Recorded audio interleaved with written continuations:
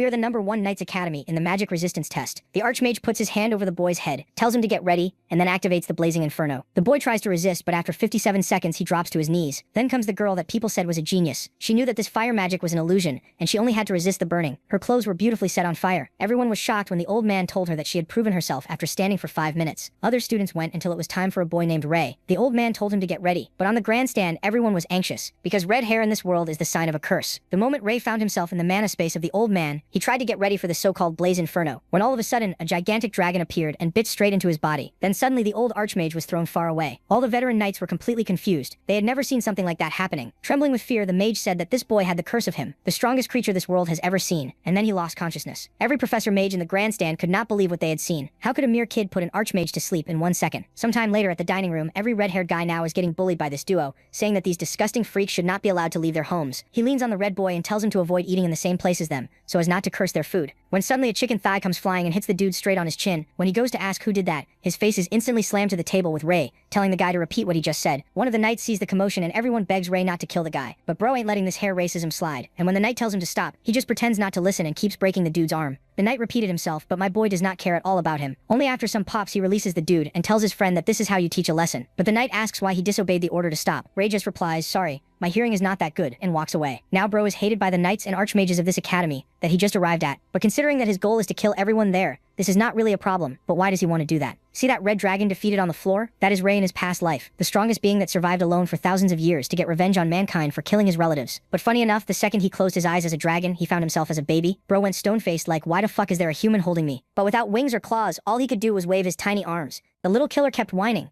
and decided to use his ultimate move, his dragon breath, the same attack that once burned enemies to ash. At least that's what he expected. Instead, he just blew some air and spat in his father's face. His legendary breath was gone, reduced to baby spit, and he had no idea where his magic went. Then he faced his real final boss, his strict mother. Even the red dragon feared her, but she simply calmed him down, and reminded him his new name was Ray. To him, that pathetic name was an insult. Still, even as a helpless baby, Talon was glad he'd been reincarnated. Now he had another shot at revenge on the humans who wiped out his kind. In his heart, he swore to destroy humanity. While he laughs like a tiny maniac, his dad starts wondering what kind of baby they brought home. Even so, both parents adore him. Even when he babbles what are basically death threats, sleep suddenly takes over. He barely moved and he's already exhausted. Before passing out, Talon thinks humans have terrible stamina. Then time moves forward. Talon grows a little older and starts getting used to human life. Living with his family, he learns more about Scarlet and Jake. They raise him with real love and kindness. He also notices the villagers treat his family with respect, and this is when he first learns about adventurers. One day, the little dragon crawls to his mother for food, and the villagers are amazed he already understands what he wants. They also start noticing his bright red hair, which looks nothing like his parents'.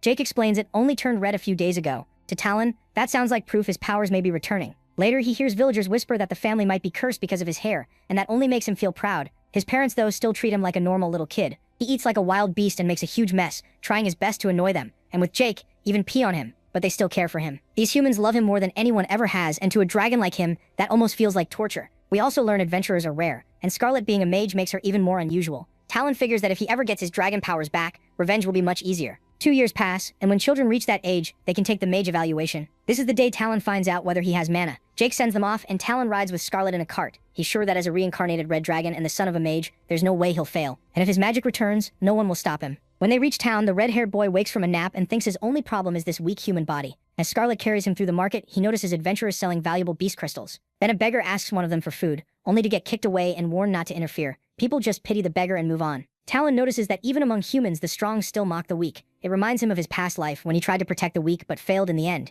Soon they reach Roland Academy for the magic test, where a long line is already waiting. While waiting his turn, Talon watches other kids cry after failing. One child throws a fit and says it isn't fair, but Talon thinks that's foolish. This world was never fair. Eventually his turn comes, and his name is called as Ray Talon. The mage tells Scarlet to place her son's hand on the crystal ball. If a child can use magic, the crystal glows and its color shows their element. Talon eagerly reaches out, already imagining everyone being shocked. As a dragon, he believes he should have mastery over every kind of magic. But instead of gasps of awe, Scarlet suddenly starts crying. Talon first thinks she's overwhelmed by his talent, or happy they share the same element. But then he realizes the crystal isn't glowing at all. The old wizard sadly tells them Ray has no magic ability. Talon is stunned. How could the strongest red dragon be reborn without magic? Scarlet asks again, hoping there's some mistake, but the furious boy slaps the crystal ball with his tiny hands, convinced it's broken. The wizard picks it up and says there's nothing he can do. That only wounds Talon's pride more, and he spits out his pacifier, raging inside that he's the king of magic. Then he grabs the old man's beard and yanks hard, sure the wizard is lying and hiding his talent. Scarlet tries to stop him, but Talon keeps pulling, refusing to believe a dragon could be born with no magic. On the ride home, Talon starts thinking heaven is punishing him for killing so many humans, and wonders why he was reincarnated at all if this was his reward. Then he changes his mind. Maybe this is just a test, and if he can't become a mage, he'll find another path to revenge. Later during dinner, he looks at Jake and asks him, in broken words, to teach him how to fight. If he can't use magic, then he'll become a swordsman instead, and still chase his revenge. 2 more years pass, and Jake has been training him in swordsmanship. But Talon quickly learns revenge won't come easy. He hasn't beaten his father even once. During another practice match with wooden swords, Talon gets serious and vows to win. Watching Jake closely, he figures the key is to turn the instant Jake swings down, then strike from the side. He goes for it, but his legs get tangled, and Jake's wooden sword smacks him right on the head again. Ray wonders why it always ends like this. His mind knows what to do, but his small clumsy body can't keep up. Later he wakes up in bed after blacking out from the hit, and Jake just chuckles.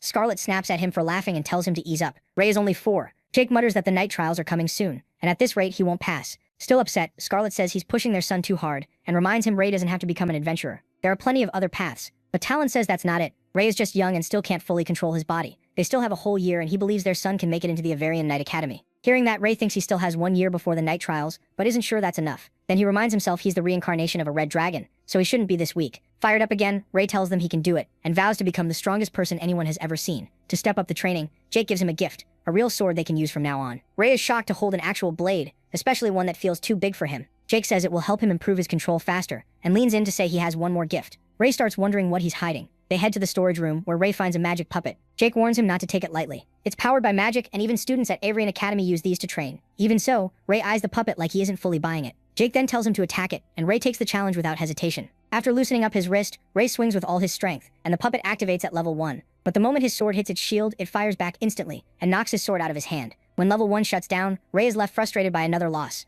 Seeing that, Jake calms him down and says beating even the first level would be enough to pass the night trial. He also admits he had to call in a lot of favors to get this puppet. That gets Ray excited again, and he starts thinking he'll clear the trials soon. Determined this time, he trains until he drops to the ground from exhaustion. With a deep sigh, Ray admits his body still won't move the way his mind wants. It frustrates him more and more. At this pace, he won't even beat the puppet, let alone get his revenge. Then a voice behind him asks why he's so set on defeating a puppet. Startled, Ray raises his sword and looks around for where it came from. He spots a girl who had snuck up on him and gets flustered. The blonde quickly apologizes for scaring him and introduces herself as Amy. She says she lives in the village and noticed him training out here, so she came to warn him to leave before sundown. A little uneasy, Ray asks if this place is dangerous. Amy explains that it's safe in the morning, but since it's close to the forest, magic beasts can show up after dark. Ray is surprised by how much she knows, and Amy says it's because she gathers fruits and vegetables around here all the time. She offers to head down the mountain with him before it gets dark, and Ray quickly agrees. As they introduce themselves, Amy reveals she already knows who he is because he's famous in the village. That catches Ray off guard, though deep down he already knows why people know his name. The Talon family is admired in the village, especially Jake, and people often stop him when he's out. But when Ray walks beside him, some villagers whisper that the red-haired boy is cursed and worry it might spread. No one else in the village has hair like his. Ray knows people respect his parents, but fear him for no reason, making him an outsider no one really likes. That reminds him of his past life as a dragon. Maybe it's because adults always use stories about cruel red dragons to scare kids. Red should mean power, but humans treat it like evil. He can't help thinking how twisted that is. Humans wiped out his kind, yet dragons are the ones painted as monsters in stories. To Ray, their revenge was just self-defense, but humans use that as proof dragons were savage. Lost in those bitter thoughts, he gets pulled back when Amy asks what he's thinking about. After that, Ray snaps out of it and walks down the mountain with her. Amy says she's seen him here a lot lately and asks if he's been training. When he says he wants to be a swordsman, Amy thinks that's awesome since his father is the village's only swordsman. She asks if he's aiming for the Knight Academy, and he nods. Then she shares that her brother is taking the exam too, and claims nobody in the village can beat him. Still, he's jealous of Ray for being taught by his dad, since normal people don't get that chance. When Ray asks about her brother, Amy lights up and asks if he'd like to be friends with him so they can train together. Right then they hear footsteps, and Gary shows up. He rudely tells Ray to stay away from his sister. Amy quickly steps in front of Ray and tells her brother he didn't do anything wrong. Gary ignores that and questions why she's with the red-haired boy, calling Ray cursed and saying it could spread. He even checks her hair to see if it turned red. Amy gets annoyed while the 2 boys with Gary move in and mock Ray for walking with her. They keep piling on, saying his parents must have it rough raising a cursed child. Then they tell Ray and his family to leave the village because ordinary people like them don't want anything to do with his curse. One of them adds that those proud adventurers would never care about common villagers. That makes Ray clench his fist.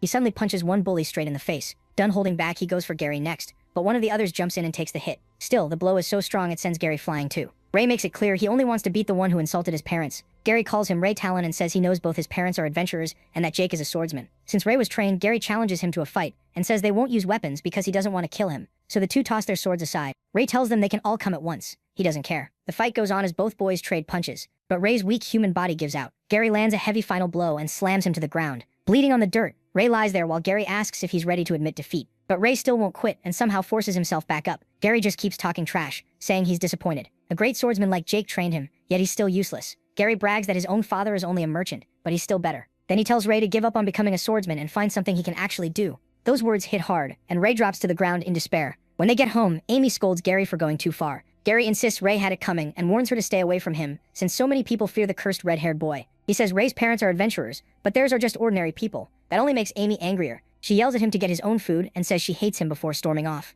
Left alone, Gary notices something on his hand. He looks at the mark and realizes that without his arm guard, Ray's first punch would have broken his arm, and Ray would have won. Later, Ray comes home covered in mud, bruises, and cuts. Scarlet, who was making dinner, turns and immediately sees he was in a fight. Ray tries to brush it off, claiming he just got hurt while training, but Scarlet can tell he's lying and wonders if other kids beat him up. Ray denies it and keeps acting tough, saying he's a man now while she checks his wounds. Jake hears that and praises his son for training so hard. Even with dinner close, Ray wants to practice again. His parents try to stop him, but he says it won't take long and wins them over. In the storage room, Ray sets the puppet to level 1. He dodges its attacks with ease because he already knows its pattern. Waiting for the right moment, he lines up his sword and swings, but the blade jams into a wooden post, shocking him. When he yanks on it, the sword starts to crack. While he's distracted, the puppet slams him from behind, and he cries out in pain. The next day, Ray heads up the mountain. There, he spots Amy waiting in the distance. She looks awkward and quietly greets him. When he asks if she was waiting for him, Amy apologizes for what her brother did. Ray tells her it wasn't her fault and blames himself, saying he just wasn't strong enough. That only makes Amy tear up. Tired of how troublesome humans are, the red-haired boy awkwardly tries to comfort her and realizes he really needs to learn how to talk to people. Then he takes an apple from her basket to show he accepts the apology.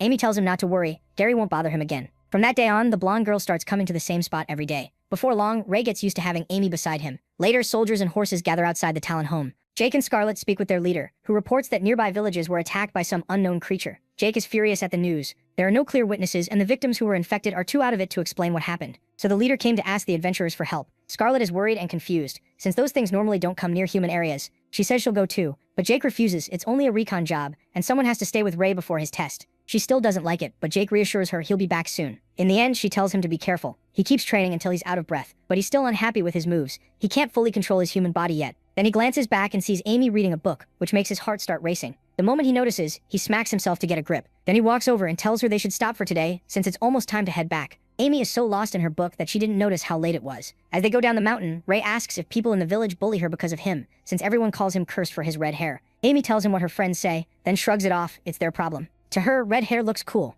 not scary. She calls him special, says his hair doesn't change that, and tells him to just be himself. Those words hit him hard, and he remembers Gary mocking him, saying he should do something he's actually good at. The protagonist smiles, finally understanding. He thanks Amy excitedly and waves goodbye. As soon as he gets home, he rushes to the storage room and turns the puppet back to level 1. This time, he drops low, puts his hands on the floor, and holds the sword in his mouth. Moving like that feels natural to him, faster, lighter, and much more agile. Once he spots an opening, he attacks with everything he has, and just like that, he clears level 1. He's thrilled by the win, but instead of stopping, he wants to test himself. Passing level 1 already means he could likely pass the Knight Academy exam, and yet he still switches the puppet to level 2. Early the next morning, Jake gets ready to leave for the mission. Ray, just awake, sees him and asks where he's going. Jake apologizes and says he'll be away for a while, but promises to return before the test. He tells his son to keep training with the puppet while he's gone, smiling as he says he knows MC can beat it. He is about to tell him about clearing level 1, but the people waiting outside call Jake to leave. On his way out, Jake tells Scarlet to take care and says he'll miss her. Ray just smiles and thinks it's fine. Beating one puppet isn't that big a deal. He decides to save it and really shock Pops when he gets back. As he heads for the mountain, he wonders how Jake will react, and realizes he only found this answer because of Amy's advice. He feels thankful and oddly happy, then catches himself becoming more like a human. The protagonist reminds himself humans are awful, but his parents and Amy are different, so he won't take revenge on them.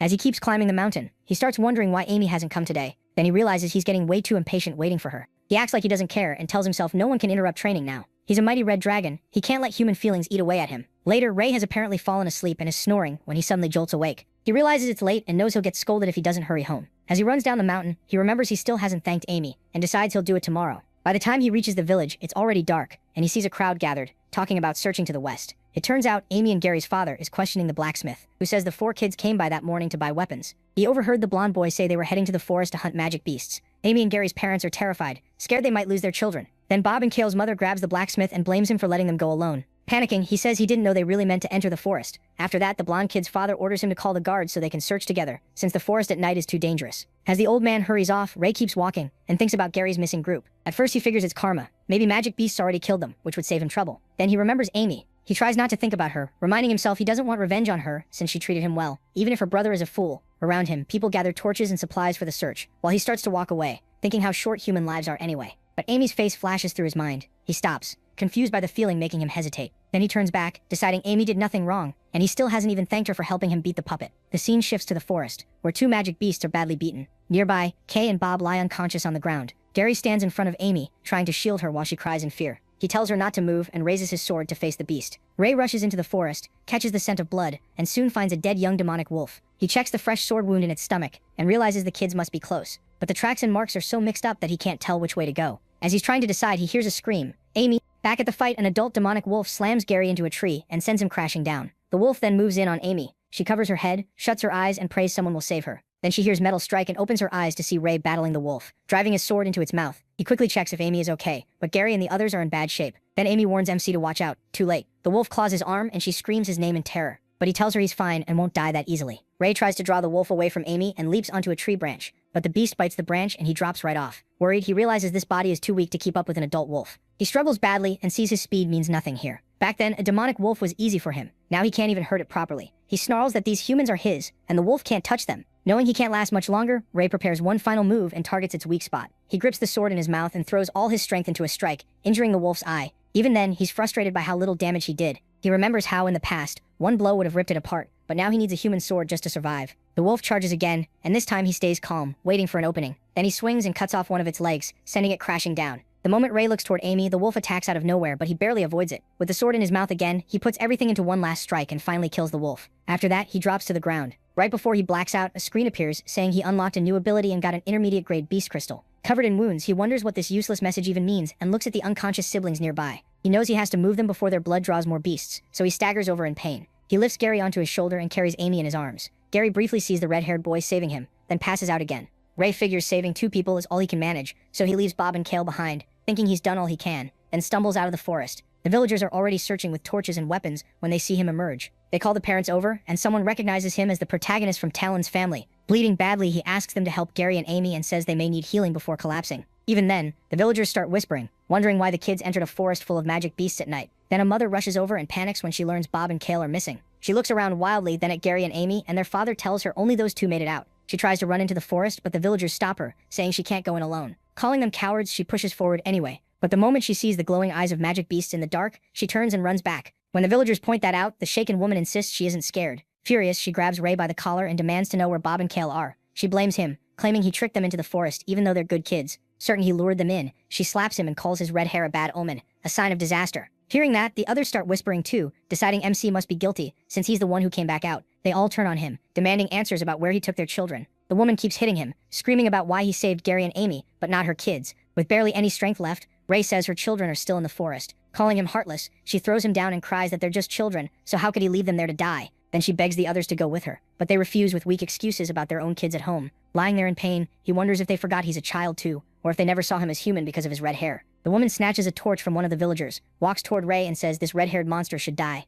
Watching them, the protagonist thinks these people are worse than any beast. They're the real monsters. As she raises the torch to kill him, his life flashes by. He gives a faint smile, thinking it's a pathetic way for a red dragon to die. Then she swings the torch at him, but someone jumps in front of Ray. It's Gary, blocking the attack with his gear. The villagers shout that Gary must be crazy, saying the monster even fooled him, and they scream for MC to be killed. Gary glares at them and says they're the crazy ones, trying to murder someone over guesses. He stands in front of him and warns them not to touch his savior. Later, the protagonist has a nightmare about the woman blaming him and hitting him, calling him a star of calamity. The dream shifts to his past, with mages rushing at him and demanding his life. Surrounded by humans who want him dead, he wakes in fear and sees his mother. She's holding his hand, crying in her sleep beside him. Ray thinks humans can be both beautiful and cruel. As soon as he sits up, Scarlet wakes and lights up with joy, almost like she can't believe it. She hugs him and says she thought he'd never wake again. But squeezing him makes MC cry out in pain, so Scarlet quickly lets go and scolds him for being reckless. Then he asks how long he was asleep. She says it's been a full week and tearfully admits she had no idea how to explain this to his father, if he didn't wake up. Ray then asks about the people from the forest. Scarlet says the two he saved are only lightly hurt and doing fine, but Bob and Kale are still missing, and she thinks the beasts killed them. Then we see Scarlet's flashback. When she reached the forest, she found him beaten by villagers while Gary defended him, explaining that the kids entered the forest on their own, and he saved them. She sees her son lying there unconscious and explodes with rage, her magic flaring up. The villagers try to calm her, claiming Ray led the children into the forest and should take responsibility, saying a mother should understand that pain. As Scarlet lifts her badly injured son, she glares at them so fiercely that even the woman who beat the protagonist starts shaking in fear. Then that same woman breaks down, begging the villagers to save her children, and they murmur in pity about how she'll live without them. While holding MC, Scarlet hears people still gossiping, saying they should have stayed away from that curse. One man warns another to keep his voice down while talking about Talon's child, but the other smirks and pretends he meant the forest. Hearing that, Scarlet carries Ray away. Coming back to the present, Scarlet pats his head and tells him not to blame himself. It's over now. She says Gary told her everything and says he did great. Then she leaves to bring him something to eat. Once she's gone, he starts thinking about the strange screen that appeared in the forest. Wondering if everyone has one, he taps the skill called Blessing of the Dragon's Eye. The moment he does, the skill activates, and he freaks out when he sees his mother's energy status, realizing this is an ability he used to have. He remembers his time as the Red Dragon, when he had many kinds of magic. After failing the aptitude test, he never thought he'd use any of it again. Excited to have power again, Ray guesses he'll unlock his abilities one by one. He also checks the intermediate grade beast crystal, and figures he got it for killing the intermediate demonic wolf. Suddenly, smoke starts filling the room, making him cough. He opens the window and hears villagers yelling that the house is on fire. Then Scarlet rushes in, warns him the flames are spreading, and tells him to get out now. But as the fire keeps climbing, Scarlet shields Ray with magic and stops it. Clinging to his mother's arms, the protagonist uses Dragon Eye to find who set their house on fire. He scans the villagers with it and finds the culprit, Bob and Kale's mother, with fire still burning in her hand. Their whole house is nearly swallowed by flames, and the villagers panic when they realize it's Talon's home, blaming the cursed child again. Scarlet wipes out the fire with her magic, blasting the flames away like a strong gust. When it finally ends, the villagers whisper that the curse struck again, and that if the red-haired boy stays, the whole village will fall into chaos. Hearing that crushes Ray, but his mother cuts in and asks if the fire scared him. Pushing those thoughts aside, he takes her hand and says she looked amazing when she blew the flames away. As they head back, MC keeps thinking about those humans trying to burn their home and them with it. Once he decides they wanted his family dead, his anger turns into a vow for revenge. Later, he leaves to train and Scarlet warns him not to overdo it since his wounds still haven't healed. Then he reaches the forest and pulls out his sword. Using Dragon Eye, he spots beginner magic beasts and gets excited since he can beat them easily. One of them, a monkey-like beast up in a tree, picks an apple and starts eating. Ray locks onto it with Dragon Eye and sneaks up behind it, then brings his sword down on the beast. By the end, he has killed 20 beginner magic beasts. After the hunt, the dragon system appears and tells him he got a beast crystal. Looking at the screen, Ray says it's all luck. He killed 20 beasts and only got 2 crystals. Then he wonders what happens if he absorbs one. As he thinks about it, he notices a small wolf walking around its dead family. He reaches out to pet the pup and tells it to keep fighting from now on. Then a screen appears saying he has a chance to tame the black demonic wolf pup. Not knowing what that means, he clicks yes. He gets excited when it works and the black wolf pup is tamed. But he freaks out after learning the tamed beast goes inside his body. Stunned, he asks the dragon system if there are side effects and whether he can summon it. Annoyed, he warns the little dragon he'll kill it if this fails, and the creepy thing just nods. Right then, he unlocks another skill, but puts it off for later because he has something else to do. He starts searching for the 2 missing kids with Dragon Eye and finds them beyond a hill. When he gets there, he finds a cave-like spot full of corpses and skulls.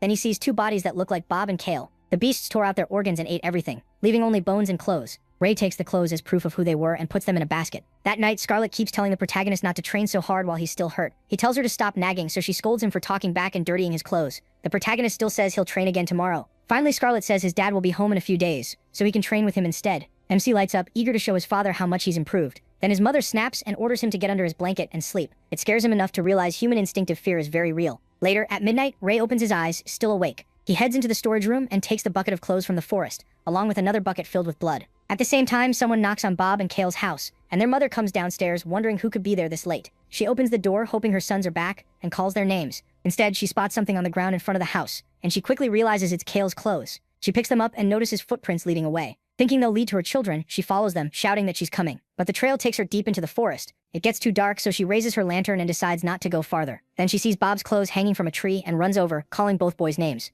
As she nears the tree where Ray is hiding, he releases the rope and a bucket of blood dumps all over her. Covered in blood, the woman screams and demands to know who did it. Then Ray jumps down from the tree and shows himself. She instantly says she knew it was the cursed red-haired monster. Furious, she demands her children back and calls him the source of their misfortune. All around them, dangerous magic beasts gather in the forest. He stands calm in the dark, then slowly steps back, leaving the woman trapped among the beasts. With a cold, serious look, he keeps backing away and watches the beasts tear her apart as blood sprays everywhere. The next day, the town is full of rumors that the curse is real, and people decide not to get on the Talon family's bad side. Then Ray appears with his training sword and glares at the gossiping villagers with killing intent. Terrified, they quickly act friendly, wishing him good morning and praising how hard he trains. After he leaves, they breathe again, while the protagonist guesses there are fresh rumors about him, and this time, he likes them. When he gets home, he sees a lot of horses outside the house and gets excited, thinking his father has returned. But the moment he steps inside, he sees his mother crying. Afraid something happened to his father, he rushes over and asks what's wrong. Through tears, Scarlet tells him Jake is sick, but he should recover. Seeing his father in terrible shape, Ray activates Dragon Eye and realizes he's never seen a living being with stats this high, not even back when he was a dragon. Then Jake weakly mutters that the shadows will kill everyone.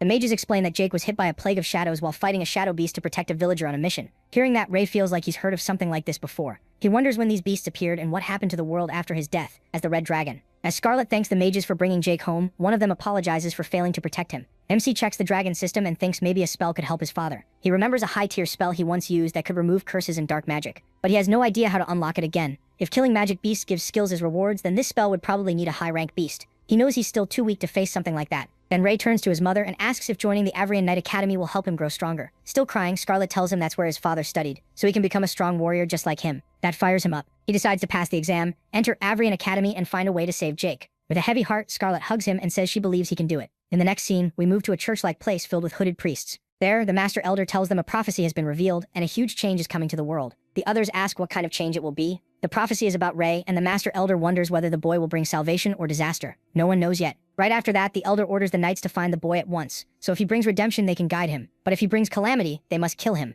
Next comes the exam day at Avrian Knight Academy. With everyone lined up and excited to see the knights arrive, as they show up, the crowd cheers, especially when they spot the charming knight Delbert. People whisper that he's exactly like the rumors said. The girls go wild over how handsome he is, since they only get to see the knights once a year on exam day. With the cheers still going, the knights reach the testing area, and Winfred introduces himself as a knight of Avrian Academy, and welcomes the kids. He also introduces Sir Delbert and Sir Bernardo. Then Winfred says they will be the exam proctors, and makes it clear that anyone wanting in must show their best. Once the sword puppet is set in place, Winfred tells the candidates to come up one by one. The first boy steps forward, looks down on the wooden puppet, and charges in. Sure, brute force is enough. His parents cheer him on, but the second he attacks, the puppet knocks him away, and he fails in less than a second. The parents who were cheering moments ago go completely silent, too shocked to react. As the next kid is called, Ray thinks about what Jake told him, how the puppet works, and that he only needs to beat the level 1 wooden puppet. He studies it for a second. It stands still, but its blocks and counterattacks are as fast as an adult's. His thoughts break when he hears Delbert and Winfred talking nearby, and he realizes his hearing has gotten sharper, probably from absorbing more beast crystals. The knights complain that coming here is a waste of time, but they were ordered to. Delbert says knights should come from noble blood, and can't see why they bother with filthy commoners. Even Winfred thinks that's too harsh. Delbert gets even more annoyed when nobody passes after several rounds. Then Gary steps up and clears the test with a grin. When Bernardo announces it, the villagers start saying the boy has talent. Ray feels secondhand embarrassment watching Gary show off, and then it's his turn to step forward. Winfred and Delbert both focus on him. They know this is the child they've been discussing. The villagers start whispering that he's the cursed child, that Jake's condition is his fault, and that his blood-red hair makes him a monster who only brings bad luck. They laugh at the idea of him becoming a knight, but he ignores them, pulls back his hood, and walks up. Bernardo tells him to get ready. The test will begin in a minute. Then Delbert walks over and says he doesn't believe in prophecies. In his eyes, if they're real, the red-haired boy should pass no matter what. To test that, he switches the puppet to level 3, and Bernardo immediately objects. The puppet suddenly lunges at Ray with blinding speed. Bernardo and Winfred shout for him to move before he gets killed, but in the next instant, the protagonist cuts the puppet's head clean off. The whole place goes dead silent as the wooden head hits the ground, leaving the knights stunned. Bernardo is too shocked to speak, so Winfred tells him to announce the result. Bernardo finally congratulates Ray for passing. Scarlet is proud, while Gary can barely believe what he saw. After passing, MC leaves the village with the knights and says goodbye to his unconscious father. He tells him not to worry and promises to find a way to save him. Ray starts to tear up and Scarlet comes over. She holds a pendant and puts it on him, saying it has been passed down through her family and should bring him luck. He tells his mother he's leaving and asks her to take care of herself. Scarlet worries over him and tells him to stay safe, reminding him she will always be there if he needs her. He reassures her and says he's a man now. Then he leaves as Scarlet cries. When he reaches the cart, he's told to sit with the other boy inside. He looks in and sees Gary. They both go quiet, and Ray wonders if they were the only two who passed. The ride starts in complete awkward silence. Eventually, Gary works up the nerve to apologize to the red-haired boy, admitting he was cruel and even hit him. He bows and calls himself an idiot. Ray is surprised, but accepts it, thinking Gary is just a 5-year-old kid. He also points out that Gary saved him before, so they're even now. That only confuses Gary, who says he is the same age as him. He gets nervous and quickly changes the subject, asking about Amy and why she didn't come to the exam. Gary looks confused and says he thought his sister had already told him she was going to the academy. The protagonist is surprised. He didn't even know Amy had magic talent. As they keep traveling to the Knight Academy, one of the knights suddenly yells to stop the cart, and it halts. The boys peek outside and see thick fog, with no idea what's happening.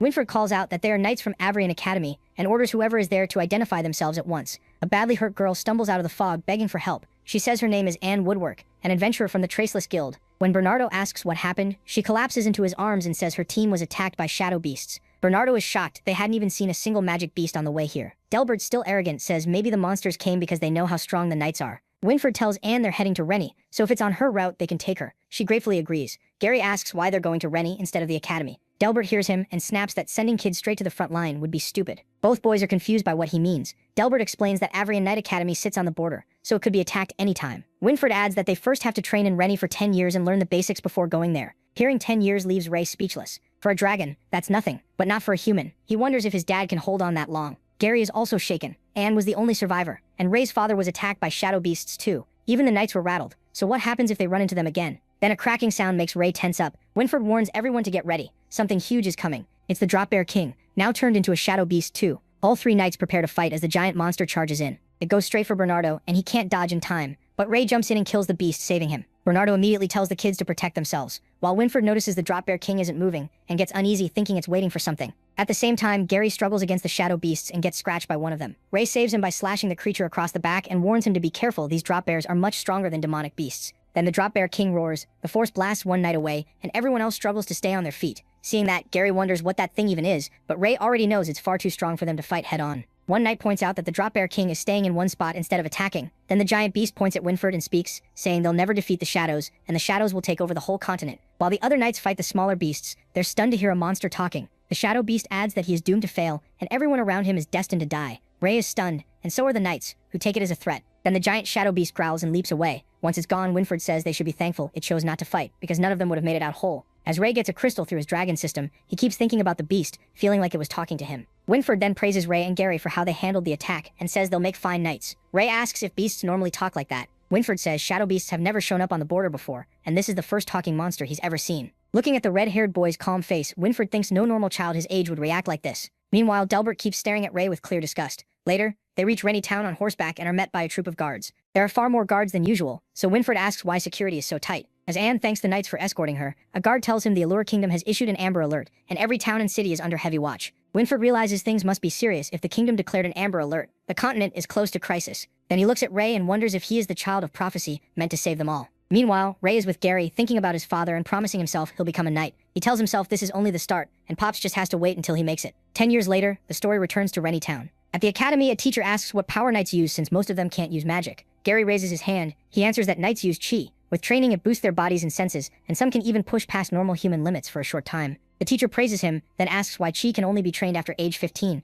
calling on Ray. But when Gary looks over, Ray's seat is empty. Since Ray skipped class again, Gary awkwardly says he went to the restroom. The teacher moves on and calls on Sylvia. Sylvia explains that tri puts huge stress on the body, since a person's organs finish developing after 15. Starting then lowers the damage. The teacher tells everyone to remember that, while Sylvia keeps staring at Ray's empty seat. Then, we cut to the black demonic wolf. Ray tamed years ago. The wolf battles a magic boar and cuts it down. Ray gets a beast crystal from the kill. He absorbs the beginner rank crystal's power. Then he pats the black wolf for doing well. Figuring he's hunted enough for one day, Ray decides to head back before someone blows up at him for ditching class. Just as he's about to return, Winfred rides up from behind. Winfred says it is a surprise seeing him out here and praises the beast he killed. Then wonders how Ray keeps getting past the tight guard. As they walk, Winfred says Ray has gotten much taller. Ray jokes that Winfred hasn't changed at all in 10 years, and asks his age, but Winfred says that's a secret. Then he mentions hearing Ray slips out of class to hunt beasts. He adds that Ray seems to have caught quite a lot. Ray says that's thanks to the Amber Alert being lifted, which made sneaking out easier. Ray says he'd rather move around out here than sit in class. Winfred warns him not to push his luck, because the outer guards would not go easy on him. Then Winfred remembers something and says he stopped by Ray's house. He tells Ray that Jake's condition hasn't gotten worse because his mother is taking good care of him. Passing along her message, he says Ray shouldn't worry too much about his father. Ray quietly thanks him. Still, he thinks about how hard he trained over the last 10 years. Even after all that, he still hasn't unlocked any new abilities, and has no idea how to help his father. Seeing his mood drop, Winfred pats his shoulder and pulls him in close, leaving Ray flustered. As they head back, Winfred tells him to cheer up. They leave for Avrian Academy tomorrow, and he's excited to see the other kids there. Later, at Rennie Town's entrance, Alan is yelling at a guard for letting his student leave. The guard argues that after the Amber Alert ended, he had no reason to stop him. Then Winfred and Ray arrive and see Alan grabbing the guard by the collar, saying the red-haired boy is special and they need to know where he is at all times. Winfred calls out to him. Alan turns and spots Ray standing beside the knight. That is the last straw. Alan explodes, reminding Ray he was told not to leave his sight, and asking how many times he skipped out this month. Winfred watches from behind, thinking Ray had this coming. After getting smacked on the head, Ray mutters that the alert ended a month ago, so he should be able to do what he wants and that Alan is way too stiff. Ray ducks behind Winfred while Alan keeps after him. Ray says he's leaving soon anyway, so Alan will be free. Alan snaps back that as long as Ray is his student, he doesn't get to skip class, while Winfred tries to calm them down. After that, everyone is called to Rennie Town Square for an emergency meeting.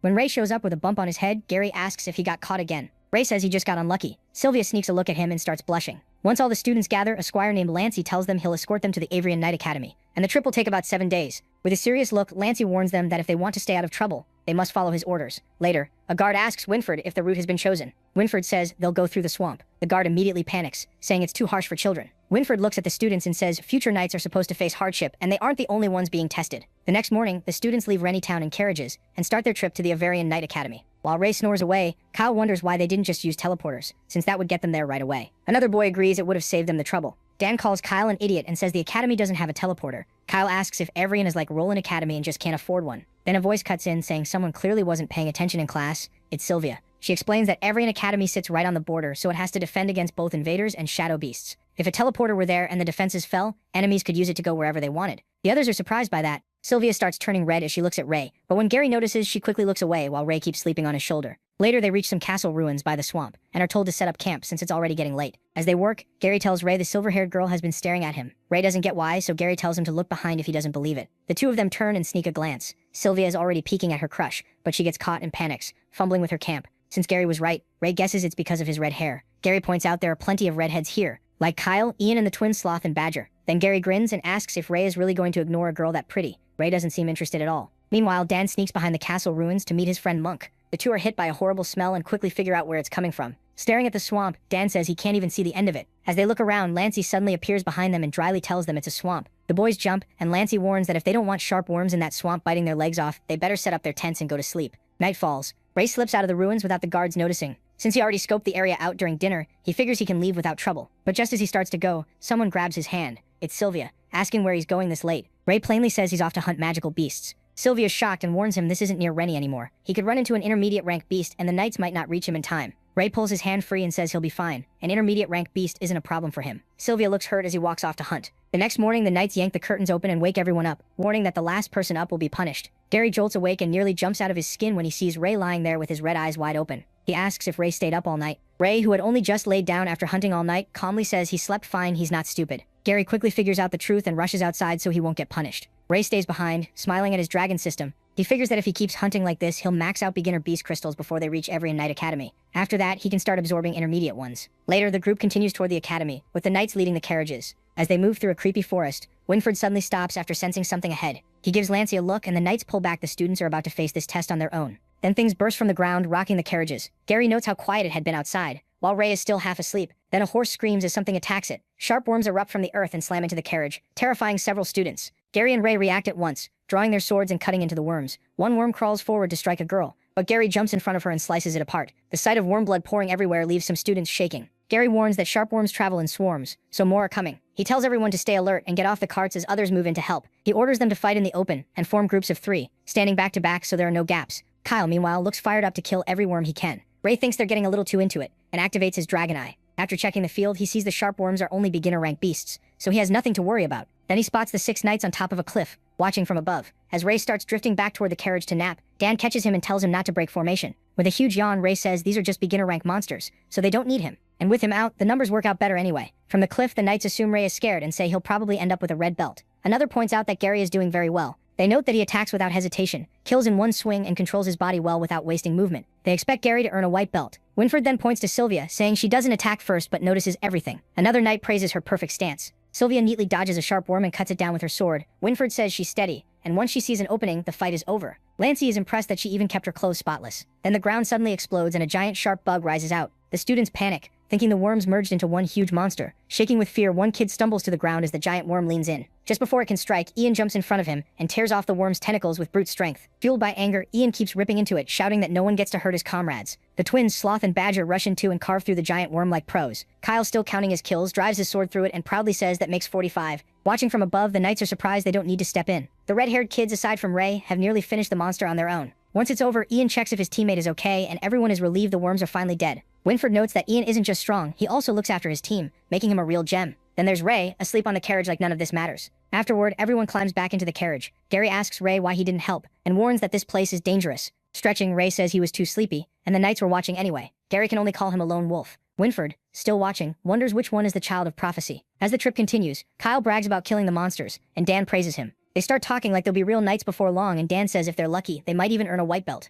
Gary, confused, asks what a white belt even is. Dan explains that knights have different ranks, and the ones escorting them now are white tassel protectors, high-ranking knights. He says those knights once earned white belts, proving their skill through tests and trials. There are also green and black belts for other levels, while red is the lowest rank. That wakes Ray right up when Dan adds that red belts go to students who do poorly on the tests. He goes on to say white belts get personal instructors, rewards, and better resources. Red belts get basic training and are mostly ignored. Since the academy gives up on them, they can pretty much go wherever they want. Hearing that, Ray is thrilled. If he gets a red belt, he'll have all the freedom he needs to hunt magic beasts and gain stronger crystals and abilities fast. Excited, he clenches his fist and decides he has to do his best to earn that red belt. Soon after, they finally arrive at Avarian Knight Academy. The place leaves the students stunned. Gary thinks it's awesome, and Ray is speechless at how massive it is. Avarian Knight Academy is basically a giant castle with enormous gates. The students can only stare. It's exactly how they imagined it. They whisper that the academy feels like a whole city just for knights, They're even more amazed to learn it runs on mana crystals instead of torches. Gary says this place feels like a completely different world from the village he grew up in. Lancey then tells Gary and Kyle to stay close if they don't want to get lost, promising they'll have time to explore later. Lancey the squire starts giving them a tour,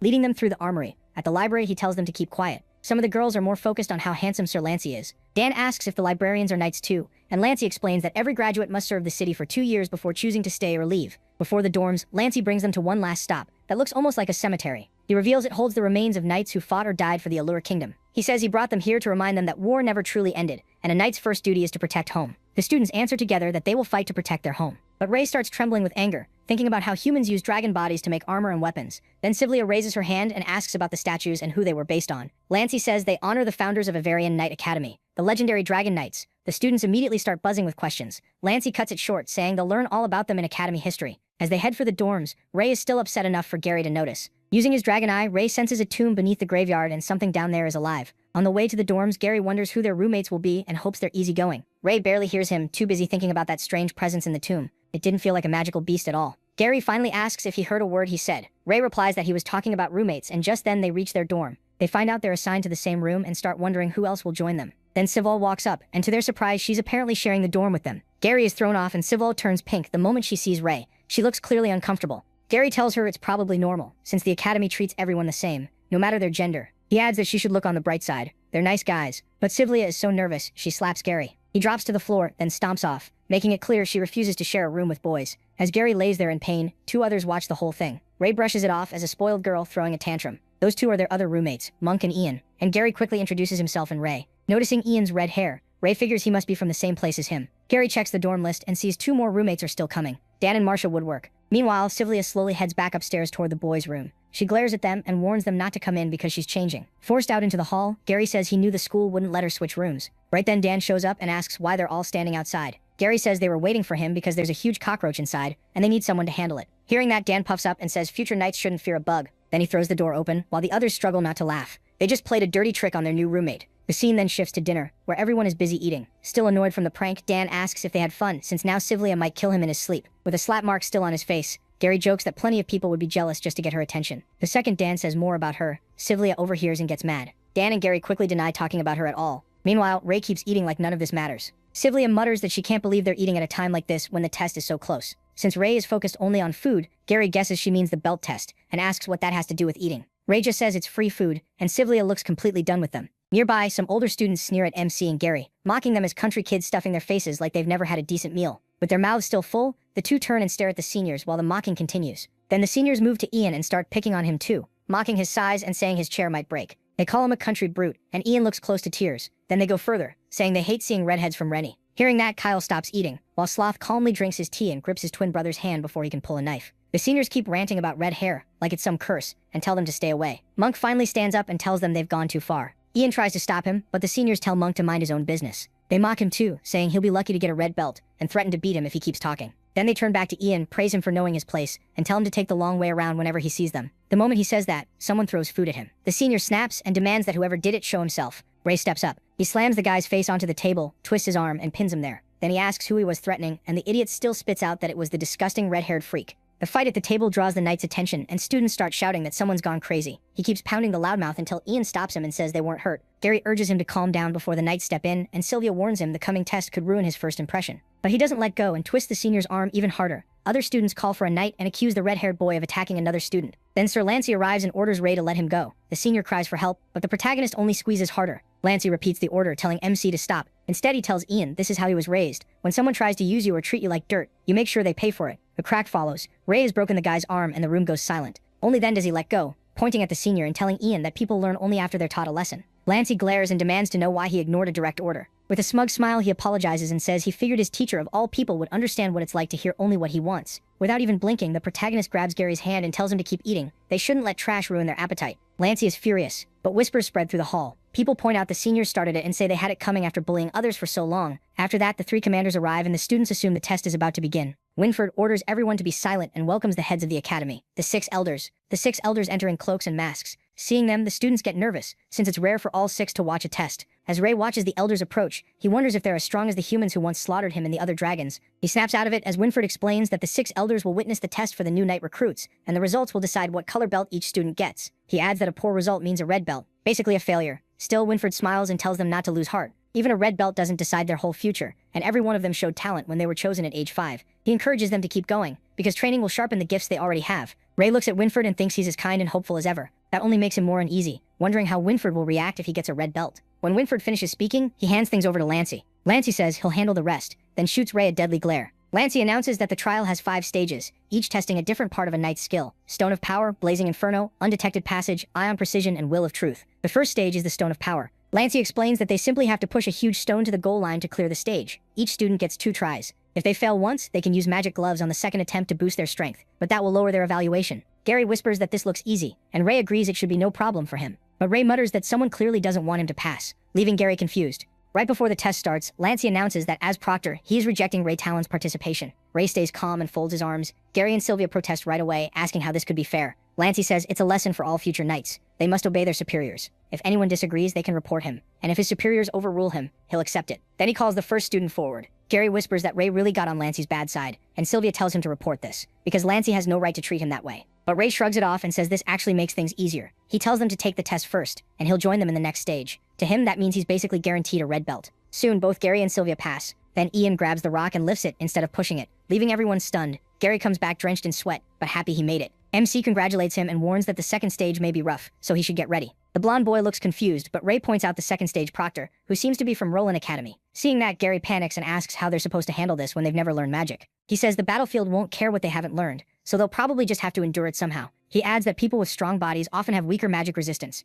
so these 5 tests are likely meant to measure both strengths and weak points, then help shape their training. Gary says that makes sense, and jokes that maybe he's an all-around genius, but the protagonist clearly doesn't buy it. Then the second stage, Blazing Inferno, begins. The mage tests Gary with magic on his forehead, and he lasts 57 seconds. Ray says that's pretty good though. Gary thinks he did badly. Dan cheers him up, explaining that in the mage's illusion, an hour inside is only a minute outside, so he actually did well. Next is Sylvia, and when the mage starts her test, she stays calm, telling herself it's only an illusion, so there's nothing to fear. When the illusion of fire appears, she holds on for 5 whole minutes, and the others start talking about how amazing she is. While everyone is calling Sylvia a goddess, the proctor tells her she's proven herself. After that, Ray is called up, and Sylvia wishes him luck. He figures lasting 20 seconds would be enough, or maybe he should just give up right away. Then gets ready, but as the proctor casts the illusion, a red dragon suddenly appears before him and breathes fire. Ray is thrown off, wondering what's happening, and the red dragon looks like his past self. Then the proctor is suddenly lifted into the air by some force, shocking everyone. The mage panics and cries out that the boy is cursed by the red dragon. Right away, whispers spread through the crowd that the red-haired boy is bad news, that he's cursed. Seeing this, Winford rushes over to the old mage, who looks unconscious.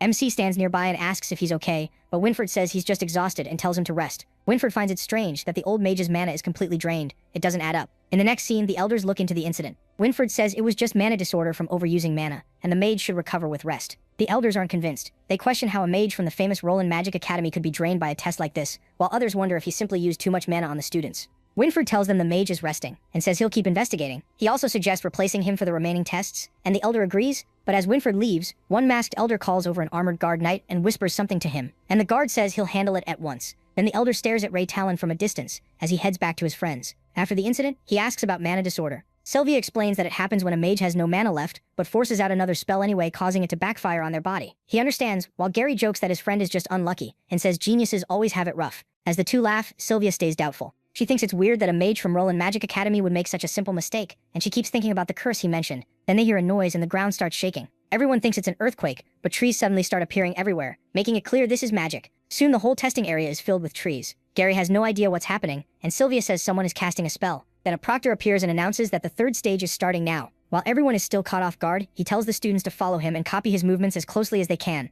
Just like that, the third stage begins. Gary can't believe the test is already underway. The proctor takes off at impressive speed, and the students chase after him. Poor Dan, still in disbelief, yells about how fast everyone is. Gary tells Ray he won't lose today, and Sylvia runs after them, leaving Dan behind because nobody is waiting for him. The instructor starts thinking he may be pushing the kids too hard and should slow down, but when he looks back, he's shocked to see them catching up. He's impressed. Gary even calls out to Monk that they're about to catch him, since he'd been in front the whole time. Now the proctor realizes he underestimated them. There's no reason to go easy, so he challenges them to catch him if they can. As they keep chasing him, Ray admits he's bad at this because he used to move on all 4 limbs. Then he spots arrows flying toward them and warns everyone. Another proctor is the one shooting. The female proctor says the third stage proctor didn't need to hold back so much, since there are so many kids, but he says they're better than she thinks. She then tells the students to keep following or they'll lose him, and reminds them to grab a bow. Everyone wonders about the bow, then realizes the fourth stage has started too. Gary guesses it's an accuracy test. Sylvia agrees, and they keep moving. The fourth stage proctor announces that targets are set up deeper in the forest, She says they'll pass by hitting 3 targets while dealing with her interference. With that, the 4th stage, Eye on Precision, begins. Ray thinks he's fine getting a red belt, but he still doesn't want to finish last. So he decides to show a little off and activates his Dragon Eye. The moment he does, a magic arrow shoots toward Gary, and the protagonist instantly shoves his friend out of the way. He realizes he can't dodge it in time, but another arrow smashes into the incoming one.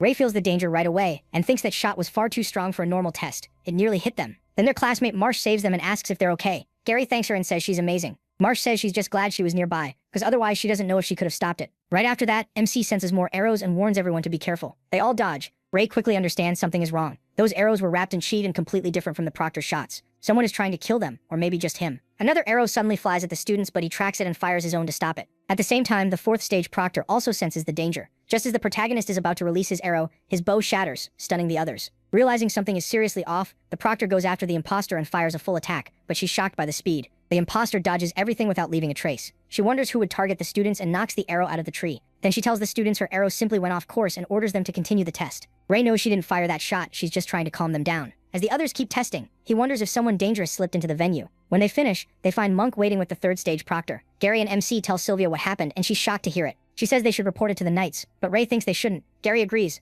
The Proctor clearly lied earlier. Maybe she was trying to calm everyone, but maybe she was hiding something too. He adds that if someone really is after them, it has to be someone who can get inside the venue, which means the attacker could be a Proctor or even a Knight. That leaves Sylvia deeply worried. When she asks what they'll do now, he says they'll wait and watch, though he's very curious about the bastard who tried to kill them. Meanwhile, the intruder tries to run after tossing away his bow, but a female Proctor catches him and orders him to stop. He freezes. She points an arrow at him and demands to know why he attacked the new students, warning him not to move because she can kill him at any second. The intruder reaches for his sword, but the Proctor warns him not to move or she'll shoot. He glares back at her and they clash right away. Then the story moves to the 5th and last test, Will of Truth, which checks the students' willpower and chi control. Holding up the sword, Delbert says it was made from a Firebird Ultra Beast crystal and bursts into flames when someone grabs it. Even if the students haven't learned chi yet, he says they can still try to guide it with pure focus. He starts calling students up, and the first is Ion, the red-haired boy. Ion steps up nervously and grabs the sword. A huge flame erupts and blasts soot onto his face. Lancey flinches at the sight, then calls the next student. The scene cuts to Elder Gibby talking to the intruder. He's annoyed the man failed and even got caught by a Proctor. As the man apologizes, Gibby says he never expected this problem to be solved so quickly anyway.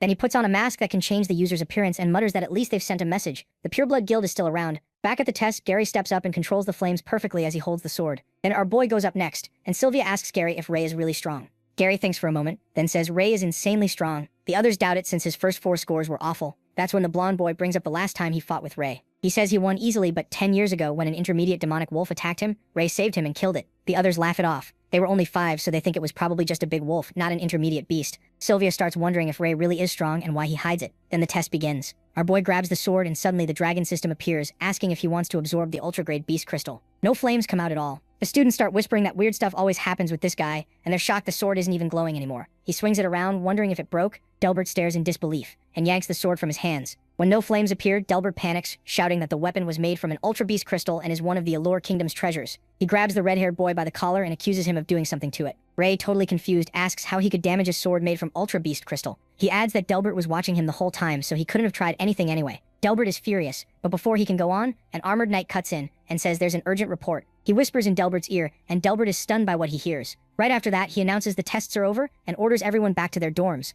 The students relax, and they're told to come back at dinner to receive their belts. Everyone starts guessing what color they'll get, while Ray hopes for red, but something else catches his attention. He overhears the knights saying the 4th stage proctor has been found dead. At the crime scene, armored knights tell Winfred that she was already dead when they found her. What shocks them more is that her body is still warm, meaning she was killed not long ago, and Winfred can't believe someone pulled this off. A knight orders the elders to be informed at once. The next scene moves to the elders' meeting room, where the armored knights report the death. They say the proctor was killed in a single strike, so the killer had to be highly skilled. They also mention something strange. None of the intruder alarms went off. One elder says that makes it sound like an inside job, especially with all the rumors about hidden groups. The elder wonders if it was the Pureblood Guild or the Dark Guild, while another says this is outrageous. A captain of the Green-Belted Knights was killed during an exam, so they need answers. They wait to hear what the head elder thinks, and the head warns them not to let a word of this leave the room. He orders the knight captains to keep investigating and find the killer. By dinner, all the students gather to receive their belts, and everyone is tense. Meanwhile, Gary and Sylvia are talking with a girl named Marcia Woodwork. Sylvia is happy to finally have a female roommate. Hearing her last name, Gary asks if she knows Anne Woodwork, and learns Marcia is her daughter. On the other side, Ray is stuck thinking about the murdered proctor. He's sure this wasn't done by an ordinary person, but by someone high up, maybe even a commander or elder.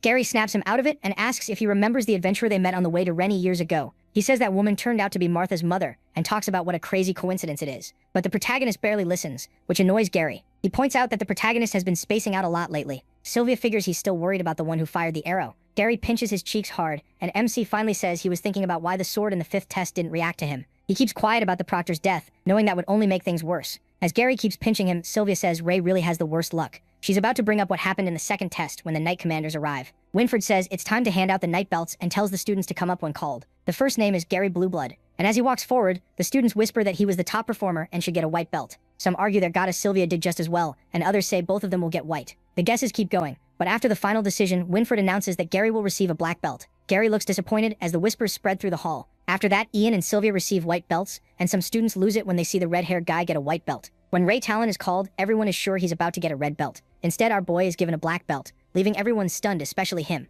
Dan starts crying because he's the only one who got a red belt. His friend Monk got black, and even the guy who did the worst got black too. Another student tells him whining won't change the results. Meanwhile, our boy can't understand how he got a black belt with such low scores, and he starts wondering if there's some conspiracy behind it. Finally, the Knight Commander explains that from now on, students will train under different knights based on belt color. As Gary wonders what black belts even do, a man who seems to be their instructor is smoking a cigarette while holding the list of his students' names. He looks over the 2 redheads in his group, hopes they don't cause trouble, and calls them the future Dragon Knights. The next day at the training grounds, the students have already returned from their dorms. The black belt group waits for their instructor while Ray naps and Kyle keeps complaining, hoping their teacher is at least normal. As the red-haired guy tries to stay hopeful, their instructor suddenly appears behind them and asks if they were talking about him. Kyle nearly jumps out of his skin. The instructor, a laid-back guy with a cigarette, tells them to follow him. He, Kyle, Gary, and Monk trail behind in awkward silence. Kyle asks if the instructor ever said his name. Since he didn't, Gary tells him to just ask directly. So Kyle does, bluntly asking what they should call him, and our boy is a little shocked by how bold he is. Without turning around, the instructor waves a hand and says they can call him K.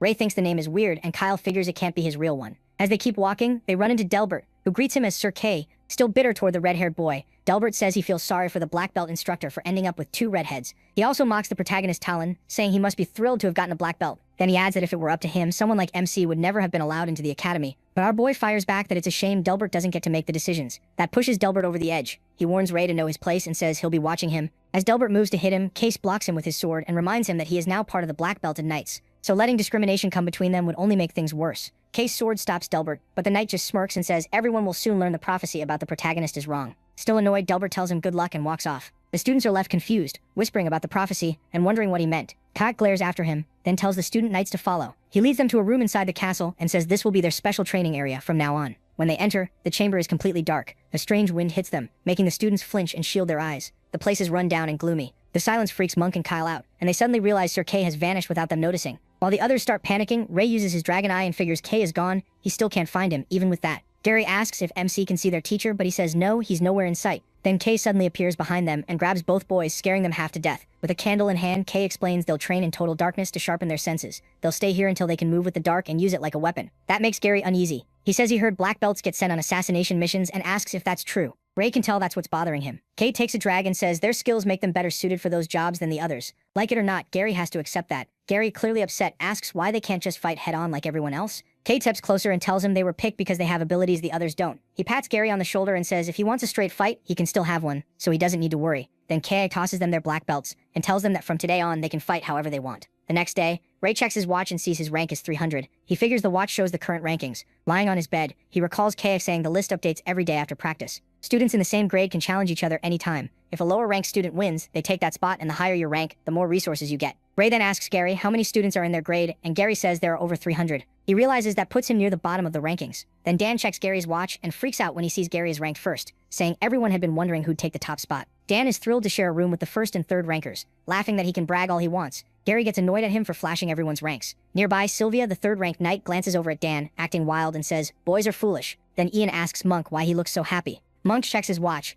sees he's 65th, and quietly gets excited. He says it's nothing, but he's clearly proud and ready to keep working. 10 days later, Ray walks through the hall thinking he's close to 100 points for beginner beast crystals, but hunting hasn't given him much. When he reaches his dorm, loud arguing inside snaps him out of it. Monk is heated, saying Gary only climbed the rankings because of his natural talent, while Gary argues that the black belt training is kind of deceptive and useless for him. Monk shoots back that the training isn't useless. Gary just sucks at it. Gary says he doesn't need it to keep his rank anyway. The protagonist walks in confused, and Dan says he's never seen Monk this mad. Dan explains they're fighting over whether black belt training is actually useful, then asks Ray what their training was like. MC thinks the answer is obvious. Gary isn't built for stealth, assassination, or hiding his presence, but Monk is naturally good at it. Still, Gary isn't wrong either. He's better than Monk in the basics, and even if Monk is improving fast, Gary is still stronger overall. Monk yells that Gary can't just dismiss all his hard work. Gary snaps back that he only gave his opinion. Worried, Sylvia jumps between them and asks him to help. The protagonist brushes it off and tells her to handle it herself. Dan loves that idea, and Sylvia quickly tells him to stop making things worse. Then Monk says they should settle it with a rank battle. Gary agrees right away and says they'll see if those special skills really help in a fight. Soon they're at the training grounds, where everyone is buzzing that someone is challenging the #1 ranker. Some students wonder if it's the blonde guy, since they heard the challenger is another high-ranked black belt. Hearing that, Sebastian Delbert's youngest son gets interested, but a silver-haired boy says it's nothing special, just a fight between country kids from Rennie. Meanwhile, Kyle loudly calls for bets, using a wooden box as everyone chooses between top-ranked Gary and dark horse Monk. Dan jumps in first, putting 10 silver on Gary. Sylvia immediately yells at him for betting on his own roommates. Then, to her shock, Martha bets on Monk, saying maybe he'll surprise them. Troubled, Sylvia asks Ray if Monk has any chance of winning. By then, the match is starting. Gary and Monk take their wooden swords while Kyle stands in as referee. Kyle eagerly gives the signal to begin. At the same time, MC asks Sylvia if she thinks Gary will win. The fight starts, and the two clash hard right away. Sylvia says Gary is clearly gifted. His technique is great, and he stands above most of them. Still, Monk has worked harder than anyone in special training, so he's probably Gary's biggest rival right now. Monk swings hard, and smoke bursts out around them. He thinks his training paid off, but when the smoke clears, Gary has blocked it. As their swords grind together, Gary tells Monk to give up because he can't win. Ray admits Monk has improved a lot, enough that Gary has to take him seriously. Even so, he still thinks Gary will win. He yawns, nearly nodding off, while Sylvia says Monk can't close every gap in such a short time. Martha, who bet on Monk, watches nervously as he starts losing the fight. Around the training ground, most people are already expecting Gary to win, and that's what happens. Gary lands one final strike and shatters Monk's wooden sword. Monk stares in disbelief, asking how this happened. Then he starts to break down and Gary apologizes, saying that's just how it is. But Monk can't accept it. He grabs the broken sword, now sharp at the edge, and rushes Gary from behind. Still out of control, he charges with the jagged blade and yells that it's not over yet. Seeing Monk about to stab Gary in the back, Sylvia screams a warning, and Martha yells for Monk to stop. The broken blade is only a moment from Gary's neck when someone catches it barehanded, blood dripping down. Gary turns around and Sylvia is stunned, wondering when Ray got there. It's Ray. He stops Monk's attack and tells him that's enough. Monk finally snaps out of it, drops the sword, and starts apologizing. Sylvia's shaken. Monk moved so fast she couldn't even follow him. Yet Ray crossed the distance in an instant. She can't understand how he did that. Monk keeps apologizing as blood runs from Ray's hand, but Ray says it's only a scratch. Monk says he lost control, and if Ray hadn't stopped him, it would have been much worse. Even after that near disaster, the students who placed bets start shouting at Kyle, asking who won and saying it had to be Gary. Kyle tries to calm them and says the match won't count since someone interfered, so everyone will get their money back. The crowd hates that answer. They curse at him, accuse the redhead of doing it on purpose, and then start throwing things. Poor Kyle keeps shouting that everyone will get their money back, trying to settle them down. The mess on the grounds gets even worse. The students start hurling stones, calling them trash, and yelling for the redheads to leave the academy. They keep mocking them as red-haired monsters, and drive them back with rocks until one hits Ray in the head. Monk jumps in front of Ray to shield him, but the crowd just curses at him and tells him to get lost. Gary checks on Ray and sees blood running from his head. Sylvia and Martha try to calm everyone down, but the crowd is out of control. Elsewhere, a silver-haired student named Sebastian Spoony grabs a large brick, ready to throw it at Ray. Monk rushes over and knocks the brick from his hand with a stone. Monk tells him to stop, saying Ray has nothing to do with this. But the silver-haired boy snaps back and warns Monk he'll remember this, calling him a brat. Sebastian is clearly losing his temper. Ray gets mocked again by the humans around him. They call him a red-haired freak, say nothing good happens when he's near, and wish he had never been born. As those cruel words pound through his head, Ray wonders why this always happens to him and thinks humans never fail to disgust him. Their insults keep echoing, tearing him down again and again. Ray's anger explodes, his veins bulge, and he decides they should be the ones to die. Then Sir Winford arrives and finally brings the chaos under control. Gary quickly tells the knight Ray is bleeding badly and needs treatment. Winford calls for the injured to be helped, but Ray insists it's only a scratch and asks if the knight needs something. Winford hesitates, then tells Ray that his mother is here to see him. Scarlet is waiting for her son. Ray walks in and calls out to his mother. She greets him warmly, saying it's been a long time and noticing how much he's grown. Ray happily says he got taller, takes her hand, and asks if Pops is doing well since she came here. But Scarlet brings terrible news. His father is gone. Ray panics, thinking he died, but Scarlet says that's not it. Jake left the house in the village. Shocked, Ray bombards her with questions. How could that happen when his father had been stuck in bed since getting infected? Outside the room, Winford hears everything and thinks about how he never had the courage to tell Ray the truth about the plague of shadows. Most infected people die within a year. A few like Jake can resist longer, but in the end, even they lose themselves to the shadows and become slaves that spread the plague. There has never been an exception. Scarlet explains that Jake had been fighting the plague of shadows for the past 10 years. Then she tells Ray about one night when she heard a noise. She found Jake sitting in a chair awake and able to move. She rushed over and hugged him. But Jake, whose body was turning black, said he couldn't hold on much longer and begged Scarlet to kill him. Hearing that, she broke down in tears and said she couldn't do it. Then his condition suddenly got worse as the plague took over. Jake burst into flames. Even then, he kept begging Scarlet to kill him. All she could do was watch him turn into a black shadow. Back in the present, Scarlet tells Ray she couldn't kill Jake and takes out a letter. She says his father left it for him.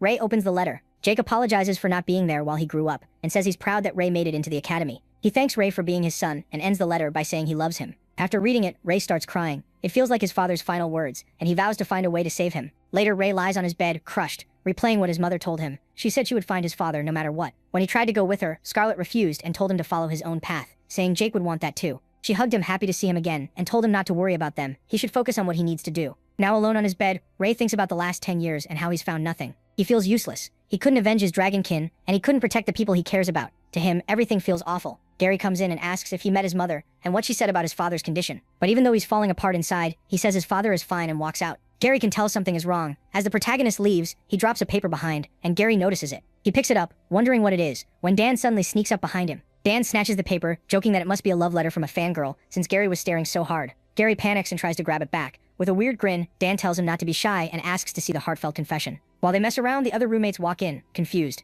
Gary finally blurts out that it's a letter for Ray, and that's how they all learn his father was infected by the plague of shadows. Dan says the poor guy had a rough life, so they should treat him better. Monk feels bad for MC after hearing all that. Later, in the crowded cafeteria, he walks by himself. Then Martha and Sylvia join him, pretending it just happened, and ask him to eat with them. Back in the dorm, he notices his bed is neatly cleaned and fixed up and wonders who did it. Dan and Ian awkwardly say Sylvia made his bed because she's so nice, though their bad acting gives them away. Ray immediately senses something is up. The next day, he notices fresh flowers in a pot. Gary says he picked some lilies to cheer him up. The protagonist takes it the wrong way and makes a face, asking if Gary fell in love with him. Gary instantly freaks out and says it's not like that at all. MC then says he's been meaning to ask what his roommates have been up to, and Gary decides to come clean. He accidentally saw the letter. He says he never meant to invade Ray's privacy and shouldn't have read it, but things got out of hand and everyone ended up seeing it. Panicking, Gary admits it's his fault they learned about his father. He just smiles and says they're the best, leaving Gary relieved that he's not mad. Their moment gets cut off by someone shouting for them to move. It's Monk, badly hurt and covered in blood, being carried in by Dan and Ian. Seeing him like that, Gary asks what happened. Dan says Sebastian beat him badly and even provoked him into a ranked battle. Since ranked battles are supposed to stop when someone gives up,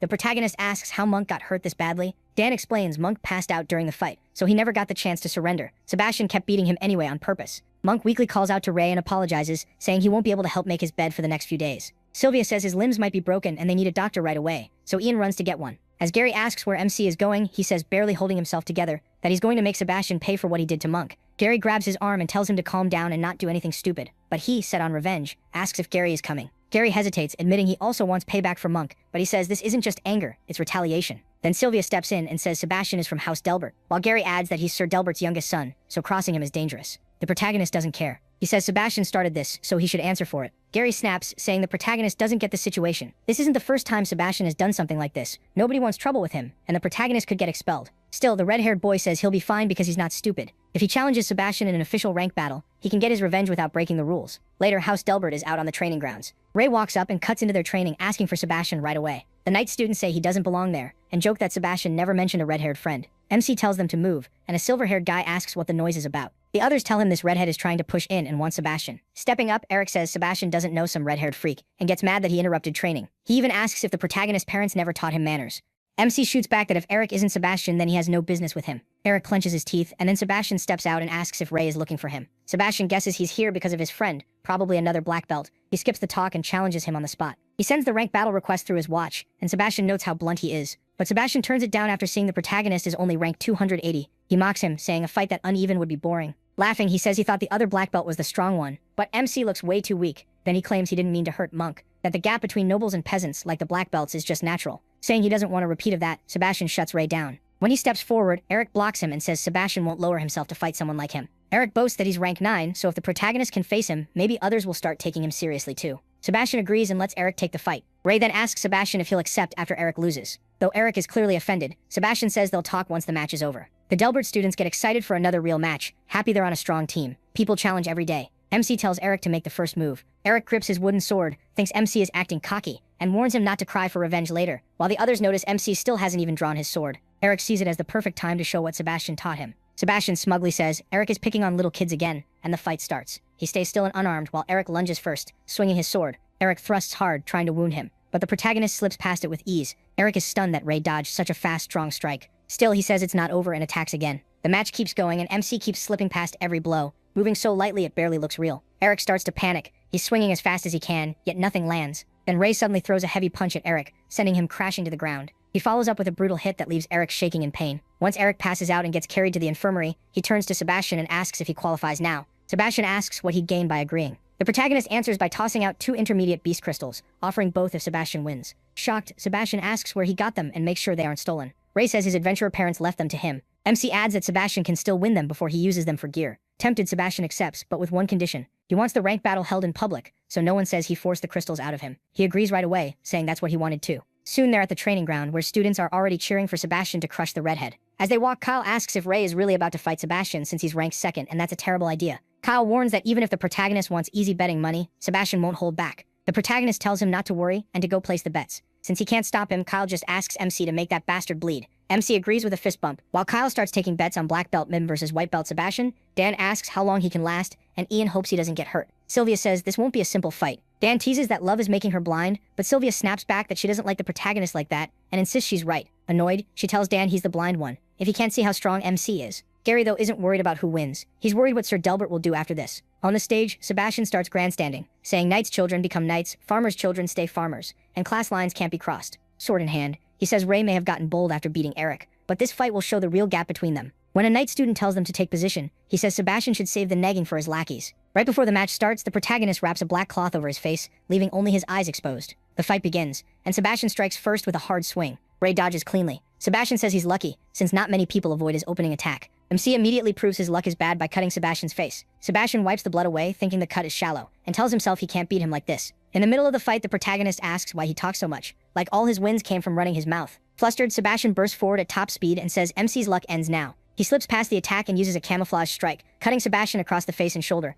Everyone is shocked. Dan can't believe Sebastian got hurt first, and Ian is just as stunned. Gary wonders when Ray learned this technique and realizes the way he dodged Sebastian looked just like Sir Kay's style. After that, Sebastian finally gets serious, channels magic into his sword, and asks if the protagonist can dodge this. The crowd erupts as chi gathers on the blade, all of them cheering him on. Sebastian attacks with the chi-covered sword, and Ray still evades it. But this time Sebastian says he saw that move coming. Knowing MC will keep dodging, Sebastian unleashes a wild chain of strikes, trying to leave him no room to escape. The students go crazy, hyping up their white belt hero and telling him to put the red-haired brat in his place. Watching closely, Dan figures he can't keep dodging forever, and says Sebastian is going too far. Sylvia tells him to calm down and look closer. Ray is fine. She points out that Sebastian is actually the one losing, and they finally notice he's the one getting cut again and again, soaked in blood. Dan is speechless, thinking the protagonist had only been dodging. Gary, just as shocked, says the protagonist has been attacking the whole time. Sylvia explains that every dodge came with at least one counter, and MC has been draining Sebastian's stamina little by little. Covered in cuts, Sebastian screams that not even his father ever beat him like this. Threatening to kill Ray, he charges again. He slices him once more with his sword.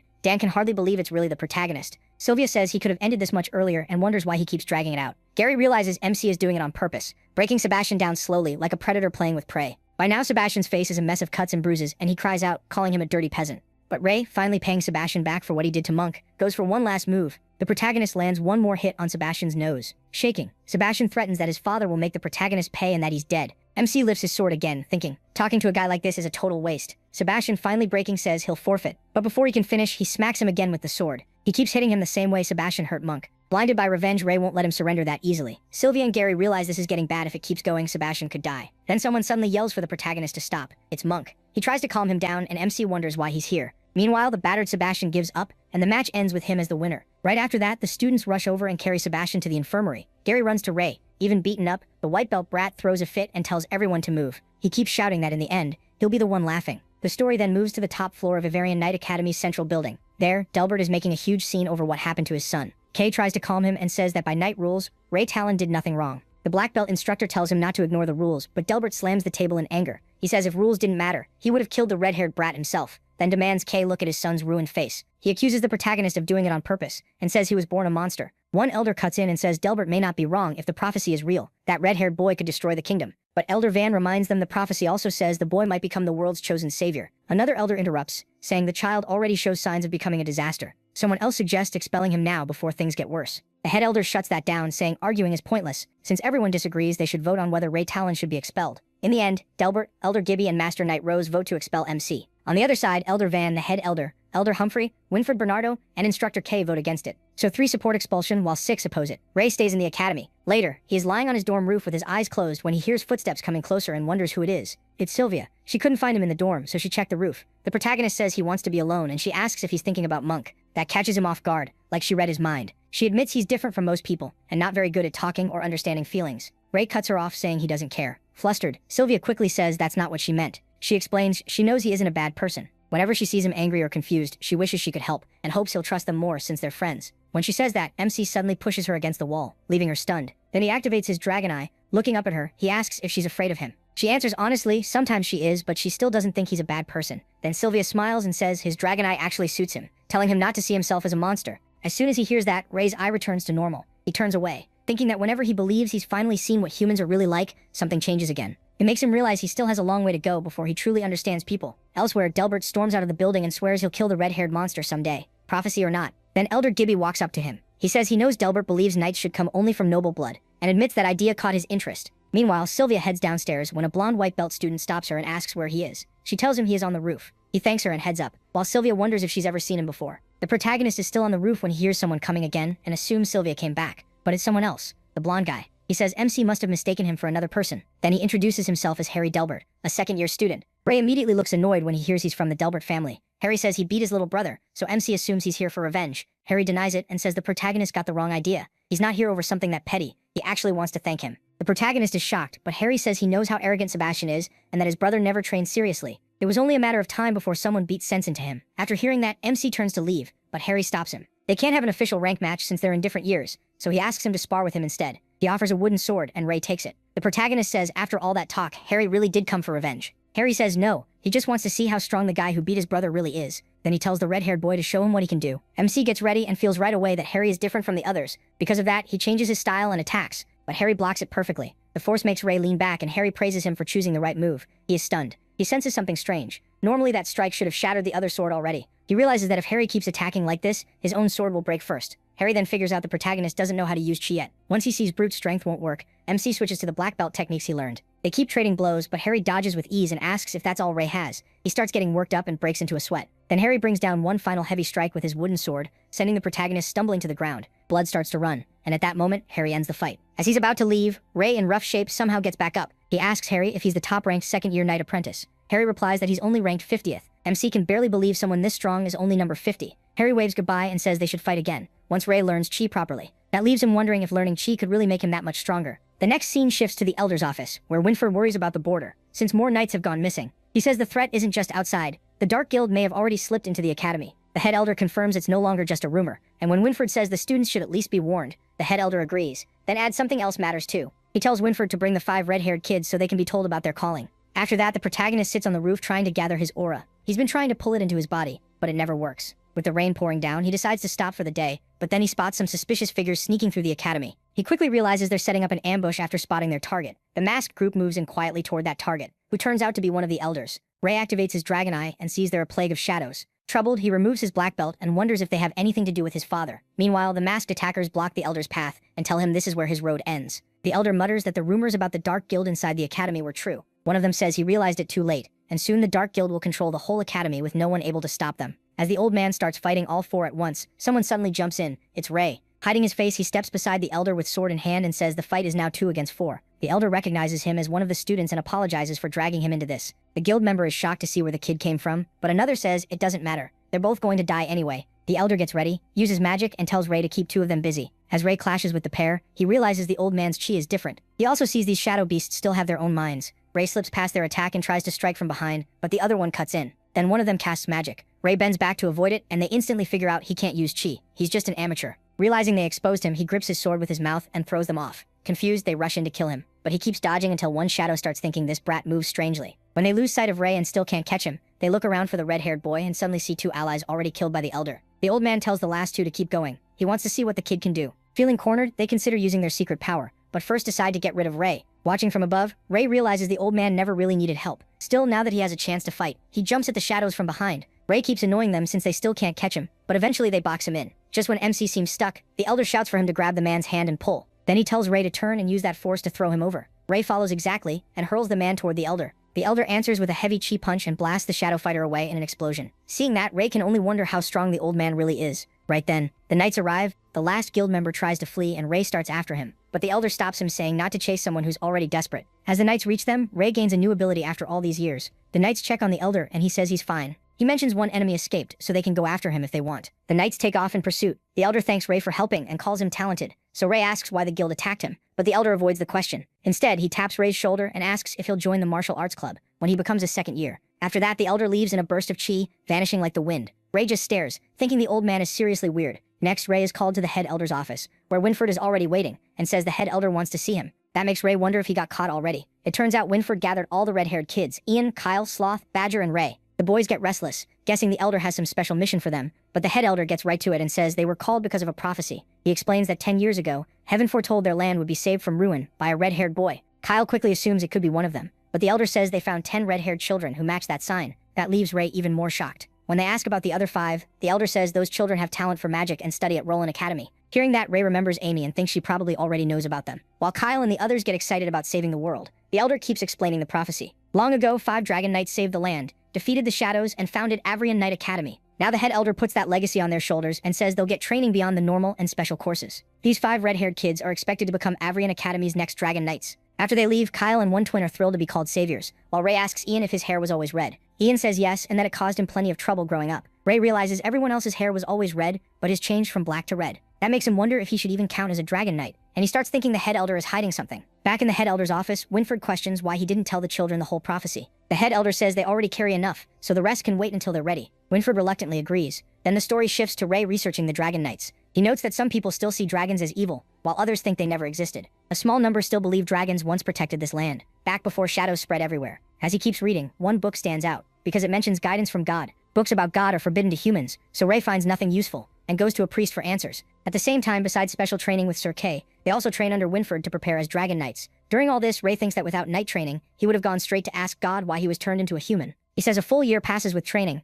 plus time he still makes for hunting, and tomorrow starts their 2nd year. Back in the present, while Ray is asleep, he hears something and sees Gary shaking from a nightmare. Gary opens his eyes and jumps when he sees Ray right in front of him. He tells Ray to get some sleep since they have a ceremony in the morning. Ray says he's fine, but stays curious and wonders what nightmare scared Gary that badly. The next morning, Gary still looks like he barely slept, and Ray worries about him. Then Sylvia greets them and asks if they've picked a club. Since Ray has no clue what she means, Sylvia gets annoyed and explains every 2nd year has to join a club for training. She picks the medic club, and Gary has already chosen swordsmanship. Ray feels a little left out, then remembers someone once told him to join a club. He recalls the old man telling him to try the martial arts club. Since nothing else interests him, Ray decides to check it out, and if it's boring, he'll just use the time to hunt beasts. After Ray got that new ability, he learned he had no mana, which is why he failed the assessment years ago. Now he hopes that changes once he starts absorbing intermediate beast crystals. But after beating Sebastian, too many people are watching him. Since he's ranked 10th now, he figures he'll have to skip some fights. MC heads to the martial arts club and is surprised by how far out it is. Seeing no one outside, he walks in and wonders if this rundown place is really the club. Ray calls out and spots someone sitting inside. He walks over, but the man doesn't react at all, and he can't even sense his presence.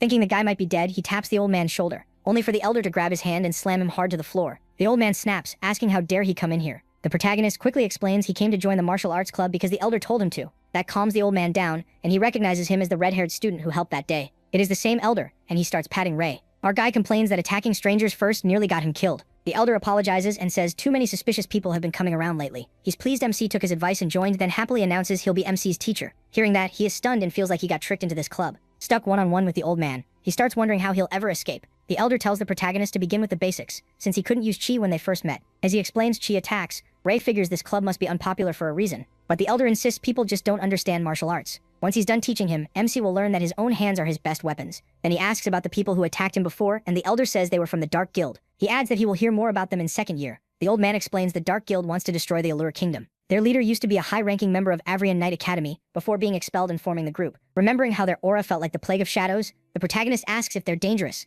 The old man decides to be honest. Since he owes MC, he admits the guild wanted him dead because he's one of the Academy's 6 elders. Elder Vaughn then takes off his shirt. He says he may be old, but he's still proud of his muscles. Figuring Vaughn might know about his prophecy, Ray decides not to hold back. So when Vaughn tells him to show his strength, the MC goes all out. He throws a full power punch at the elder. The hit feels like slamming into solid metal. His hand is nearly crushed, and Vaughn asks if he used chi. Ray blows on his hand and says no. The old man gets excited, saying he's strong as a bull and will soar once he learns chi. Hearing that, the protagonist starts doubting how reliable this guy is. Vaughn proudly pats his shoulder and says it's time to start. MC protests that he never agreed to join, but he already feels trapped. Training begins, and Vaughn explains that chi can be made through breathing. Then he transfers some into his body. He tells the protagonist to feel that energy moving through him. It feels warm, and MC is amazed to sense chi flowing like that. Then Vaughn suddenly passes out. Ray panics when he realizes his mana activated. Thinking the old man might be dead, he tries to wake him up. But after checking his heartbeat, he lets out a breath and figures Vaughn only fainted. He quickly pieces it together. His skill activated because the system absorbed mana from Vaughn while he was transferring chi. And now his mana bar is almost full. Since Vaughn still won't wake up, Ray smacks him and decides the old man isn't that tough after all. After waiting 10 minutes, the dragon gives up on him dying and decides to use the time to train instead. The protagonist activates Dragon Eye and watches the chi moving inside his body. He tries gathering it in his solar plexus and actually succeeds. Then he starts circulating it through his body. But when he tries to control it, the chi keeps fading away. No matter how many times he tries, thinking the flow is too unstable, he decides to use more energy. As Ray pours in more chi, his body starts to hurt. Things begin getting out of control, and Vaughn finally wakes up just in time to see MC overflowing with energy and losing control. Shocked, Elder Vaughn yells at him not to move and pulls the energy out of his body. When he forces it out, the blast wrecks the place. Only then does Vaughn reveal that Ray was close to killing himself. The power inside him was that dangerous. Before he can fully process it, he collapses. He wakes up in the hospital to voices nearby. It's Sylvia and Kyle, guessing he passed out from mana deficiency. Sylvia says an old man rushed him there and only calmed down after the dean said the protagonist would recover fast. Kyle gets suspicious, wondering who that old man is if he could get the hospital dean involved. Ray cringes at Kyle's loud voice and wonders if the elder had to make such a scene. To clear things up, he says the old man is the martial arts club instructor. MC then asks why Kyle is at the hospital, and Kyle says he joined the medic club because he's always liked medicine. Right then, Gary peeks through the curtain like a ghost. He's glad he woke up since all the noise was driving him crazy. Seeing Gary by the bed, he jokes to himself that their dorm practically moved into the hospital. Gary looks awful and says he hasn't been sleeping well, so he collapsed during training and came here to rest. While he argues with Kyle, who keeps telling him to take better care of himself, Ray starts wondering what kind of nightmare Gary has been having. After being discharged, he heads back to the martial arts club. Elder Vaughn immediately yells at him for returning and calls him an idiot. The protagonist jumps, and Vaughn snaps that if he hadn't stepped in, the protagonist could have died or lost the ability to use chi for good. Then he reluctantly praises him, saying gathering that much shine on day one is impressive. MC starts thinking maybe he really is talented, but the elder shuts that down fast and says not to get cocky. First, he needs to control only a fist-sized amount of chi. As Ray learns control, he explains that he spent the next 5 days practicing the basics through different parts of his body. For several days, he trained to send chi exactly where he needed it, as fast as possible. It was hard, but he learned a lot. The scene then shifts to the south gate of Avrian City, where Lancey says this is their first hunt as second years. He tells them to listen carefully. There are 3 safe hunting zones for beast crystals, and if they want to survive, they need to stay on the path. He adds that the 3 teams will each go to a different area, so they can learn about different magical beasts. As they head out, Martha's team moves toward the insect forest, which Kyle clearly hates already. Ray notices Gary still doesn't look right. When the first bug appears, Sylvia tells everyone to stay alert, and Dan says they're just regular bugs, so no one should panic. That confidence vanishes when Dan and Kyle realize the bug is as big as a person's head. Martha starts cutting them down with her arrows. Sylvia warns that bugs may be weak, but they attack in swarms. A swarm of bees rushes them, and everyone jumps into action. Kyle fights off the gross bugs while Dan points out how fast they are. Sylvia warns Ray to watch out. He activates chi and takes the bugs down barehanded. Kyle is impressed that he learned chi, and he wants to test his training, but Dan tells him to quit showing off and use a weapon. Suddenly, Monk and the protagonist hear a noise, and they see a bug has bitten Gary's arm, leaving him bleeding. Ian kills the bug and asks if Gary is okay. Sylvia checks the wound and says it isn't deep. She asks Ian to help remove the armor so she can treat it. Watching this, Ray grows more worried. Gary has been acting strange for a while, and now he got hurt by a beginner beast. He decides to ask him about it later. Sylvia then uses chi on Gary's arm. Dan is impressed when the wound closes up a lot and asks if she learned that in the medic club. Kyle says yes, and explains that chi can speed up cell recovery, making it useful for simple first aid. MC realizes he's not the only one learning new skills, and decides to train even harder. Later, Dan picks up a beginner beast crystal, and says they probably won't reach the tax limit today. When he asks what tax he means, Dan explains that by academy rules, if they collect more than 10 crystals, they have to hand over 1/10 when leaving the hunting grounds. He says that's just how the academy works.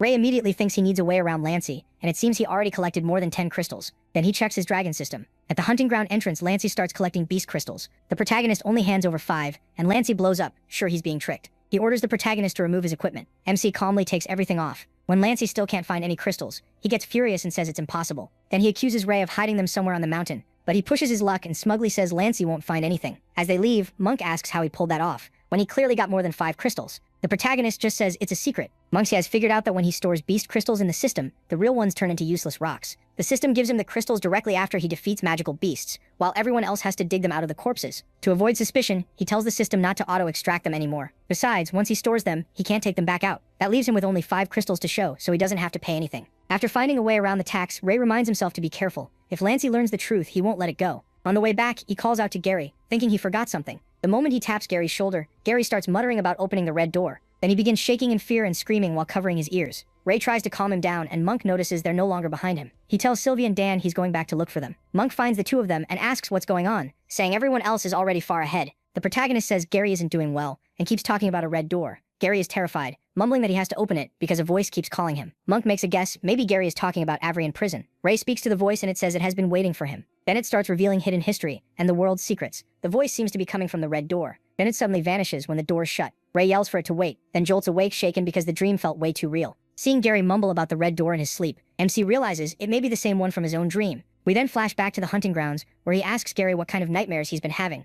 Panicking, Gary says he only passed Avrian prison once, and happened to look at its red gates. Ever since then he's had nightmares every night, but when he wakes up he can't remember them. Still, Gary says he feels endless fear, and something behind those red doors keeps calling him. He wants to go there, but Monk panics and says the place is totally forbidden, they could even be expelled. Gary says he has no choice. If he doesn't face it, the voices in his head will torture him to death. Ray agrees to go with him, and asks Monk to come too, but Monk hesitates, warning that they could die in there. The protagonist stays firm, saying their skills will work better at night, so it's worth trying. When Monk refuses, Gary feels guilty and tells the protagonist not to pressure him. He's already grateful the protagonist is coming, but MC insists, saying Monk is better at stealth than either of them and would be a huge help. With no way out, Monk finally agrees to come. He tells Ray he's paying him back for what happened at the duel. Later that night, he wonders if Avrian Prison's red gates are causing Gary's nightmares, since he saw them in a dream too. He starts thinking the Academy prison may be hiding this world's secrets. The scene shifts to Avrian Prison, where knights stand guard by the doors. Late that night, the three sneak into the area and hide. Monk nervously asks if they really won't get caught. Gary says they should be fine. He's been watching the place and learned that every Tuesday the black armored knights switch shifts with white belted ones. When asked why it happens at the same time each week, Gary guesses it's some kind of weekly meeting. Meanwhile, Ray activates his dragon eye to inspect the prison. Something feels wrong. Everything is completely dark. Since the prison is underground, that seems suspicious. Soon, the guards start switching shifts and head off to the meeting. The black armored guard leaves with the others. The protagonist decides it's time to move. But suddenly, someone grabs Gary's hand and asks what they're doing. It's Molly, a third-year black belt student. She says she was training nearby and spotted them sneaking around. When Molly figures out they're trying to break into the prison, Gary blurts out that they were planning to, before realizing she caught them at the worst time. Then barrels suddenly go crashing around, pulling the guards' attention away. Ray immediately realizes Monk has started the plan, so he tells Gary they need to move now. The moment Molly hears Monk is involved, she freaks out and says they're breaking the rules. She keeps calling them crazy, and Gary asks MC what to do with her. Thinking they might kill her, Molly quickly reminds them they're supposed to be kind fellow students. Then Gary chops her in the neck and knocks her out, saying she just wouldn't stop talking. Ray decides they have to bring Molly along, since they'll be finished if she wakes up and exposes them. Right then they rush for the red door, while Monk works on opening the gate and the guards stay distracted. They slip into the prison successfully while the guards keep arguing over the barrels. But inside, someone appears to be watching them. It's the same man who killed the Stage 4 proctor. Smirking, he reveals he lured them here on purpose and says Elder Gibby will be pleased. Meanwhile, the group heads farther in and is shocked to find there aren't any windows at all. Gary lights the area with a glowstone, and Monk freaks out when he sees Molly. Gary explains they brought her because she caught them. Molly eventually wakes up and Monk asks if she's okay. She's furious, yelling at them for treating a senior like that and threatening to report them. Gary tries to explain why they did it. Ray coldly tells her to go ahead and report them and shout as loud as she wants, so they all get expelled together. That only makes her madder, and Monk quickly tells her not to mind him. He walks off and Gary gently suggests that since they're already inside, they might as well look around. Molly is still really annoyed with the protagonist. She says she won't take responsibility if this goes wrong, grabs the glowstone from Gary, and takes the lead since she's the senior. As they go deeper, Monk realizes there are actually inmates in the prison. Gary's just as confused, saying the place was always forbidden and he never heard of criminals being brought here. Molly then says there's a rumor the Academy uses this prison to hide what it really wants to keep secret. She adds that if those things ever came out, it would cause a huge uproar. Hearing that, Ray figures she doesn't know what they're hiding either. Molly snaps that they're only rumors and calls him a brat. Still, she says no one besides 3 knights and 6 elders has ever been down here. Then a strong wind starts blowing. A terrible smell spreads through the area. Ray hears something nearby. Monk tells them they should turn back, and even Molly, now scared, agrees. But Gary refuses. He's determined to learn what's been haunting his dreams. So the 4 of them keep going, and finally reach the bottom. To their surprise, there's another door. Staring at the huge gate, Molly wonders what it's made of, because it looks ancient. Gary only cares about getting through, so he starts trying to open it with his chi. The giant door doesn't budge at all, and Gary asks Monk to help. Ray uses his dragon eye too, but still can't see past it. He guesses it's protected by a high-level spell or some special seal. Molly mocks Gary, saying he made all that noise like he could handle it alone. Monk thinks the door is locked, and warns that something far stronger than them is behind it, so they should leave. But Gary refuses to turn back, and asks MC to help him. The moment he places a hand on the gate, the dragon system pops up, and asks if he wants to open the door. Confused, Ray agrees. In an instant, the door opens. Monk is stunned and asks how he did it, and the protagonist says he only touched it. The gears rumble deep below, but the magic crystal lights only a small space ahead. As they move on, a heavy fear settles over all of them. Then a harsh sound echoes when Gary steps on something. Monk trembles and asks what it was, while Molly, terrified too, grabs onto MC. Flustered, he tells her to get off. Gary lowers the glowstone and sees he stepped on bones. He guesses they belong to a beast, or maybe a dragon. He says dragons don't die that easily, while Molly thinks the knights must have dragged the creature out. As they go deeper, Ray sees they're nearing the end, and Molly says they can finally get out of there. When they reach it, Gary says there's a large space underneath. Molly says the area looks like prison cells, and Monk notices there are a lot of them. Then Monk realizes the cells are empty, and fears the monsters kept there may have escaped. He says they've seen enough and should leave, and Molly agrees. If monsters really were locked down here, they'd have to be incredibly strong, and if they're gone, everyone here is in real danger. Ray tells Gary they've already come this far, so if they head back now, they can still get out before the guards switch again. But Gary starts acting strange, and says that if they just go a little farther, they'll find the truth. As he keeps walking, the protagonist warns him not to go any farther, but Gary seems like he's losing himself. He keeps moving deeper into the cell, following the voices calling him forward. MC tries to stop him, but a powerful wind suddenly tears through the place. Gary falls into some kind of pit. In that instant, Ray realizes whatever is here is truly dangerous. Drawing his sword, he takes position and sees a giant horned beast burst out from the prison. Molly freezes in fear as it charges at them. It's a monarch-rank magical beast, the Minotaurus. Then the Minotaurus unleashes a massive roar. The force slams everyone to the ground. Molly twists her ankle and can't run. The beast grabs her in its claw. Monk rushes in and slashes its arm, making it drop Molly to the ground. After landing the hit, Monk runs to her and asks if she can stand. As he yanks her up, the Minotaurus gets ready to attack again. This time it's a magical strike, and Monk panics, yelling that if Molly can't move, they'll all die here. A second later, the beast fires the attack, and Monk turns back in terror. Gary crashes down into a pit. He worries about Monk and the others, wondering if that really was a monster. At the same time, Ray blocks the beast's attack with his sword, while his wolf protects Monk and Molly. Monk is stunned and asks why a magical beast is helping them. Busy holding the monster back, he says there's no time to explain, just trust that the wolf is with them. Then he orders Noir to get Molly somewhere safe, leaving Monk shocked that the wolf obeys. As Noir carries Molly off, the protagonist tells Monk to hide his presence and kill the Minotaurus in one strike, once he pins it down. Monk warns that's too risky since the beast is far too strong. Still, Ray tells him to trust him, and starts gathering chi. Monk hides, and MC draws the beast toward himself. Somehow, the monster knocks his sword away. Unarmed, he grabs one of its horns and tries to force it down, but the beast is too strong and drags him into the wall. Even so, he refuses to let go and yells for Monk to attack. Monk rushes in from behind with 2 swords. He stabs with all his strength but is shocked when the blades barely go in. The Minotaurus' hide is like metal. Just then, Gary arrives and shouts for Monk to move. He swings his sword at the beast, but the blade shatters. Gary is thrown back by the monster's magic attack while Ray uses chi to keep it pinned. Refusing to let it break free, the protagonist activates his new mana skill, and finally releases the horn. After absorbing its mana, he gathers all his chi and strikes with everything he has. Using his bare hands, he slashes across the Minotaurus' back. Ray is thrilled that the old man's training actually worked. Then Gary warns him to watch out, but it's too late, and the beast knocks MC away, sending him crashing to the ground. Coughing, he realizes he absorbed too much mana. His body can't handle it yet, and he's still too weak. As the beast closes in, Ray scrambles for a way to stop it, but then he sees someone. It's their instructor, Sir Kay, calmly smoking as usual. He says they really angered something huge, and tells the brats to move aside. Monk lights up with relief. Sure, they're saved. Sir Kay says they can praise him later and charges the beast, aiming for its horn. In one blow, he snaps off one of the Minotaurus' horns. When he goes in again, the beast grabs his leg, but he counters right away and slices through its fingers. The Minotaurus roars in rage and charges him. Then it suddenly stops and looks around. Sir Kay has vanished. Like a shadow, he appears on its back and cuts through its head, killing it instantly. As Monk supports Gary, he can only think about how easily Sir Kay took down such a monster. Ray tells Noir to head back. When Noir obeys, he gains a new ability and wonders if it came from absorbing that lightning attack. Sir Kay picks up the unconscious Molly and says the monarch beast was nearly out of mana, otherwise even he would have had trouble. Then he tells them to follow him before something worse shows up.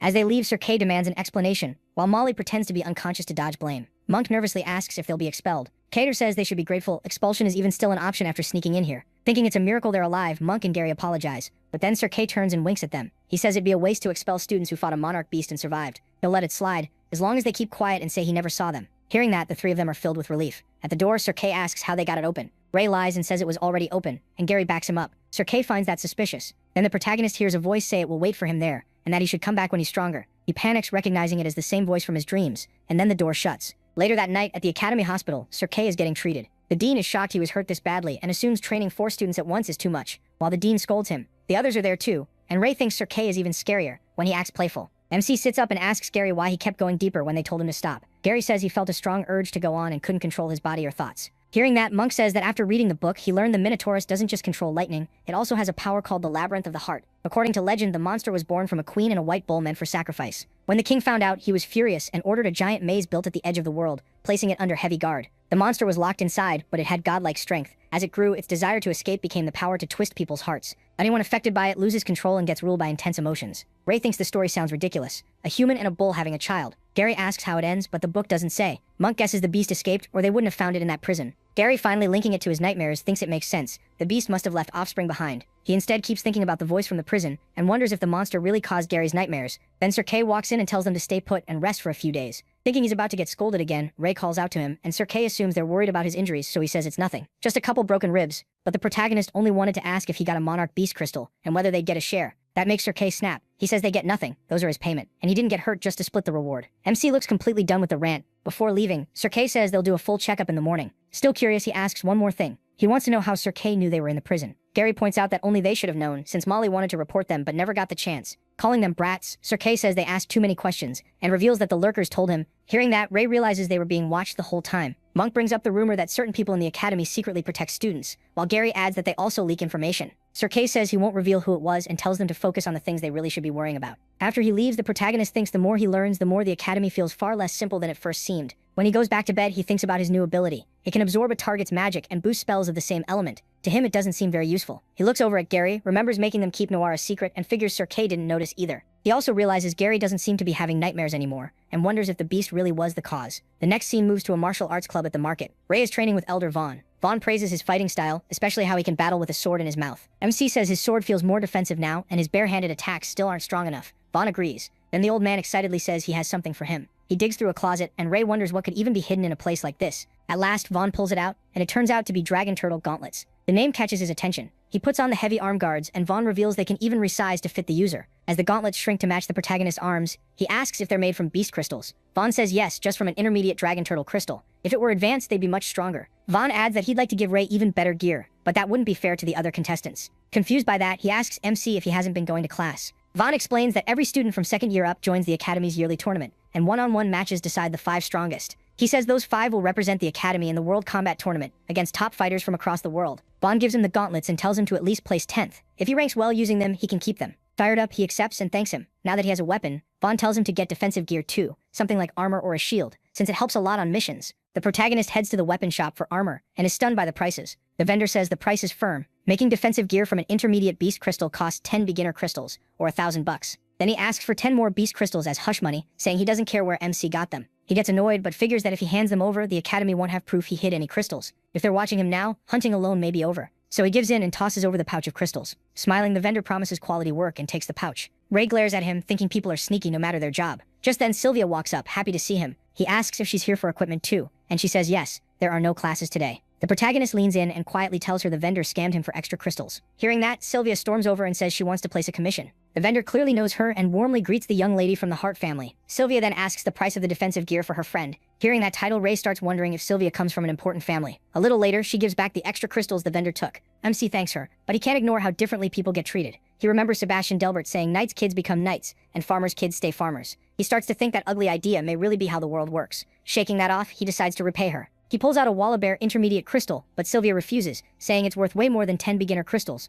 Ray insists, telling her he doesn't need it much now that he has a weapon and armor. As he leaves and waves goodbye, Sylvia blushes and holds the crystal close. Later, when the protagonist keeps buying gear from the same shop, the vendor apologizes, saying he didn't know the protagonist was close to the young lady of the Hart family. MC is in a good mood too. His chi training is improving, and with armor plus Vaughn's gauntlets, he's excited to hunt stronger monsters. The scene shifts to Elder Gibby, who's irritated that the kids escaped the prison alive. The man from before reports that the lurkers told Sir Kay and Kay saved the students. Gibby didn't expect Kay to be useful. The man adds that with the 3 knights and Kay involved, attacking the students now would be hard. He suggests testing Knight Delbert, but Gibby says not to rush. Delbert is a promising candidate. He still wants to test his loyalty first, since he's one of the knights, and tells the man to leave him alone for now. Instead, he names someone else and says to offer him a new position in the Pure Guild if he succeeds. At the Mountain Forest hunting grounds, everyone is pumped, and Gary says they need to earn more money for equipment. Monk thanks him, and Ian does too, saying he'll repay him with something even better. He just looks confused, asking what they mean. When Dan grabs him and says he knows the protagonist is shy, but they're all really grateful. MC asks Sylvia if this has to do with her, and Martha quickly leaves them alone. Sylvia explains that she traded the Woolly Bear intermediate crystal he gave her for gold, then shared it with the team in his name.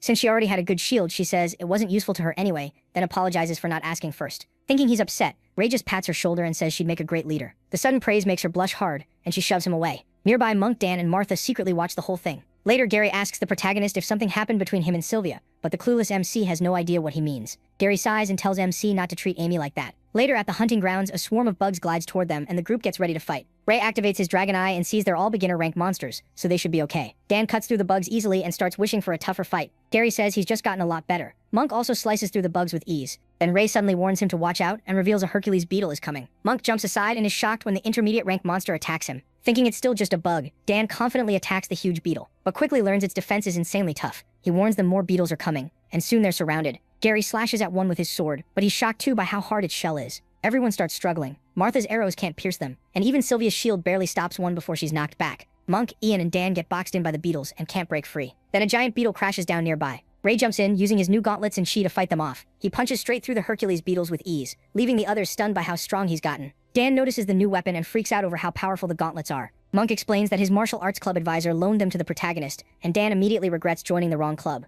Ray keeps smashing beetles, but he knows he can't make it look too easy, or the team might get suspicious. So he calls for help, and everyone joins in. Martha fires at the beetles with her arrows, while Sylvia finishes them with her sword and shield. At the same time, Monk, Dan, and Ian hammer the rest with their weapons. Once they kill them all, Dan excitedly says they're rich now, thanks to the intermediate crystals, and Monk even finds one. Just as Ray is about to absorb the beast crystals, birds suddenly burst out of the forest. He uses his dragon eye and sees fire spreading through the woods. MC warns the team about the fire, and Martha jumps onto a branch and confirms she can see the flames. Gary puts his ear to the ground and says beasts are stampeding out of the forest. Dan asks why they're still standing there. They need to run too. Ray realizes they won't get away in time, and fear starts spreading through the group. Panicking, Martha tells Sylvia to use the rescue crystal, but Sylvia says it isn't working. She already tried earlier. Dan can't believe it. When he notices someone coming toward them, he yells out, asking who they are, and sees 3 masked figures that look like assassins. Monk thinks they might be rescuers, but Ray says no way. and Gary shouts asking if they started the fire. One of the masked men signals, and the other two attack the kids. Two of them go after Monk and Gary, while the man in red armor targets the protagonist. MC blocks and dodges with his gauntlets. Confused about who these people are, he demands to know why they're attacking. Using his eye, Ray checks the masked man's sword and realizes it isn't an ordinary weapon. Elsewhere, Dan catches Monk after the assassin's strike, and Ian moves to help him and Gary. But the surrounding fire cuts him off and Ian calls out to them. Looking around, the protagonist quickly figures out the masked men set this up to split them apart, and starts wondering if they're after him and Gary. With Gary already busy, Ray assumes he may have to face two enemies at once. He tells Ian to leave and bring the knights. Ian protests, but Dan carries Monk away while Sylvia and Martha go with him to get help. MC asks Gary if he can handle this, and Gary says he can take one of them. He notes how fast the masked men are, but figures he'll survive as long as he keeps defending well. Gary keeps one attacker busy and buys the protagonist some time. Then both masked men lunge at the protagonist with a chain weapon. Reading the move, MC grabs the chain and avoids one strike. But when he looks around, another attack comes from a blazing sword. He jumps back, realizing this fight just got worse. He realizes every time he focuses on one, the other cuts in and ruins his opening. Then one assassin swings hard and catches Ray off guard. He slams into the ground, but his armor takes most of the hit. Seeing how well the two work together, Ray changes tactics. He notices Gary's arm is hurt and tells him he doesn't need to keep fighting. But Gary refuses and says he'll handle one of the masked men himself. Right then, one assassin goes for Gary, promising to kill him slowly. Since they clearly mean to murder them, Ray sees no reason to hold back and absorbs 5 beginner beast crystals. As the power builds, he transforms into a dragon knight, horns rising from his head, and summons his wolf. Noir appears, also evolved with horns, muttering that it's time to hunt. Seeing Ray use magic, one assassin panics, saying nobody told them the kid could cast spells. The other orders him to stay on mission, and both rush in. Ray recognizes the same setup as before and refuses to get tricked again, grabbing the sickle weapon. He tells Noir to move, then uses the chain to trap both assassins. They break free almost at once, and Ray isn't even surprised. He tells Noir to handle the one with the sickle, while he jumps the other. As Ray trades blows with one, the second charges him, but Noir cuts in just in time and attacks. The assassin mocks him, saying beasts like Noir are easy work, then dodges with his weapon. Ray keeps evading and realizes the man is using the same pattern again. That sword is a problem, so he decides to pin it down. He also notices the masked man avoids close combat whenever the chain isn't in hand and wonders why. To test it, Ray suddenly attacks the assassin and catches him off guard. Just as he thought, the man doesn't trade blows and leans away instead. Now that Ray has found his weakness, he glances at Gary, who's pressuring his opponent hard. Gary says they're students of Avrian, then stabs the assassin and demands to know why he attacked them. As Gary pins him with the sword, Ray shouts a warning. The other assassin sends a fire strike their way, but it hits his own ally instead. The stabbed assassin catches fire and screams for help. Shaken, Gary realizes these men will even kill their own teammates, and he moves to help Ray. But pain hits him, and he collapses. Ray tells him to rest and promises he'll rip these bastards apart. With his sword in his mouth, Ray says trash like this doesn't deserve to live,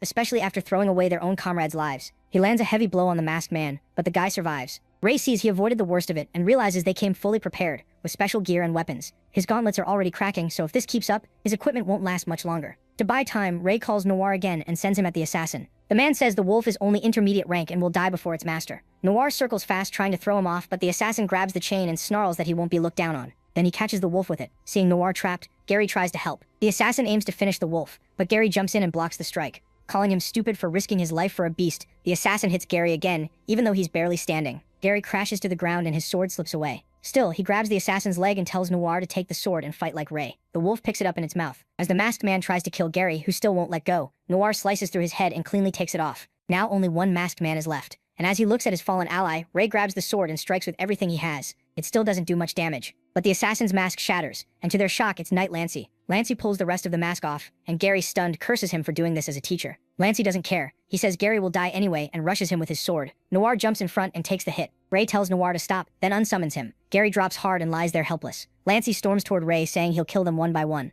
As Lancey comes in with a flaming sword, Ray thinks about how rotten people like him love causing pain. He decides to make him pay and catches the blade with his gauntlets. Lancey smirks, thinking Ray is wasting all his strength just holding it, and tells him to enjoy burning alive. Ray answers that Lancey is the one who's going to die, and Lancey mocks him, waiting to see how long he lasts. What Lancey doesn't know is that Ray is draining the fire element from the sword, and he notices when the flames start fading. Annoyed, Lancey calls him clingy trash and kicks him in the stomach, yelling at him to die. Ray finally lets go of the sword, sending both of them flying backward in opposite directions. With a few ribs broken, Ray decides it's time to use the fire element he stole, the only magic he can use right now. He mixes chi with fire to forge his own attack and gathers all his power. When Lancey sees Ray in Dragon Knight form shaping flames with chi, he's speechless, then says Ray really is a demon and should have been killed long ago. Ray just looks at him, thinking how pathetic humans can be. Lancey charges with his sword, but in a flash, Ray cuts off the arm holding it. Lancey stares in shock, wondering why the flame sword didn't react. Blood pours from the stump as he screams in pain. Then Ray grabs his face and presses his burning gauntlets onto it, burning him to death and saying he got what he deserved. Right then, Sir Kay and the other knights arrive. They identify the masked men as members of the Pureblood Guild and say Winford must be told.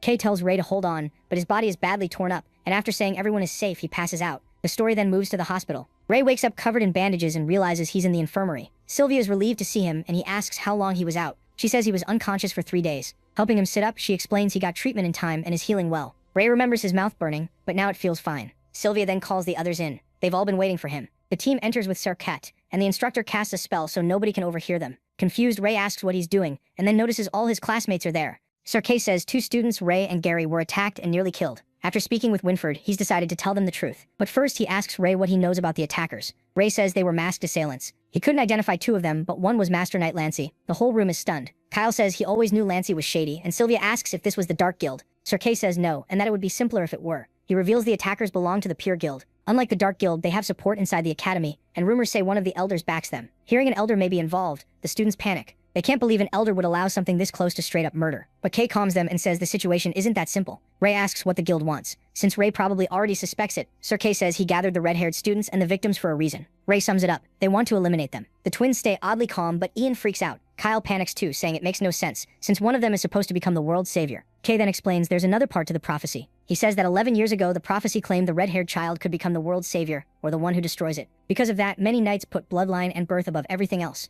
They couldn't accept that what they'd protected for generations might go to ordinary kids, and plenty still think that way. He adds that war is raging on Allura's borders, and they have to fight the shadows, deal with other nations, and keep the academy stable. But right now, the higher-ups can't expose the Pureblood Guild. If Allura starts breaking apart from the inside, peace won't last. After hearing that, Kyle asks if they're just supposed to let those people attack them. Dan looks a little relieved, thinking the rest of them aren't involved since they aren't the ones meant to save the world. Sylvia immediately snaps at him for talking that way about their friends. Serket makes it clear they're all caught up in this together. He warns them to stay alert at all times because the guild is getting bolder. Serket says he's placed watchers near them, and the knights will also keep an eye on them. Still, he reminds them there are only a few people they can trust, so they need to depend on themselves too. Gary quietly says the only answer is to train harder and get stronger. Serket taps Gary's broken arm and jokes that people who only wait for others to save them usually die first. The students take it as his strange way of comforting them. Then he ends the meeting and tells everyone to leave because he needs to speak with Ray alone. A week later, the protagonist finally leaves the infirmary, glad to be out after nearly losing his mind in there. He thinks back on everything that's happened, including the gauntlets the old man gave him. They were damaged badly, so he needs to fix them. He also remembers Noir was hurt, and after using some intermediate beast crystals to heal him, MC knows he needs to go hunting again. But then he remembers what Serket told him, and he can't relax at all. We flash back to the hospital, where he panics after learning he may be the one from the prophecy. Serket explains that he stands out from the others. He points out that the protagonist's body recovered fast, even when he was close to death. Since MC is clearly hiding something, the teacher guesses he's also managed to use magic. He gets flustered and wonders how he could ever explain it. He even thinks about telling him the truth, that he had a past life as a dragon and once had black hair because some dragon traits were still left in him. At the same time, he's stuck thinking about that strange dragon system. Serket explains that the Pureblood Guild believes Ray can use magic and warns him to be careful since he's likely their main target. Coming out of the memory, the protagonist thinks about how tough Lancey was and figures the next enemy will be even stronger. The scene then shifts to Elder Gibby. Furious that the mission failed, he mocks Lancey for being useless, saying he still couldn't kill a kid even with top-grade gear. Still, Gibby is pleased Lancey died before he could talk. His assistant reports that Kay and Winford already know their goal, and they won't be able to move against MC for now. Elder Gibby says they can wait, but for now, he tells the assistant to summon Delbert. They've ignored him for too long. Gibby plans to pull a few nails to test Delbert's loyalty, and then leaves. After that, Ray returns to the academy, where Monk and Gary welcome him.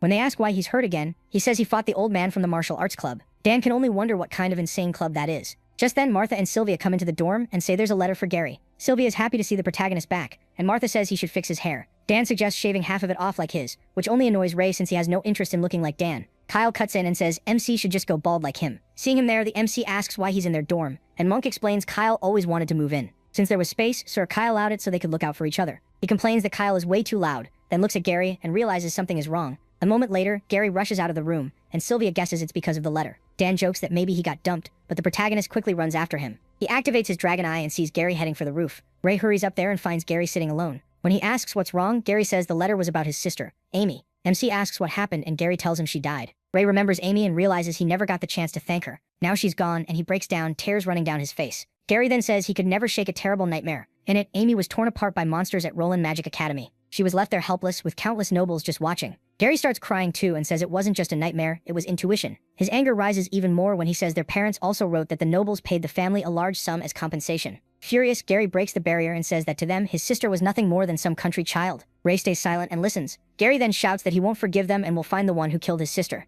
With tears still falling, he swears he'll kill them. He tells him he's in. Overcome, Gary grabs him and says he knows Ray awakened magic, can summon a beast, and use flames. He urges him to show the elders so he can transfer to the Magic Academy. But the protagonist refuses, saying his powers aren't that special, and if he tells the elders, they'll just watch him more closely. He pats Gary's shoulder and says he doesn't want to leave him behind. Instead, he wants them to find a way to leave Avrian together. Gary says that's almost impossible. They can't just leave the academy. And after graduating, they still have to serve for 2 years. Then MC brings up the upcoming academy tournament. If they place near the top, they can represent the school in the World Combat Tournament. That would let them meet people from Roland. Gary stubbornly agrees with him. The scene then moves to the third-year dorms, where Harry asks about the other roommates. The student inside says they're all getting ready for the academy tournament. Guessing it's that time of year, Harry asks if there are any strong contenders. The other guy says no, but hopes the second years have some interesting newcomers. Next, we move to tournament training. Kyle notices Gary has been pushing himself hard lately. Monk asks him if something happened, and he tells him to give Gary some space for now. Meanwhile, Gary keeps thinking he's too weak and slams his sword into the ground. Then Serkei appears behind them and tells them to follow him because he has something good for them. He brings them to the repaired equipment and tells each of them to choose one item. The students are amazed to see the gear recovered from the hunting grounds and start picking weapons. Monk gets especially excited over a breastplate. Kyle asks if he can choose two, saying he couldn't help during the attack. Serkei allows it and says the tournament is a good chance since all second years can enter. He explains that many wealthy families attend the event,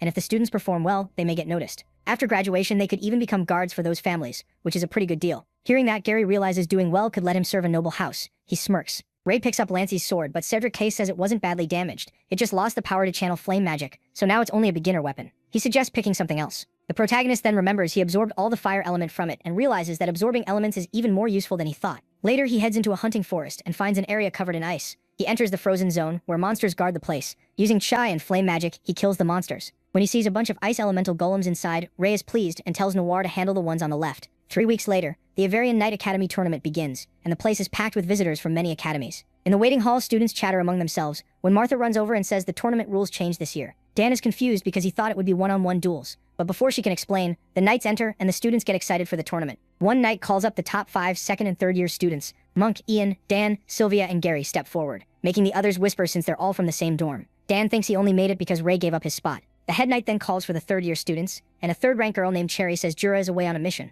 Then she calls Jay, and a huge muscular guy steps out. The boy introduces himself as Jay Gree and says he's waiting for someone to challenge him, smiling like he's excited for it. The 5th-ranked girl peeks at him and calls him an idiot. The students whisper as they realize Jay Gree is the academy's top-ranked student, and they're shocked he actually joined the tournament. Monk nervously asks Gary if they'll have to face the third years, and Dan already thinks they have no chance. Once the top 5 from the second and third years gather, the head knight announces that these 10 students will skip the first preliminary round. The students are stunned by that news. Kyle, who had been worried his friends might face third years right away, learns they'll actually be fighting alongside their roommates. The head knight goes on to explain that the first round will be a battle royale between second and third years, and 5 students from each match will advance. Then the knight calls Ian forward, points a wooden arrow at him, and explains that everyone will use the wooden weapons provided in the arena and start with 100 health points. She fires the wooden arrow at Ian to show that getting hit lowers those points. She adds that using Chai to defend will reduce the damage. Once a student's health reaches 0, they're disqualified and teleported out. After that, she orders the second years to get ready and choose weapons from the storage room. Later, Sebastian quietly tells Eric not to give Ray any opening once the match starts. Meanwhile, MC chooses a wooden sword since it fits him best, while Kyle picks a metal chain.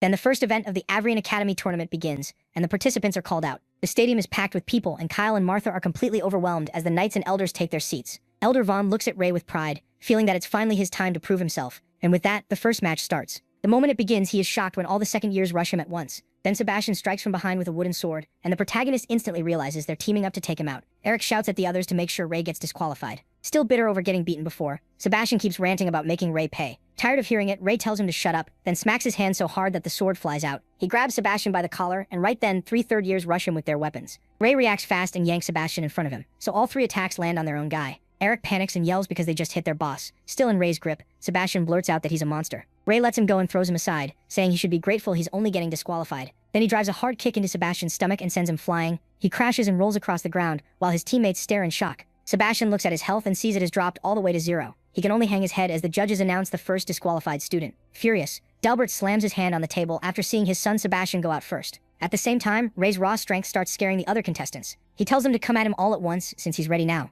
Angry Eric yells at everyone to stop hesitating and attack Ray. But even Eric is clearly too scared to make the first move, so Ray jumps at him instead. Terrified, Eric screams for him to stay back, nearly crying. Ray twists his arm until the sword drops, then stomps and cracks his feet. Watching Ray tear through the fighters, Jay Gree is impressed by the red-haired kid's power, but Knight calls him brutal. Knight says this event was meant to show the students' skills, but it turned into a chance for Ray to go wild. She doesn't know the second year's plan to gang up on him first, and now he's just beating them fairly. She also notices that each of Ray's hits only takes about 20 health points, thinking someone could have died if he used more force. Sylvia and Ian worry because the students are getting badly hurt, but Gary folds his arms and says they deserve it. He makes it clear there was no way that cheap plan would ever beat Ray. Meanwhile, Ray keeps battering the other players, breaking arms and knocking 20 health points off with each hit. Dan is stunned and wonders if any of them even know how to use chi. Sylvia says they do. Ray is just too strong for it to matter. In the crowd, people start whispering that Ray is too savage, too uncivilized, and nothing like a knight. One even says someone like him should never have been allowed to enter. The second they start trashing him, Ray turns and fixes them with a deadly glare. The people freeze under that stare, feeling killing intent so strong they can hardly believe he heard them at all. One elder says they should stop the red-haired boy,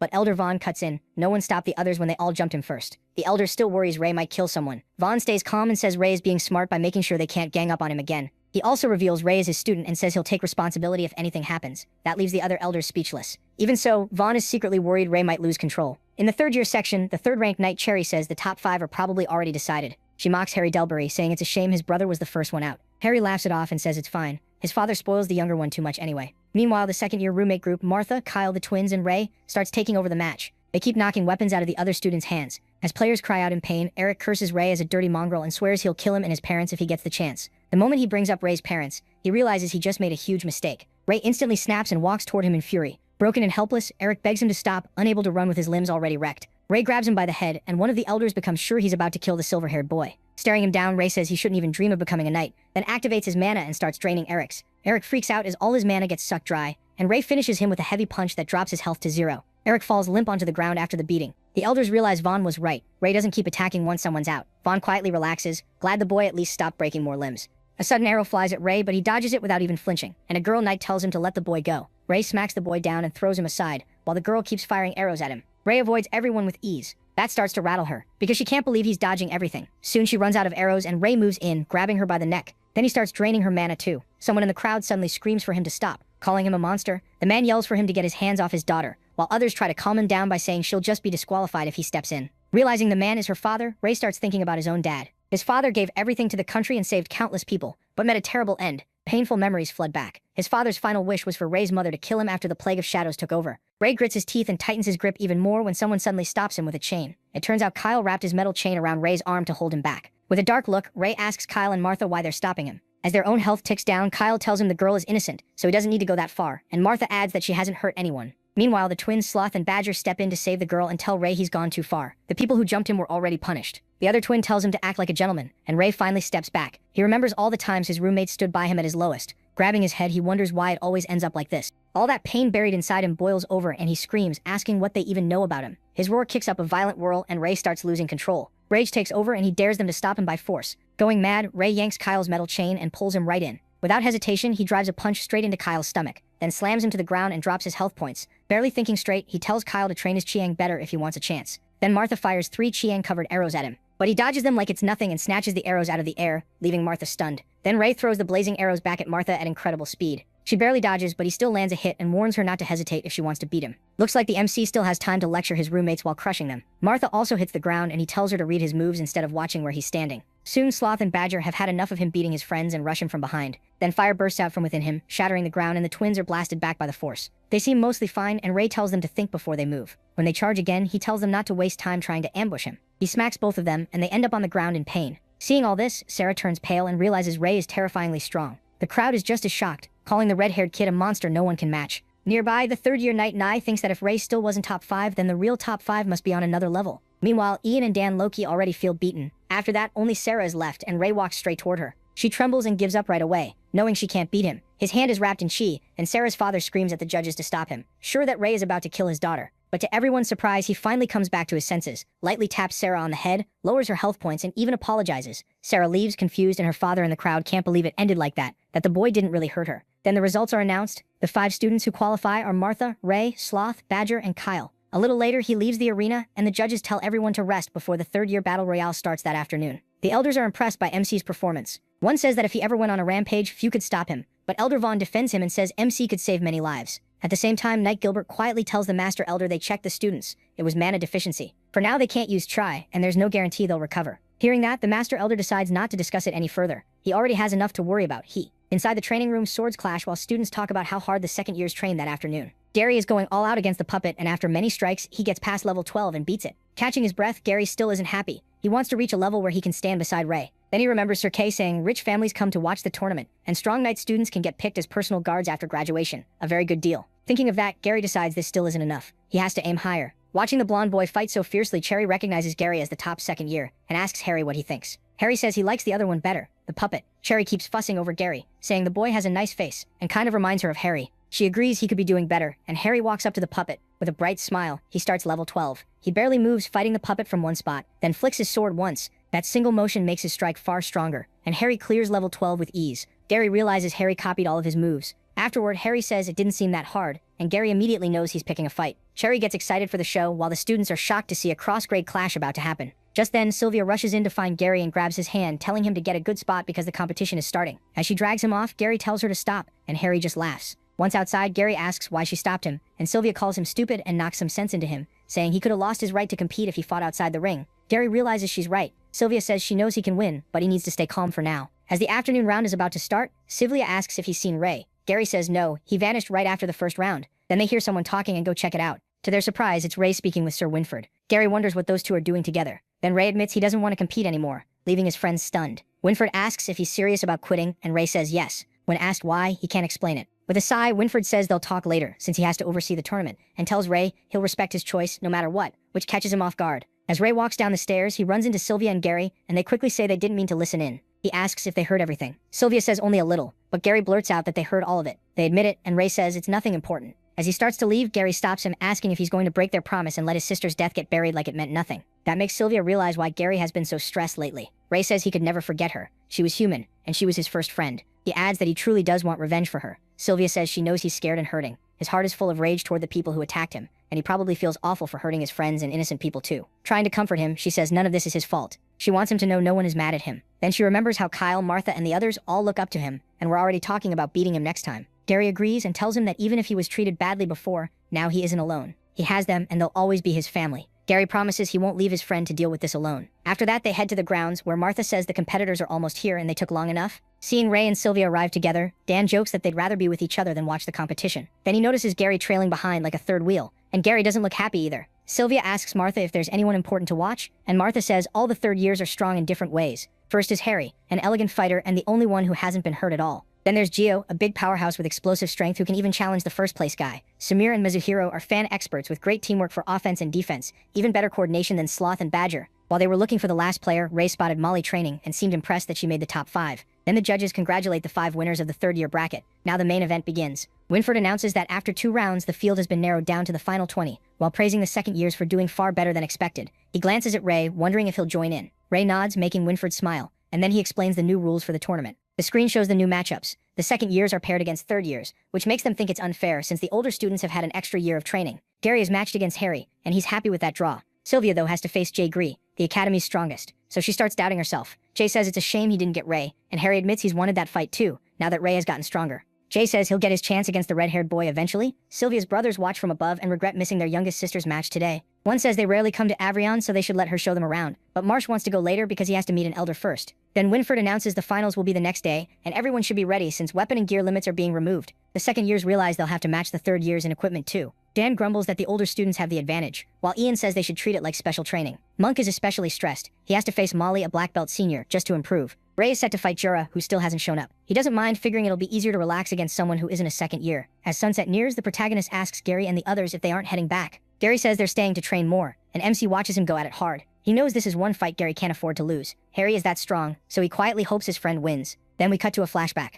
Winford is glad he changed his mind and says it's a relief. He brushes it off, saying his friends kept pushing him. When the protagonist asks if there's anything else he should know, Winford says he can't say much, but the top 10 will earn the right to represent Avrion in the World Combat Tournament. That shocks the red-haired boy, because he remembers there are only supposed to be 5 winners. Winford admits it involves the Pureblood Guild, and the elders will explain after the tournament. He just doesn't want MC to miss this chance, and MC understands. Back in the present, MC never expected this competition to cause so much trouble. He wonders what the Pureblood Guild plans to do next, then suddenly notices a slip of paper. It says, "Meet me at the arena at 9. The message makes him uneasy. It feels like a trap. Kay and Winford warned him not to act alone, but this may be his only chance to use his powers freely. He looks around and realizes he still knows almost nothing about the Pureblood Guild or the Dark Guild. If he wants clues about his father, he needs information. So he decides to use the Dragon Eye and catch whoever sent it, trap or not. Right then, Jay Gree walks up behind him. Jay says it's funny running into Ray now, and he's finally glad to talk to him after dealing with those ugly people earlier. It's Jay Gree, the strongest third year. He immediately asks if he's with the Pureblood Guild. Confused, Jay says no, he just wants to fight, since they won't get that chance in the tournament. Jay keeps pushing for a match right now, but MC politely refuses. He's not in the mood. That only irritates Jay. Ray had hoped for a real lead, not some musclehead with too much free time. Then Jay suddenly swings his huge sword at him. To Jay's surprise, the protagonist catches the blow with his dragon turtle gauntlets. Shaken by the ambush, he asks if Jay is crazy, and repeats that he doesn't want to fight. That confirms Jay's suspicion. MC's strength is no joke. Jay gets excited, saying nobody has ever stopped that attack so easily, but he couldn't care less. Jay swings again, and this time the force sends Ray flying back. The protagonist digs into the ground with his gauntlets and is stunned by the power, thinking Jay is as strong as Taurus. It becomes clear he may have to fight. Jay won't let him leave unless he's beaten. Then Ray spots someone behind Jay, even as Jay charges again. He instantly knows the masked figure is from the Pureblood Guild. The moment he realizes it, rage flashes through him. He uses Chut and shoves Jay aside before throwing a punch at the masked man. Then MC rushes him and unleashes a blazing attack. But the flames vanish the instant they hit the man's lance. Seeing his attack erased like that, Ray guesses there's something special about the lance. A second later, they get interrupted by the big guy again. Jay, annoyed, demands to know where the masked man came from and snaps that nobody should butt into his spar. Proving he's a pain, Jay immediately challenges the masked man too. The leader simply waves his hand, and more masked fighters appear, surrounding Ray. Jay clashes with the leader and complains it's cheap to bring backup, but he also seems to enjoy it. Meanwhile, he is already fed up with Jay and thinks he's more annoying than flies. He draws his sword. One masked attacker rushes in with a slash, but Ray jumps clear. In the next instant, he vanishes. The henchmen look around in shock until one warns them not to drop their guard. The protagonist is a black belt knight. A few tense seconds pass, then MC appears and strikes at one of them. His sword slams into the man's head with a clang. But another enemy uses chi to knock Ray's weapon away and disarm him. The others rush in together, all attacking at once. He avoids the blows with help from his turtle gauntlets and gets shoved back by the force. He quickly realizes these assassins are strong and their weapons are too. If he hadn't used the ice golem's protection, his gauntlets would have been damaged again. He freezes them over to protect them and figures normal close combat won't work anymore. At the same time, Jay and the masked leader are locked in a brutal fight, with Jay calling him a slippery eel. The leader thrusts his chi-covered lance with huge force, but then something unbelievable happens. Jay catches the lance with his bare hands. Holding it tight, he asks if the man really thought that could hurt him. Dust blasts out from the impact as Jay admits he isn't great at controlling his power, but in a real fight, he doesn't need to be. He boasts that he has far more chi than most people. To others it might be poison, but to him it's fine wine. With a vicious grin, Jay charges, sword blazing and chi wrapped around it. He goes wild, smashing down with insane force while the masked man barely blocks with chi. Then Jay finally grabs the man's mask and lands another heavy blow, sending him flying through the air. The impact triggers a huge explosion, so massive, even Ray is stunned, wondering if humans can really be that powerful. Jay looks at the mask in his hand and says, the guy's weapon must be pretty good if it survived that hit. He tosses the mask aside and mocks him for being too weak, but the man still gets back up. To everyone's surprise, it's Gira. Jay just laughs, barely shocked to see his classmate Gira, another third year. He taunts Gira for hiding so much all this time, and now that he's exposed, Gira looks furious. Enraged, Gira lunges at Jay. Jay blocks it with his sword. Elsewhere, Ray is still struggling against 5 henchmen. They're a pain to handle, but he's at least glad Jay is keeping the leader busy, and figures he owes him for that. The protagonist freezes one enemy's arm, but another comes at him right away. Then Ray vanishes again. Hidden above, he tries to buy time for his mana to recover so he can finish them off. The henchmen warn each other not to get ambushed and shout that they know he's running out of steam, so he should come out and make it quick. At the same time, Jay throws another massive strike, but Jiro leans back and avoids it. Jay asks how much longer he's going to keep hiding. Then Jiro pulls something from his armor, a small bottle. He opens it, leaving Jay confused. Watching from above, Ray realizes what it is, and his eyes go wide. It's a plague of shadows. Jiro drinks the purple potion, and a strange violet aura surrounds him. Jay feels at once that something is wrong with his chi. The purple energy surges out, and Jiro loses control, transforming into a terrifying monster. Ray yells for Jay to watch out. Jiro, now a plague of shadows, suddenly lunges at Jay, Gree with his spear. Jay is shocked by how much stronger he got and knows he has to dodge, but before he can, Jiro drives the lance into his chest. Stunned and bleeding, Jay realizes Jiro's speed and power are at least 10 times higher than before. He knows if the next hit lands, things will get ugly fast. Ray feels the danger below and knows he has to finish the henchman now, before the fight turns. Right then, one of them spots the red-haired kid and rushes in to kill him, but Ray makes it clear he's done wasting time. He smashes the guy with his blazing gauntlets and drops him hard. At the same time, Jiro keeps pressing Jay and taunts him, saying he's not as strong as people claim. Jay gets slammed back, then digs his sword into the ground to stop himself from flying away. Shaking, he admits he's not used to being pushed onto defense, but he's not done yet. Jiro says this is where Jay's story ends. He tells him to die, then charges again with the spear. Jay's body locks up. He can't dodge and he can't even move. It looks like the end as Jiro brings the lance down with crushing force. But Ray appears just in time and catches the spear with his frozen gauntlets, stopping it cold. Jiro stares in disbelief and looks over at his henchmen, only to see all 5 knocked out. That shocks him even more. The red-haired kid beat 5 elites alone. Ray takes the opening and uses flash freeze on the spear. Jiro lets go and jumps back. Badly hurt and still bleeding, Jay thanks Ray for saving him. Ray tells him to leave the rest to him, but Jay quickly warns him about the weapon. It's made from a crab spider demon's carapace, tough, able to reflect damage, and coated with a neurotoxin that can paralyze anyone it cuts. Keeping that in mind, Ray decides he has to end this fast. He releases his chi and flames burst around him. The fight starts up again and Ray keeps slipping past Jiro's fast attacks. Then in an instant, Jiro finally lands a hit on Ray and shifts his weapon, slashing and smashing him away. Thrown back hard, Ray realizes Jiro's weapon can even change form. His chest plate is shattered too, and his gauntlets are worn out from blocking. Panting, he knows one more solid hit could finish him, and he still needs to get his sword back. That's when Jay Gree calls out. Knowing Ray needs a weapon, he throws him his sword and tells him to use his baby. The moment Ray catches that huge sword, he nearly freaks out from how heavy it is. He can barely hold it, and the blade starts dragging to the ground as sweat pours off him. Ray is stunned by the weight, and Jay just admits it's insanely heavy, and tells him to swing it. Using chi, Ray knows he has no choice. If he doesn't swing now, they both die. Flames flare up, and he finally lifts the sword and brings it down at Jira. The blade crashes into the spear, and Jira says it's useless. His spear, he reveals, is built to counter heavy weapons like this. For a second, the clash between them crackles with tension. Then Rei uses ice and the sword starts freezing over. Jira panics as the spear's tip begins to freeze too. With the spear locked against the sword, the ice spreads fast and shatters it apart. Jira watches his weapon break into pieces, but that's not even the worst part. Rei swings one last time and drives the sword into him, ending Jira for good. Jay praises Rei for that brutal attack. Afterward, the ice-covered sword slams to the ground. Rei pants hard, thinking that one strike used almost everything he had. If it failed, he would have lost the fight. Then he tries to use mana siphoning on Jira, but the system says he can't absorb mana from an infected target. That confirms it. Jira was infected with the Plague of Shadows. More than that, he did it to himself after drinking the vial and turning his chi purple black. Rei starts connecting the dots. It looks just like the Dark Guild, but the Pureblood Guild is supposed to be separate. So if Pureblood had that potion, the two groups may be linked somehow. Then the dragon system tells him he's unlocked a new ability, Glamour. Rei notices he always seems to gain new skills in life or death fights. Still, he puts that aside for now and checks the bodies, searching Jira for anything suspicious. He finds the purple potion bottle, and that turns his guess into fact. This wasn't some random find. Someone is making these on purpose. Holding the bottle, Rei feels danger all through the academy. He can trust Winford and Serkei, but he still has to stay careful. For all he knows, this potion was made inside the academy itself. The shadows have already gotten in, and the students have no idea their lives are at risk. As Rei burns Jira's body to erase the evidence, he starts thinking the higher-ups may be hiding this on purpose. Maybe the head knights or even the 6 elders. After that, Rei goes to Jay and thanks him for throwing the sword, asking if he's okay. Jay says he's fine, then jokes that his baby suits Rei and asks if he's really a mage. Rei admits he knows some magic, and Jay says that's awesome. He's never seen a mage fight like this. Rei says he wants to keep his strength quiet for now, and promises to explain later. Jay agrees. Rei did save his life. Dead serious, the big guy says he owes Rei everything and tells the red-haired kid to call anytime he needs help, even if he has to jump into hell. Rei tells him that won't be needed and says he should focus on his injuries before the competition. Then he summons his wolf and says Noir will carry Jay to the infirmary. Seeing that, Gree is left stunned. Rei can even summon beasts, and now Jay feels dumb for ever thinking he could beat him. While riding Noir, Jay asks if Rei needs healing too, but Rei casually says his body is a little special, so he'll be fine by tomorrow. Before they leave, he tells Noir to take a hidden route so no one sees them,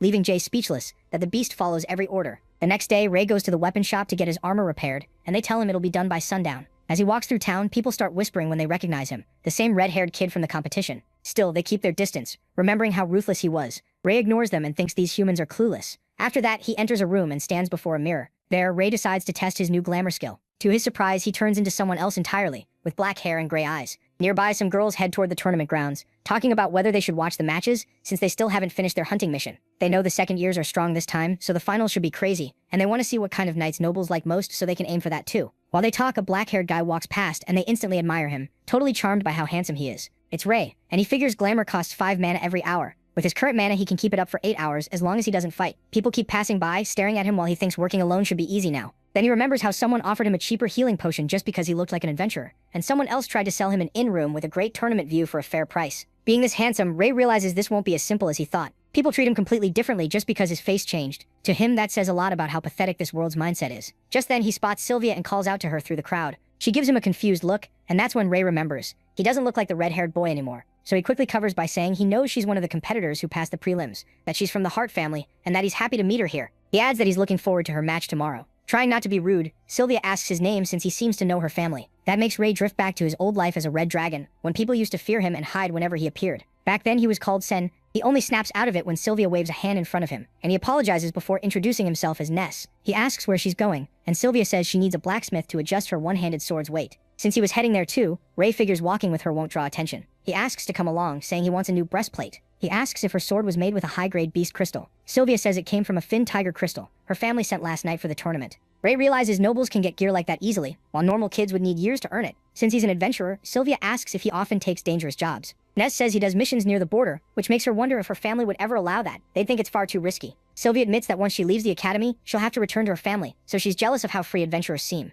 That hits Rei hard, bringing back the memory of his father, an adventurer, who died after risking his life. He quietly tells her, no one here is truly free. Then they hear an explosion. Alarmed, they look around as people rush by yelling that there's a fire. The two run toward it. At the blast site, the owner of the burning building is left in shock. Ness and Sylvia push through the crowd and hear that a merchant's carriage had stopped near the inn with what looked like beast crystals. Not long after, the place exploded. Rei asks if the merchant survived, and a bystander says he was taken to the infirmary. Nearby, a woman is sobbing. Her 2 children are still trapped inside. Sylvia rushes forward to save them, but Rei grabs her hand and stops her from going in. With a sigh, he decides to go himself. Sylvia warns he'll be burned alive. He says he can use ice magic, then cast Frostvine to cool the flames. Sylvia is stunned to learn he's a mage, but the fire suddenly flares up even worse. Rei heads inside anyway, covering himself in ice for protection. He knows he has to move fast. If he keeps burning through mana like this, his disguise will fail and his real identity will show. He activates Dragon Eye, finds the children on the top floor, and hopes they stay put. Outside, the fire spreads fast, and falling rocks start threatening the people nearby. Just as one is about to crush a man, someone uses a water snake spell to beat back the flames. Sylvia turns and realizes it's her oldest brother in a soldier's uniform, and she's thrilled to see him. Using water magic, he says it's been a while.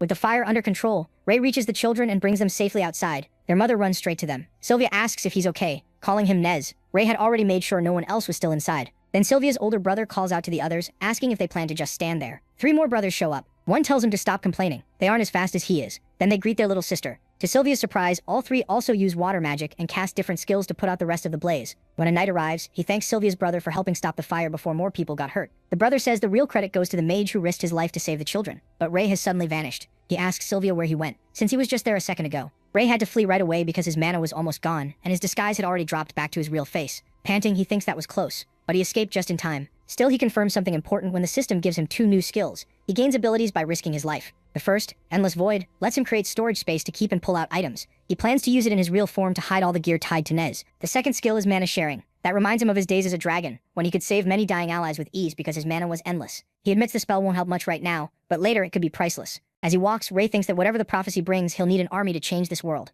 Mana sharing could help his followers grow stronger, as long as he has enough mana to support them. After saving those 2 children, he realizes the system doesn't reward him for beating strong enemies. It rewards him for saving lives. What confuses him is getting 2 skills this time. Was it because he saved 2 people? Back in the Minotaurus fight, several lives were at risk, yet he only got 1. He starts wondering what really decides the number of spells he unlocks. By the time he reaches the Academy Hall, he's still thinking it over. Maybe it only counts when someone is truly on the edge of death. He decides to test that idea later. Seeing the hall packed, Ray wonders what's going on. Then he realizes the families have come to visit their kids. Ian watches everyone reunite with their relatives. Kyle nudges him and jokes that they're family too, trying to cheer him up. They laugh it off, while Gary stands alone in a corner, clearly not expecting any visitors. Elsewhere, Sylvia meets her brothers and complains that they didn't warn her ahead of time, especially since even Max has grown so much. The oldest says they wanted it to be a surprise. Max shyly adds that after 2 years apart, a simple hello would have been boring. Then Sylvia suddenly blushes, staring at someone. Her oldest brother asks if she spotted a friend. She calls out to Ray, looking at the red-haired boy. Her brother recognizes him as the reckless kid from round 1. Max is excited and asks if this is the guy Sylvia talks about all the time, casually exposing her crush and making her panic. Friendly as ever, Max walks over,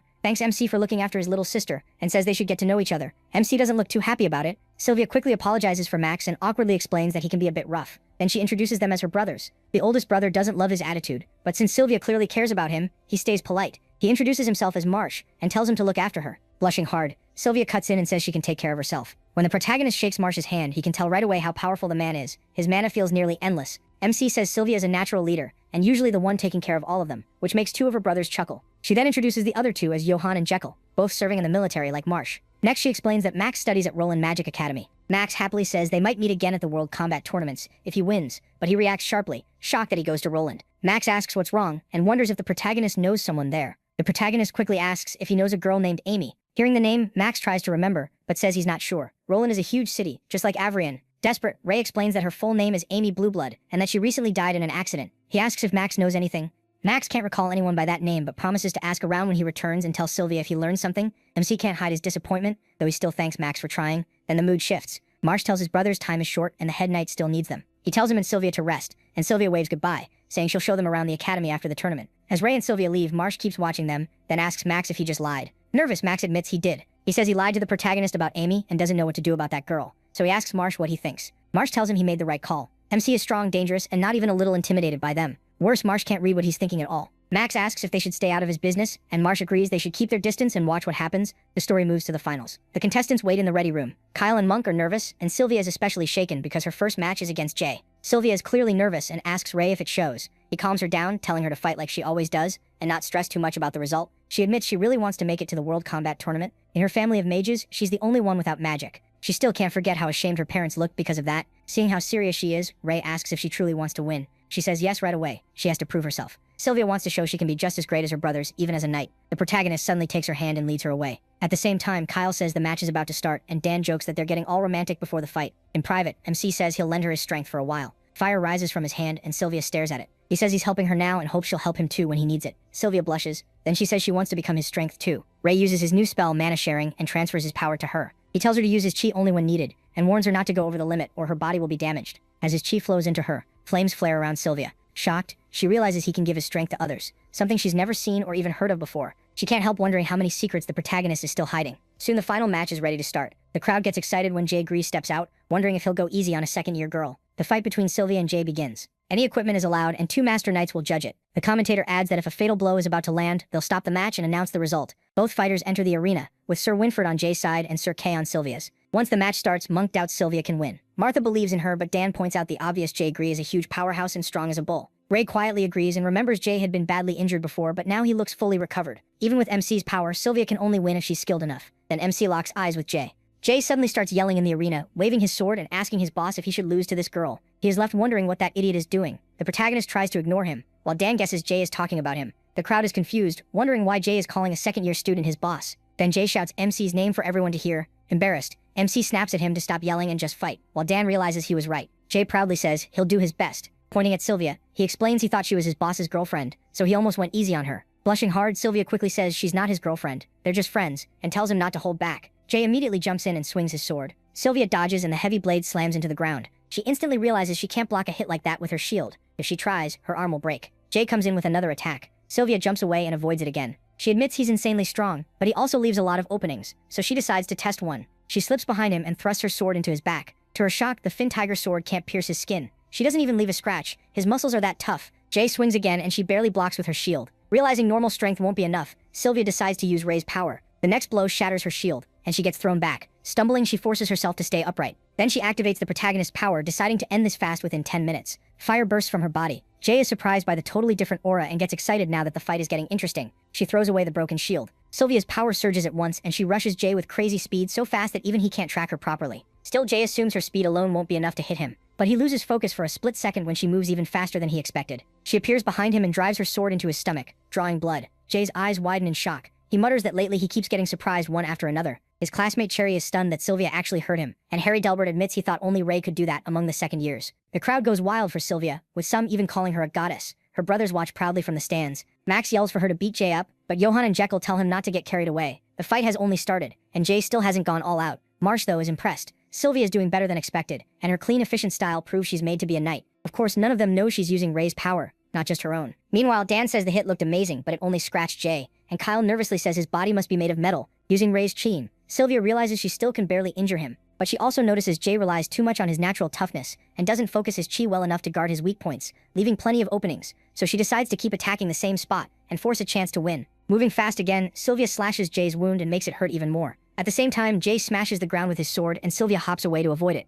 She dashes in again, aiming for the wound on his lower abdomen, but suddenly her energy starts fading. At the worst moment, Ray realizes she's run out of time. Shaking, Sylvia tries to hold herself together just a little longer. But in one instant, Jay strikes, her sword flies from her hand, and she's disarmed. He takes the opening and swings hard at her, while her classmates panic, sure she's about to get badly hurt. Then Winford calmly stops the sword and says that's enough, while Sir Kay catches Sylvia in his arms. Jay apologizes, saying he got carried away because it had been a while since he'd fought a girl this good. The judges then declare Jay Grease the winner, and the crowd cheers. Afterward, Monk is shocked by how strong Sylvia had become and thinks it's too bad she still lost. Martha says that by the end of third year, Sylvia might surpass Jay. Next up is MC versus Jira. His friends wish him luck, and as he walks out, he already knows Jira won't come because MC burned him to death. Still, he has to show up to keep appearances. On the way, Jay praises Sylvia and calls him boss again, and he silently agrees that she fought well. Once the protagonist takes his place, the commentators call for Jira to enter at once. The crowd starts buzzing, wondering if he overslept, ran away, or just chickened out. Cherry asks Harry if he's seen Jira lately, since she hasn't seen him since the tournament began, but Harry says he hasn't seen him either. To everyone else, Jira seems to have vanished. In truth, he already died at the MC's hands. Meanwhile, the head knights discuss his absence, and the crowd grows restless, waiting on someone they barely care about. The announcement finally comes. Since Jira never showed up, he's disqualified, making Ray the winner by default. The crowd is disappointed, and starts saying the whole thing feels rigged. Marsh is disappointed too since he wanted to see MC fight, and Max sighs bored because he had really hoped to watch him before possibly facing him in the future. Next up are Badger and Sumar. Badger is shaken without his twin, Sloth. They've always done everything together, even sharing a toothbrush, which grosses Dan out while he tries to cheer him up. He says he's going to check on Sylvia, and Martha teasingly tells him to send her regards. Kyle sulks, saying he's got it easy, and he wants to fall in love too. On the way to the infirmary, the protagonist thinks Sylvia wasn't badly hurt, and he also needs to take his chi back. He asks if she's okay, but Sylvia just hides under the blanket. Then she apologizes for losing even with his power. Ray tells her she still did her best, but Sylvia calls herself useless and starts crying. MC tries to cheer her up, saying Jay is basically a monster built out of muscle. She knows he's trying to help, but says that doesn't excuse losing. If a strong beast attacks out in the wild, failing to protect everyone means everything. Those words hit him hard. He remembers his old life as a dragon, and how he failed to protect his own kind. Pulling himself out of that painful memory, he thinks no matter how strong they get, they still can't save everyone. Through tears, Sylvia says she wants to protect the team and Ray too. That makes him realize something.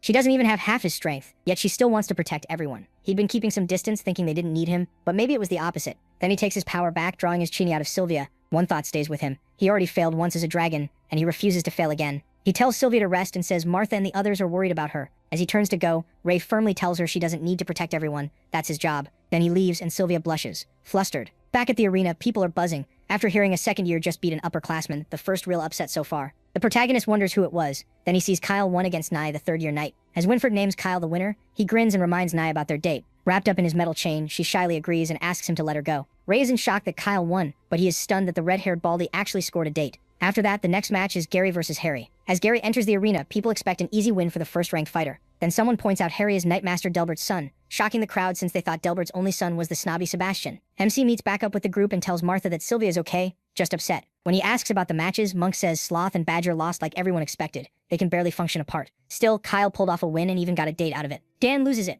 wondering how even that baldy managed to charm a girl. Is that the power of love? Monk says Ray came back at the perfect time because Gary's match is starting and everyone wants to see it. He asks if Gary will win, but he can't say. Deep down, the protagonist remembers he hasn't fought Harry since losing to him in first year. Back then, Harry claimed he was only ranked 50th, but the protagonist knows he was holding back, so now he quietly hopes Gary beats him. Meanwhile, Gary steps in fully determined to win. The fight starts, and both rush in at insane speed. Their swords crash together, and Harry starts laughing. He mocks Gary, saying he can't even feel any strength behind his attacks. Angry but controlled, Gary says he hasn't been holding back. Then he goes all in, launching a non-stop assault that actually gives Harry some trouble. Dan is impressed, thinking Gary has the third year cornered, but Monk isn't buying it. Ray watches and says, Harry still hasn't really started. He's right. Harry suddenly smacks Gary's sword away with one sharp blow. Gary freezes in shock and Harry yawns that this fight is boring. Is that really all Gary has? Gary starts to panic, confused because his strikes were landing on the sword, yet something feels off. He rushes in again with a fast attack, but Harry easily parries the thrust. As he dodges, Harry taunts him. If this is the strongest in his year, then that silver-haired girl is stronger. Gary doesn't even get time to snap back because Harry instantly follows with a brutal thrust. The hit sends Gary flying,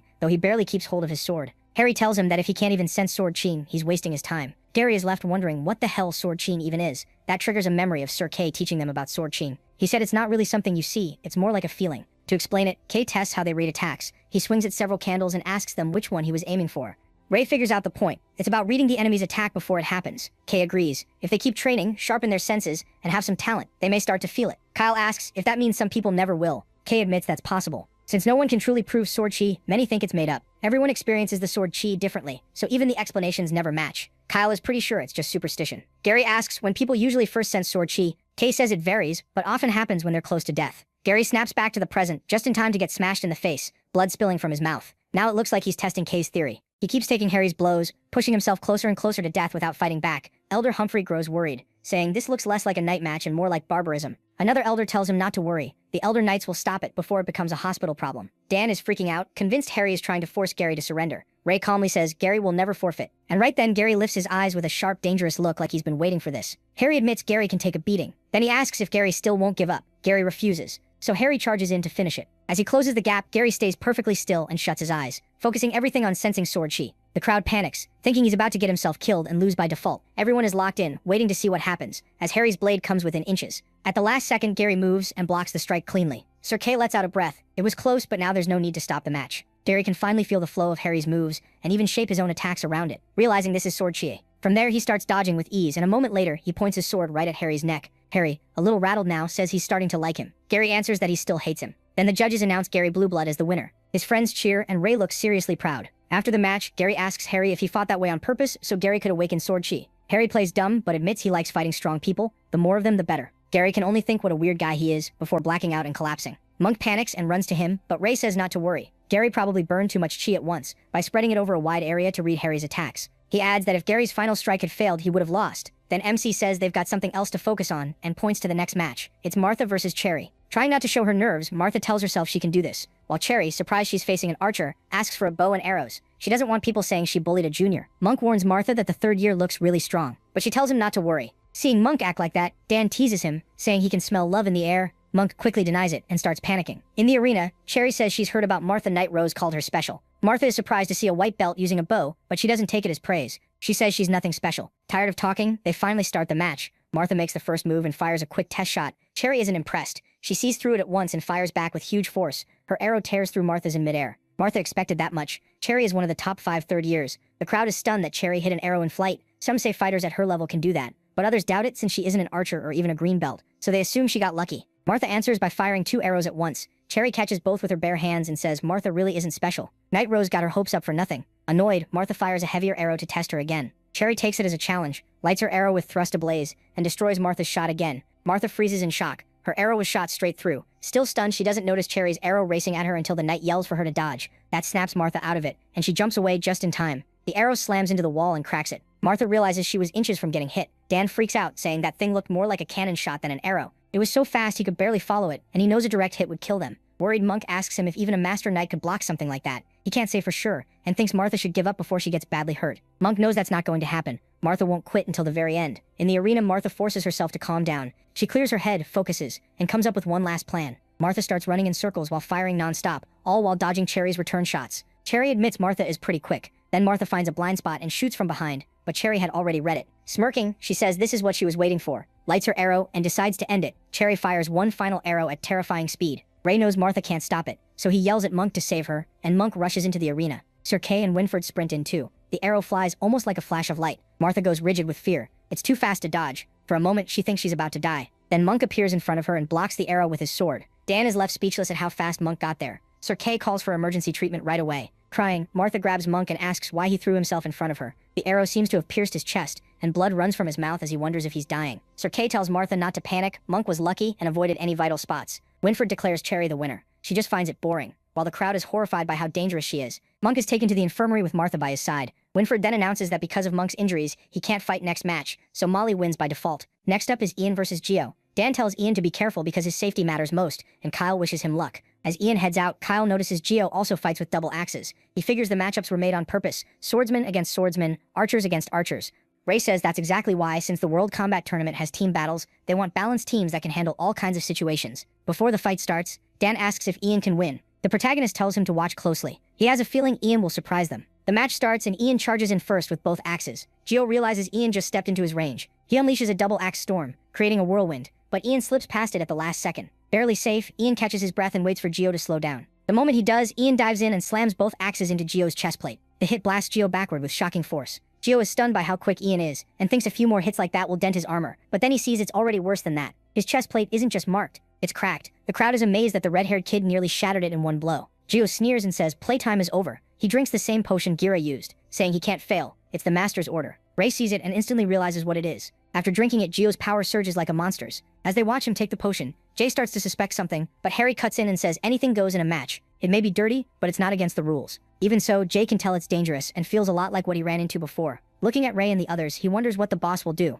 Ray is worried too. If he steps in now, he'll expose what he can really do. So he tries waiting for Winford or the others to notice. Then he realizes they still haven't stopped it, which means they don't know how dangerous it is. Grinning darkly, Gio powers up fast and goes wild, swinging both axes at Ian. Ian barely keeps dodging. Ray decides he can't wait and jumps into the arena. Dan yells, asking where he's going, and Kyle tries to stop him. Worried Ian will be disqualified, but Sir Kay blocks him and says he can't interfere. Ray says there's no time to explain, and tells him to move, then he drives a punch into his teacher's stomach. Kay coughs up a little blood, shocked that this brat hits that hard. Winford demands to know what's happening, and orders Ray to go back to his seat with Sir Kay handling him. Instead, Ray calls out to Jay and orders him to stop Gio. Jay moves instantly and rushes into the arena with sword in hand. As Gio lunges for another attack, Jay leaps in and brings his sword down on his head. The crowd is stunned to see Jay jump in too. Even Winford can't believe what these two are doing. Then Winford suddenly notices something wrong. Jay is shocked too. His strike didn't leave even a scratch on Gio. A strange aura starts pouring out of Gio like the plague of shadows, and with a twisted look he calls out Jay Gree. Wrapped in purple energy, Gio sneers and calls Jay trash. Winford orders him to stop or be disqualified, but in the next instant he sees Gio's face twist into something monstrous.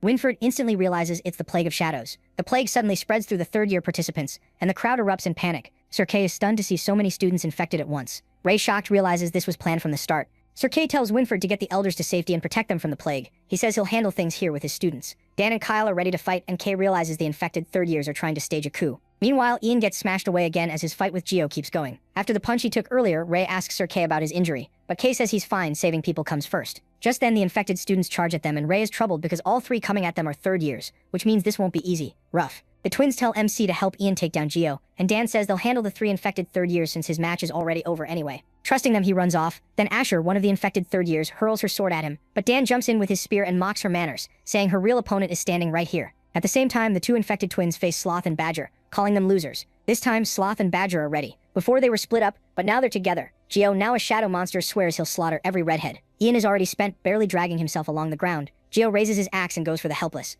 Ian as he crawls away. But Ray arrives just in time and drives his sword into Gio's armor, and then Harry appears behind him and stabs through the back too. Hit from both sides, Gio starts spraying blood. Harry praises Ray for moving fast, and Ray says Harry's not bad either. Then he checks if Ian is okay. Right then, Knight Winford makes a shocking announcement. The Dark Guild has attacked, and the arena has been infiltrated. While the academy falls apart, it's the second years fighting the kingdom's biggest threat, not the teachers or noble families. The whole place shakes with blasts and crashing sounds. Winford calls on every knight to protect their families, friends, and the wounded. This is a fight to the death for their honor. Elsewhere, Dan and the twins hold their own against the infected third years. As Ian is helped aside, Harry says the academy is in real trouble. Ray is relieved. Harry isn't the one behind this mess. With Gio waiting nearby, he asks what Harry plans to do, and Harry says he's making sure his comrades stay safe. Then they realize the monster took almost no damage from that attack. Gio lunges at them and slams down his axe, but they dodge the blow. Harry is stunned, thinking the guy can't be killed. Ray tells him the only way they stopped these things before was by burning them completely. The plague keeps them fighting until they physically can't anymore. Disgusted, Harry tells Ray to find his friends while he handles Gio. Ian, totally worn out, leans against a wall to rest. Ray leaves Gio to Harry. Jay yells for him to take him too, but Ray orders him to help Sir Kay instead, then runs off. He climbs higher to check the battlefield. Using his dragon eye, Ray sees how bad things are. People are fighting Dark Guild members everywhere. The infirmary is surrounded, and there are infected people all over the place. He rushes toward the infirmary, hoping Gary and Sylvia are safe. Elsewhere, Sylvia's 4 brothers are also fighting the Dark Guild, and Marsh says he never thought they'd sink so low as to work with pure bloods. The intruder shamelessly admits it doesn't matter how they do it, as long as they reach their goal. Marsh tells his brothers to spread out and attacks with Water Slash, while the Dark Guild man says they're only delaying the inevitable. Marsh then tells Max to find Sylvia and keep her out of this. Meanwhile, Winford briefs the head elder on everything and says he already alerted the whole city, just as ordered. The elder barely reacts and tells Winford to leave. But Winford clearly has more to say, then swallows it and walks out in silence. At the infirmary, Gary is lying in bed when a man dressed like a conductor approaches with a syringe. Gary asks what he's doing, and the man claims it'll ease his pain. Just as he's about to inject Gary, Sylvia and Martha rush in and stop him. Martha attacks, but he dodges and reveals his true form. He's infected by the shadows. Sylvia runs to a boy who was already injected and asks if he's okay, but it's too late. Then more infected appear, and one gives them a choice. Join them or die. Gary picks a third option, fight back. Sylvia tries to stop him, saying these people might still be saved and begs him not to kill them. Gary kicks one of them in the leg, but the shadows mess with his head, reminding him these are his comrades and he can't bring himself to kill them. One infected offers Gary a place at their side, and a second later Martha shoots him with an arrow. She tells Gary the others may be comrades, but that one isn't. As Sylvia praises her, they notice the infected are starting to lose control. Gary says they can't worry about hurting them now, but Sylvia tells him to just hold them down, break bones if he has to, just don't kill them. As they struggle to fight back, Gary asks what's happening. Martha doesn't know either, except that the infected have gone berserk. Sylvia thinks someone may be trying to stir up chaos, so they need to leave. Martha panics and says they have to find Monk in the operating room. When they get there, the window is splashed with blood. They rush inside and find Monk holding a sharp tool, completely shaken as he admits he killed people. Martha comforts him and says none of this is his fault. Meanwhile, Gary and Sylvia struggle to hold the doors shut against the infected. They can't keep it up much longer, and Gary snaps at Martha and Monk to hurry up. It looks like a lot of people were infected, and Nye suspects the third years planned this betrayal. Knowing how obsessed they are with bloodlines, she never thought they'd sink so low and become pawns of the Dark Guild. Then a shadow attacks from behind, but Kyle saves her by striking it down. He asks if she needs help, calling her a charming lady. A second shadow jumps him, and this time Nye saves Kyle by smashing the zombie away, leaving him stunned. She tells him to worry about himself first. That only makes Kyle want to protect her even more. Kyle mocks the third years for making everything worse, and Nye says she doesn't know if they were forced or joined willingly, but this was clearly planned.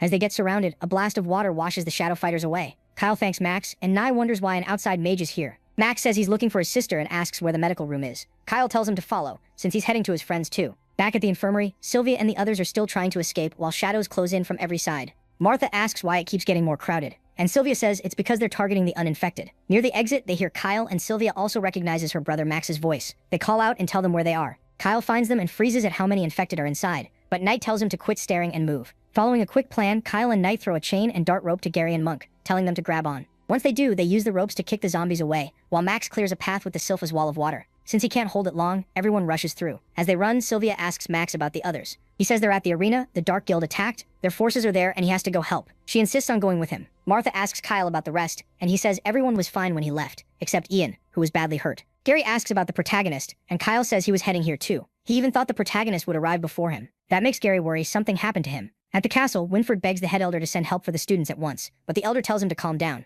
The arena attack could be a trap, and moving their forces might put the castle at risk. Winford asks to go alone, since Sir Delbert and Bernardo are here, but the elder cuts him off and reminds him his duty is to guard the palace. Winford grimly admits that many people will be sacrificed, and the elder says a knight should understand, sometimes the few must die to save the many. Outside the room, Ray has heard everything. He's shaken that they're willing to abandon the students. The head elder gives his final order, and Winford accepts it. Hearing that, MC gets furious. In his rage, he realizes that to them, the students' lives mean less than the academy's secret. To him, it's a foolish choice made by foolish humans. Then Ray makes his move using his glamour power to change his appearance, because from here on, he'll fight his own way. Elsewhere, Harry keeps fighting and asks Jae if backup has arrived. Jae just grins and says they don't need it. He rarely gets to fight this freely, and he feels like taking on 10 at once. At the same time, Sir Kay fights beside Marsh. Seeing his uniform, Kay guesses he's a general from the Allure Kingdom. Marsh confirms it and says they need to finish fast, because things will get worse in the second stage. Kay cuts down an enemy, thinking the exact same thing. Then it cuts to Asher, already infected, attacking Dan and mocking him for being weak. Dan says this is her limit. She can only go this far by borrowing power that isn't really hers. Right then, an arrow flies in and pierces Asher's neck, making her cry out in pain.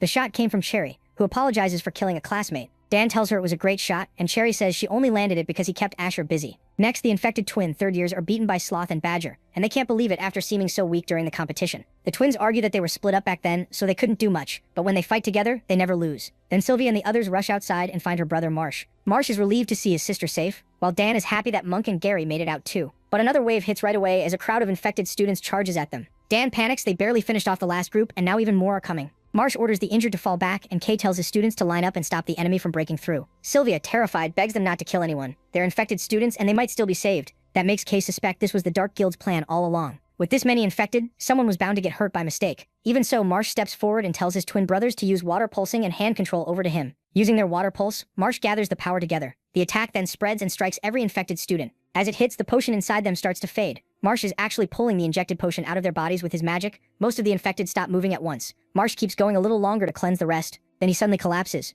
drained, and his siblings rush over to him. Kay is stunned. Having a lot of mana isn't enough to control magic this precisely on so many people. Marsh is monstrously strong. Sylvia holds Marsh as he says he's fine. He just burned too much mana at once, and a few days of rest should fix it. After that, Kay tells Kyle and Monk to gather the wounded and asks Gary to check the infected students and see how they're recovering. Inside, Kay feels thankful these mages kept the losses low. Once this is over, the academy will owe them. Just as things start calming down, dark clouds suddenly gather and lightning crashes down. Everyone freezes in shock. Something slams into the ground with a violent boom. They all stare, trying to see through the dust. Then, to their shock, a figure in full armor steps out after making a brutal entrance. Gary, wide-eyed, asks Kay if he knows who that is. The armored man answers first, calling Kay by his real name, Caden, and saying it's nice to see him again. Kay snaps that he has no right to use that name. Marsh then recognizes him and is shocked he came in person. It's Mothram, the former elder of Avrian Knight Academy and the leader of the Dark Guild. Marsh gives his brothers a look, signaling them to move. They attack together with a water slice that seems to cut straight through Mothram, but Mothram only sneers. The silver-haired mage's attack does nothing. Marsh is stunned that his power had no effect at all. Mothram says if that's how they want to play, then this is the end, and lightning starts forming in his hand. He hurls the lightning at the silver-haired twins, Johan and Jekyll, and both scream in pain. Marsh watches in horror as the twins drop unconscious after the blast. Caden is shaken. He's never seen a human use lightning magic like this. Back then, Mothram never had a power like it. Mothram says he's sorry he didn't come sooner, but he knew none of the elders would show up, not even if everyone here died. Then Cherry steps in and fires an arrow at him with full force. Mothram calls it too slow and swats the arrow aside like it's nothing. Jae attacks from behind, swinging his sword at Mothram's head, but Mothram mocks him as a foolish child and blasts him with lightning. The hit sends Jae flying into a wall. Mothram then turns back to Caden and asks if the students call him Kay now. Kay ignores it and demands to know what he wants. Mothram says he'll let Kay make a choice. Caden is confused, wondering what kind of choice this is. Mothram explains, Kay can leave and get help from the elders, but for every minute he's gone, Mothram will kill one person. How many survive is up to him. Forced into a cruel choice, Kay asks what the other option is, while signaling Gary, Kyle, and Monk to get ready. Mothram says the other option is simple, stay and watch him kill them all, one by one. Kyle and Monk quietly move into place. In the next second, Kay, Monk, and Kyle rush him together. As they close in, Mothram realizes this is Caden's answer. They strike at once, but Mothram vanishes like a flash of lightning. Everyone is left searching for where he went.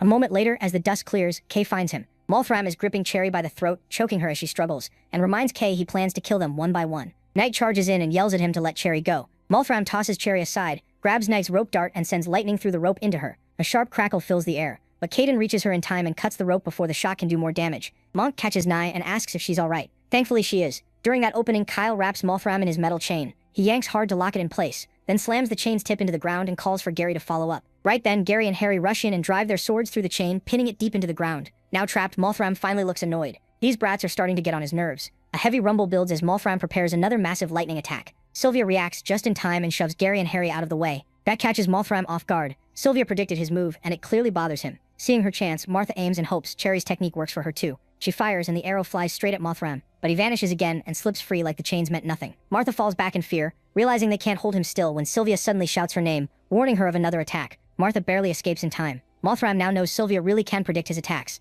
so he decides to deal with her first. He rushes in, but Marsh and Max stop him with water slash. Their attacks crash loudly around him. Then Dan charges with his spear and leaps at Mothram, driving the weapon straight at him. Dan is left stunned when it does nothing. He put almost all his power into that strike. Wolfram sneers that he's tired of this fight and now they can die. A huge orb of lightning forms in his hand, cracking the ground beneath it. The air fills with terrifying lightning, so powerful it looks like it could wipe out the whole academy. Then, in an instant, Gary leaps in and brings his sword down hard on Wolfram's shoulder. Wolfram isn't hurt, but he admits Avrian still managed to raise a few exceptional students. Too bad. He says they're all going to die here anyway. He blasts Gary away with lightning, then surrounds himself in so much power that anyone nearby would be thrown back. Barely able to stand, Kay forces himself toward Mothram and wonders how he became this monstrously strong. At this point, he figures only the 6 elders can stop him. Even clutching his chest, Kay pushes closer through the pressure. Mothram tells him it seems his plan failed. The elders really are willing to sacrifice them all just to keep those secrets buried underground. Caden realizes what this guy is after, and breaks into a sweat. He snaps that Mothram can keep dreaming, then calls him insane. The moment Kay says that, the armored man raises a lightning-charged finger at him and says he has his own way. He makes it clear he won't leave empty-handed today. Right as he's about to finish, Caden, a screech rings out behind him and someone swings hard at Mothram, but he barely avoids it.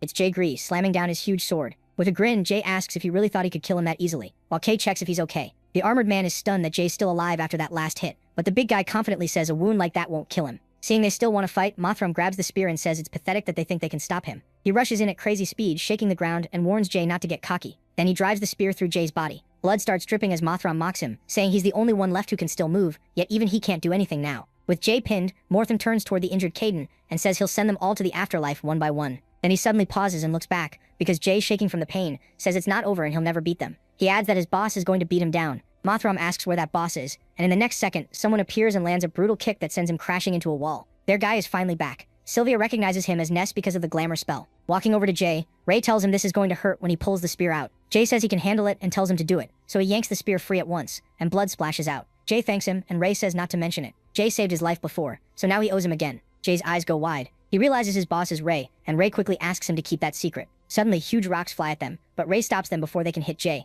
Mothram is back, furious that they keep wasting his time. He tells him he'll pay for all of this, but the protagonist is already fired up. He says he's had a bad day too, so Mothram showed up at the perfect time to get beaten. He steals himself, activates his dragon eye, and dares him to come on. As Ness faces the enemy, Sylvia warns him to watch out for the lightning attacks. She's shocked because even Jay, the strongest among them, couldn't last and got dropped fast, but Ness is handling it. As he avoids another lightning strike, he's glad he got ready for this fight in advance. At the same time, a knight rushes to Winford with news that one of the squads at an elder's mansion was attacked. Winford immediately asks about casualties. The knight says no one died, but over 50 people passed out. The ones who woke up remembered nothing and never even saw the attacker. All they know is that it was one person. They're safe and don't have outside injuries. The strange part is that those who woke up can't use chi anymore, almost like they have mana deficiency. That makes Winford freeze. Could Ray be behind this? Back at the battle, Ness keeps fighting Mothrin. He's relieved he absorbed mana from those soldiers because without it, this fight would be a disaster. He figures he needs to turn 100 mana into chi to keep up, and save 20 for glamour since this guy is so strong. While he's thinking that, his enemy prepares another thunder attack that no one else could endure. But the lightning is dodged by Ness, and Kay's eyes widen. The move he just used looks like a stealth skill only black belt knights are taught. Mothrim, still smug,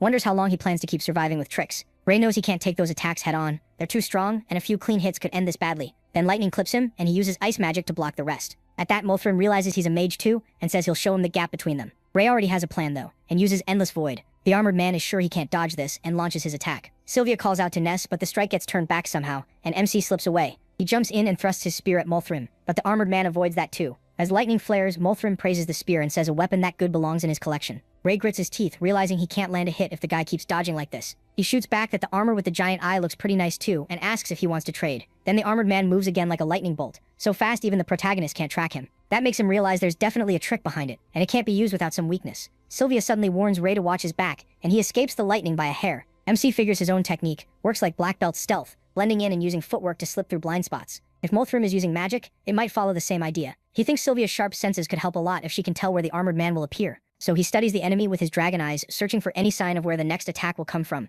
Then he tries attacking on that guess while Mothrim keeps firing lightning. Using the same old trick, Ray turns the attack back and finally lands a hit. From that he works out the skill. Mothrim uses lightning to move his body. It's insanely fast but not impossible to sense. Like animals feeling a strike before it lands, tiny currents show up where he's about to stop. Enraged, the armored man demands to know how dare he use his own skill against him. He realizes Ray and Sylvia need to be taken out before they become real problems. He knows this magic is still a nightmare to deal with. Even if he catches the signs, sensing the current and reacting in time is incredibly hard. Then Mothrim unleashes a huge stream of lightning and says understanding the skill won't be enough to stop him. At the same time, he notices the protagonist's weakness. MC realizes he's been figured out. He's almost out of mana and his body is giving out. Sylvia warns him that danger is coming, but he can't move. His legs go weak and Mothrim takes the chance, blasting him with a massive lightning strike and calling it checkmate. The attack tears up the whole area. Ray is thrown away hard enough to make him cough up blood. Holding his own wound, Jay rushes over and catches him. The protagonist can barely move now and realizes even turning 100 mana into chi isn't enough to block those attacks. Seeing the boy still standing after that, Mothram secretly thinks he's a monster and wonders who this kid is. He's never heard of anyone like him in Avrion. Jay tells MC they've fought the armored man this whole time and still haven't even scratched his armor. The gap between them is too big, and if this keeps up, they'll all die. MC asks for Jay's help and begs him to lend his strength. Jay agrees without hesitation, saying he'd even die for him. Then Ray absorbs the big guy's mana, and the sudden silence makes Mothram suspicious. He attacks again, but he has recovered by taking power from the strongest fighter there. He tells Jay to rest, and Jay drops unconscious to the ground. When the protagonist releases chi, the armored man is shocked. Something is wrong. His chi multiplied in an instant. Flames rise around him as his body fills with overwhelming chi, and he charges straight at the armored man. He unleashes a storm of attacks at blinding speed. Seeing him fight like that, Sylvia looks proud. Marsh is stunned that he can still move, and Caden stares in shock, thinking Ray's current power could rival an elder. Mothram admits this boy is really something else, and the fight grows even more intense. Using Endless Void, MC blocks the lightning from hitting him. The armored man builds up an enormous lightning strike strong enough to burn someone to ashes, but Ray endures it and guards himself with chi as the blast slams into him. Sylvia and Jay both shout, worried if he's still alive. When the dust clears, he is still standing. Mothram is shocked the kid lasted this long. Since none of the elders are showing up, he decides he has no choice left. He'll use his final attack on the protagonist. Meanwhile, borrowing that much chi starts putting a huge strain on Ray's body, so he decides to end this fast. Then the armored man gets a message. His men found the passage he wanted. Mothram tells them to meet at the usual spot, and before leaving, he calls MC Ness and says he won't forget him. Starting today, the Dark Guild will put a bounty on his head, and MC dryly asks if he should feel honored. He even tells him to raise the reward a little. Mothram says goodbye and tells him to enjoy whatever peaceful days he has left. Then he vanishes in an instant. Once the armored man is gone, everyone finally breathes again, and Sylvia realizes it's really over. Ray, completely drained, lets out a relieved sigh. He figures Mothram really backed off, and his body was nearly done anyway. He tells Jay they need to leave, and the big guy helps support him. Sylvia still isn't fully sure it's over. At the same time, Gary and Monk wake up, stunned they're still alive. Marsh, also out of strength, gets up and asks his sister where that young man went, telling Marsh not to push himself yet. Sylvia says Ness vanished just like last time. Still, she smiles a little, feeling sure they'll meet again somehow.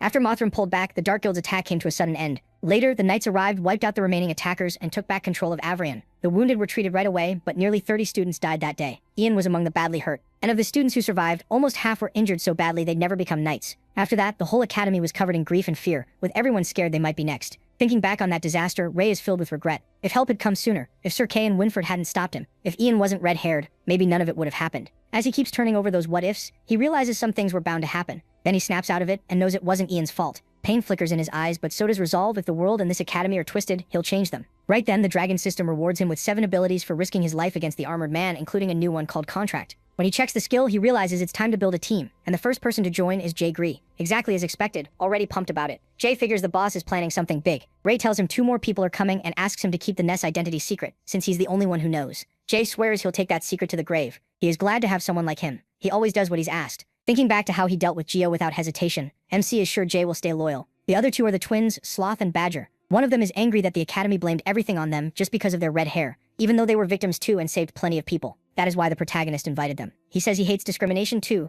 That's why he's joining a team that wants to change the world. And if they feel the same, he wants them with him. Jay eagerly says he's in. Badger admits he always saw MC as a loner, so he didn't expect him to work with anyone. Hiding that he started the team, MC says the leader is Ness, and he's joining because he believes in his ideals. He also warns the Dark Guild will likely return, and if they join Ness's team, they'll gain shared power and protect each other. Jay instantly realizes it's the boss's team and thinks that's awesome. Hearing the name, Badger guesses Ness is the one who fought Mothram and forced him back. Since Ness is inviting people instead of looking down on redheads, it sounds like a good deal. When he asks Sloth, his brother is fine with it too. He reminds them that betrayal means death, and asks if they accept. Jay agrees without hesitation, and Badger says he'd never turn on his allies. Since Jay and him are in, he has no issue with it. With that, the protagonist gets them all to accept and tells them to place their palms on the magic circle, the contract. As they put their hands on it, they feel a sharp burning sensation, and then a dragon tattoo appears on their arms. Ray says this mark is their symbol, and from now on they'll be called Crimson Wings. Badger is fine with the name, but asks why MC only chose them and not Kyle, who's red-haired too. MC says Kyle talks too much, and for now they need to stay hidden, so he'll wait before asking him. Badger admits that's fair, but points out they can trust Gary too. Sloth agrees. That makes him think about Gary. He's been down ever since the tournament got delayed, since that ruined his chance to investigate Amy's death. It's not that Ray doesn't trust him. He's worried how far Gary would go for revenge if he had this power, and he might not be able to stop him. So now he wonders what Gary is planning. 1 week later, things at the academy seem to be settling down. Then Gary comes to the protagonist and asks him to meet at the library after practice. When Ray gets there, he jokes that Gary inviting him to the library feels strange, and asks if he's actually studying. Gary says he's been having dreams again and hearing voices in them. Surprised, MC asks if he remembers what they said, but Gary, holding a book, says not clearly. He only remembers following the voices. He explains that every night he walks through endless darkness, led by those voices until he reaches a place full of light. The feeling there is gentle but powerful. Then he prays to the light for power, and she promises to give it to him. So in short, Gary thinks he met a goddess in his dreams. Then he shows Ray a book called The Dragon Knight's Journey. Gary says there's a legend that the Academy's 5 Dragon Knights met a goddess before their awakening, and that's where they got their power. Smiling with excitement, he thinks he's figured something out and shows him records, saying nearly all of those dragon knights went through something similar before awakening. One record says that for several nights, a dragon knight heard voices calling from the dark. He followed them, reached the source, met the goddess, had the evil in his heart cleansed, and received her blessing. She even showed him the future and his role in it. After reading that, Gary says it has to be talking about the dungeon behind the red door. People also say there's a goddess at Roland, so maybe one is hidden under Avrian too. That shocks Ray because he remembers an elder talking about protecting something. Gary grabs him excitedly, seeing this as real hope to find the goddess and gain her blessing. The protagonist thinks it all sounds suspicious. From what the elder said, something important is hidden under the academy. Something they'd even sacrifice students to protect. He isn't sure it's really divine like Gary thinks. He warns Gary that security around the dungeon area is much tighter now, so getting in won't be easy. But Gary says there's more. Molly came to see him a few days ago, and she's been having strange dreams too, a lot like his. The difference is that she remembered the route. Following what she saw in her dreams, Molly found a path outside the city that leads underground. Ray asks if she met the goddess, but Gary says no. It was like what happened at the prison. She didn't get far before a gate stopped her. Then Gary grabs MC's shoulders and says he's not stupid. That's exactly why MC is here, because he was the one who opened the gate back then. Desperate, Gary asks for help and says he has to come with him. He feels the weight of it. Even if they're stronger now and could run from a monarch rank monster, they know nothing about that place and it could be worse than they think. Still, if a goddess really isn't Avrian, the protagonist has too many questions for her about his reincarnation, the prophecy, the Dark Knights, his father, and Amy. So he agrees to go, but says they need to prepare first. Before he can finish, Gary thanks him and grabs his hand, dragging him off to meet Molly. When they reach the dorm, Gary snaps at Molly. They only agreed to tell Monk. He demands to know why so many people are here. Molly says she only told Monk and Gary. Furious, Gary grabs Monk and asks when he turned into a loudmouth, like Kyle. Kyle tells him to stop attacking allies, and Monk awkwardly admits he spilled it, because Martha said couples shouldn't keep secrets. That makes Ray and Gary freeze. They just found out those two are dating, while Dan stands there stunned that Monk actually said it out loud. Then Sylvia steps in, says they already know, promises to keep it quiet and insists on coming too. She adds that things at the academy have felt off lately, then winces and admits she doesn't want to lose any more friends. MC suddenly tells everyone to be quiet because he senses someone outside. As he moves to the door, he wonders if they were followed. Maybe the Dark Guild is still in the city. He yanks the door open, but no one's there. Monk looks too and guesses it was probably just an animal. Ray still warns them to stay careful since the academy's been tense lately, then tells everyone to get inside and hear Molly out so they can make a real plan. Later, the academy is caught in heavy rain. As the city gets drenched, knights guard the main gate when a red-haired kid, Badger, comes running up for help. Panicked, he screams and rushes toward the knights. Terrified, Badger begs them to save his brother from a monster. Pointing to Noir, Ray summons Wolf attacking him. The knights see Noir going after the boy and panic. One knight tells Badger not to worry. The beast can't get far while carrying someone. He orders the others to alert the sentries and get ready to cut it off. While the knights chase after the wolf, he and the others stay hidden in the bushes until they're far enough away. Then Ray and Jay use the opening to pull the chains and open the bridge gate. The group quickly slips through the gate, and the protagonist tells Jay to pull the bridge back up, shut the gate, and contact him right away if anything happens. Jay agrees. As MC joins the others, Gary realizes why he brought the twins. They were the perfect distraction for the knights. Then he tells Molly to lead the way. As they move, she says the entrance is near the base of the mountain, so it's still a decent walk, and tells everyone to keep up. As the rain keeps falling, Monk says it's getting colder and asks if Martha's okay. She says she's fine. Dan, though, complains that he's not fine. He's sick of third-wheeling with those two. Suddenly, something like snow blocks their path. But Martha senses danger, raises her bow, and says snow doesn't move. A bunch of ice golems starts rumbling toward them. Sylvia yelps that they've got company. Then rabid rabbits burst from the forest too, and Sylvia is immediately grossed out. As Ray fights the ice golems, he wonders why there are so many monsters in these woods. And if Molly made it through all this alone, maybe she's hiding something. While Dan handles the rabbits, he happily gets an intermediate crystal. Kyle stares in disbelief and asks how he got that lucky when he killed two monsters and got nothing. Meanwhile, the protagonist checks his dragon system and sees he now has 79 intermediate crystal points, almost enough to level up. Once the fight is over, Molly urges everyone to move and reminds them they need to get back before dawn. A little later, they reach the cave entrance, and it gives off a strange aura. Ray hears something from deeper inside, and Gary heads in. Their footsteps echo as they walk, and Molly says they've reached the farthest point she made it to last time. A huge gate stops them. Dan stares at it, asking when this was built, and if they can even open it. Gary looks at Ray and expects him to open it like before. MC puts his hand on the massive gate, and the dragon system asks if he wants to open it. He chooses yes, and the gate slowly creaks open, leaving everyone shocked. Dan asks how he opened it, just by touching it. Then Kyle blurts out that he might be the kid from the prophecy. Sylvia asks what prophecy he's talking about, and Kyle is ready to spill everything, but the protagonist cuts him off and says that's enough. Kyle quickly covers his mouth, embarrassed. MC tells Sylvia not to listen to him because he just has a hero complex, all while regretting bringing such a loud mouth. Then he leads them through the door. Quietly, Sylvia feels like Ray is slipping farther away from her, but they still have a long way to go. An endless staircase waits below. As they descend, Monk says they have no idea where this path ends, and wonders if it really goes under the school. Molly says it might. Kyle asks what the goddess might look like and what everyone plans to ask her. Martha says she imagines the goddess as kind and beautiful, and wishes she could be like that too. Dan sarcastically asks how she even knows it's a goddess. He argues that the god protected the continent, wiped out the mages, and gave power to the knights, so why would a being that powerful be a girl? Martha fires back hard and crushes his ego. She points out that for such a big, strong guy, he's never beaten Sylvia once. Dan gets annoyed and Sylvia tells them to stop because they're almost at the end. After the long climb down, they finally reach a palace-like place underground and can barely believe it was hidden there the whole time. They push through another door full of questions about the eerie place and what it's made of, guessing it might be some kind of cathedral. Then Ray notices a mage statue in the center and feels sure he's seen that person before. Molly and Dan look for another exit, but find none, and Monk says this might be a dead end. Sylvia notices him staring at the statue and jokes that yeah, she's pretty, but it's still just a statue. Ray asks if she knows who it is, and Sylvia guesses it's the goddess. Thinking hard, he feels certain he's seen her before, but he still can't remember where. Then Martha says the floor under the statue sounds hollow, and Gary guesses there's a hidden passage. Dan tries pushing the statue himself, but it's way too heavy, so he asks for help. Kyle and Gary join in, but even together they can't move it at all. Then Ray puts his hand on the statue, and just like before, the dragon system asks if he wants to open the gate. He already expected that, and the hidden path opens. As they enter the passage, everyone is amazed by how beautiful it is, and Monk gets excited they might really be about to meet the goddess. Looking around at the shining walls, Sylvia wonders if they're covered in magic crystals. Then Gary looks ahead and spots a huge glowing crystal. That's when it hits them. They think they found the god. As light pours from the massive crystal, everyone believes that's the god. Dan, though, is a little disappointed since he can't even tell if it's male or female. Martha snaps at him for talking disrespectfully, and Monk says he finally believes it really was hidden under Avrian. Gary just stares in shock, realizing it was true all along. Then the ground suddenly starts shaking beneath them. They stumble in fear, thinking they made the god angry. Kyle instantly blames Dan for talking nonsense, and Dan hurriedly apologizes. Only Ray stays on his feet. As he resists the force, he feels the god's power and realizes his chi is being pulled out of him. His chi keeps draining away, and he understands the entity is trying to show him something as he's pulled into another place, or maybe his own subconscious. The protagonist braces himself for whatever comes next, and his past self, the red dragon, appears too. Then he sees a future where the world is at its darkest,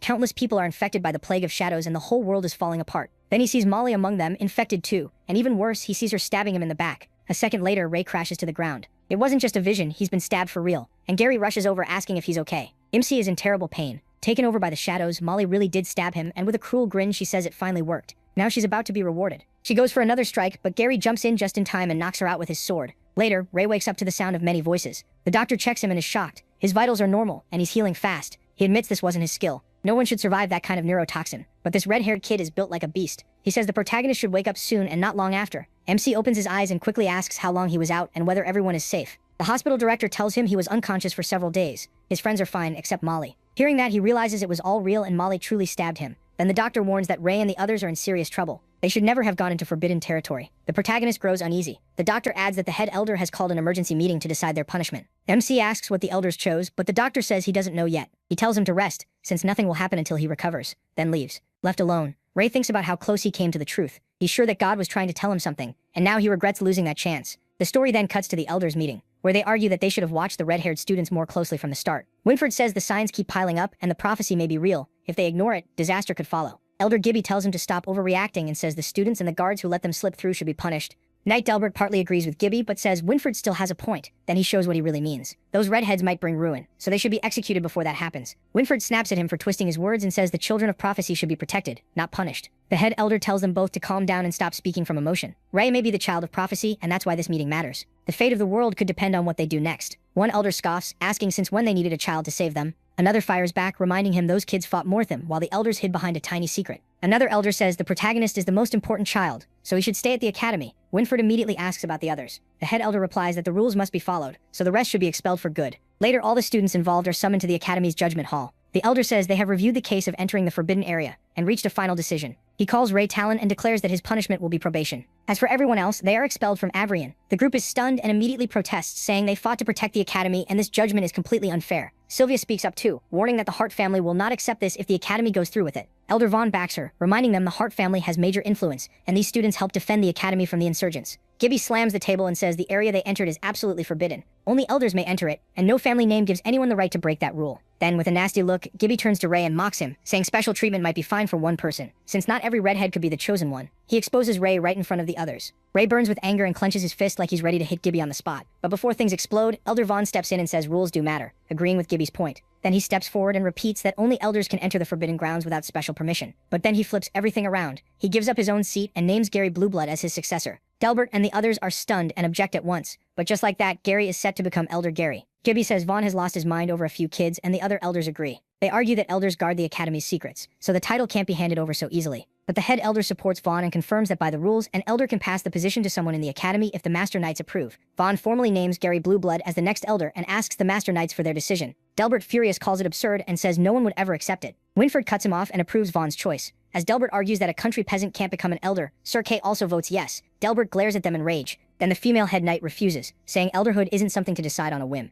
Delbert turns to the last Master Knight, Bernard, hoping for support. Before Bernard answers, Winfred reminds him that these kids stood with them in their darkest hour. Many died in that battle, and this is the least they can do to repay them. The room goes silent as everyone waits for Bernard to speak, and he sides with Vaughn. Delbert twists in frustration, calling the whole thing foolish. The head elder then declares that since Vaughn passed his seat to Gary Blueblood, Gary will not be punished. Right after that, Gary raises his hand and gives the seat to Dan, asking the Master Knights to approve it. Caden, Winfred, and Bernard agree without hesitation, leaving Delbert and the female knight grinding their teeth. Now safe from punishment, Dan passes the seat to Monk, and the chain keeps going until it reaches Sylvia. While this happens, Ray watches Gibby and wonders why the old man suddenly went quiet after Vaughn gave up his seat. That makes him question what Gibby is really thinking. After Martha Woodwork passes the seat to Sylvia Hart, every one of them avoids punishment. With no other option, the head elder admits this follows the rules and ends the whole dramatic hearing. Sylvia quickly tries to pass the seat back to Gary, but Vaughn stops her and explains that once an elder seat is passed on, the same person can't receive it again. So the elder formally names Sylvia one of Avrian Academy's 6 elders. The poor girl turns red, completely overwhelmed by the sudden twist. Back in the dorm, everyone is still making noise about what happened and how casually Vaughn made such a huge choice. Martha argues with Dan, saying Sylvia is clearly a better elder and will do just fine.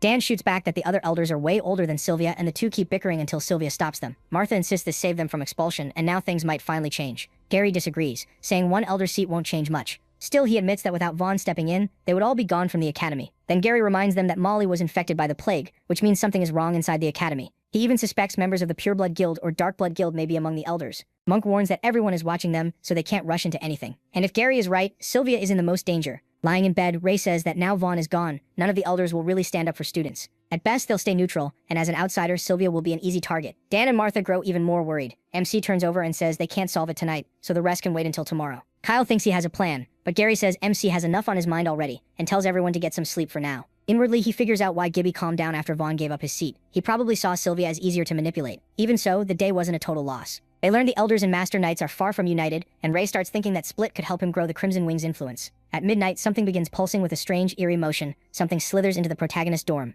It's a dark shadow, creeping toward him as he sleeps. The shadow puts its hands over his face, and a voice whispers that it finally found him. Then it wraps around his body while he struggles in his sleep. A man swallowed by the shadow suddenly tells Ray to run, and MC jolts awake, screaming when he sees the shadow right in front of him. The noise wakes everyone else in the dorm, and they rush over. They stare at him in shock as he jerks up in terror. Ray is being attacked by the plague of shadow, and while he tries to fight back, his friends jump in to help. Gary moves to strike it, but the protagonist tries to stop him and gets hit instead. Luckily, Kyle saves him. Sylvia attacks and notices a human shape inside the shadow as it slips out of the dorm, while the students try to stop it. Hearing the commotion, Winfred and Sir Kay rush in, asking what happened and whether everyone is safe. Sylvia explains that Ray was attacked, but he reacted fast enough to avoid getting hurt. Kay questions him about the attacker, but MC says he couldn't see who it was. Winfred tells Kay to report this to the elders at once, send 2 teams after the culprit, and keep another team guarding the dorms. At the same time, Ray thinks that even though he never saw the face, the voice sounded like his pop's. Outside the dorm, Winfred says this may be worse than they thought. From the student's description, the intruder wasn't a normal infected person, it was a shadow warrior. He also worries because the front lines are getting worse, and reports say whole platoons are being surrounded by shadow beasts.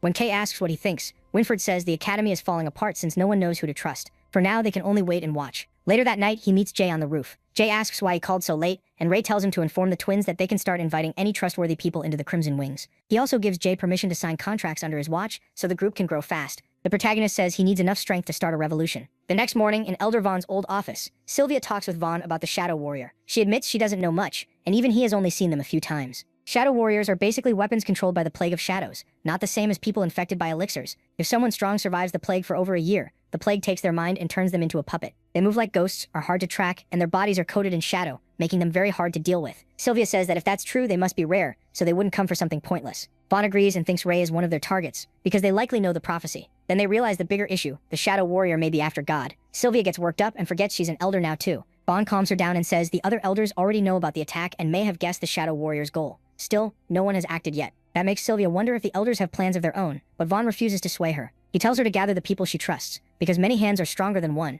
and whatever she does, she'll need support. Their talk is interrupted by a firm knock at the door, and Ray has come to visit. Seeing him, Vaughn excuses himself, saying he needs to speak with the head elder. On his way out, he tells Ray to visit him at the martial arts club later, because he still has plenty to teach him. After Vaughn leaves, Ray steps up to Sylvia. She asks why he came, and he says he needs her help getting out of the city. She reminds him he was attacked just yesterday, and people are still watching him. Sylvia says it's a bad idea, but he insists he needs to hunt more beasts to get stronger, and staying here will only put him in more danger. Using the fact that she cares about him, he speaks in a desperate tone, and she gets flustered before agreeing, so long as he returns before sunset. He thanks her, though he feels guilty, because he has to find his father before anyone else does. It's then revealed that Ray originally came to invite Sylvia into the Crimson Wings, but he overheard her talk with Vaughn, and learned that Pops came for God. He leaves the city, and since the underground route should be heavily guarded, the cave outside the city is his only way in. Back in the office, Sylvia's left worried. Vaughn returns to find Ray already gone, and she asks for his help. She wants some guards moved from the prison. Assuming she has a plan, Sylvia says that if the Shadow Warrior is after God, they should use that to bait it out. Still, she wonders if they can actually kill it once they find it. Vaughn says it's possible, but not easy. With that, she goes to gather her team and asks Vaughn to teach them how to kill a Shadow Warrior. She thinks she can't keep relying on Ray to protect her. Now that she's an elder, she has to protect everyone.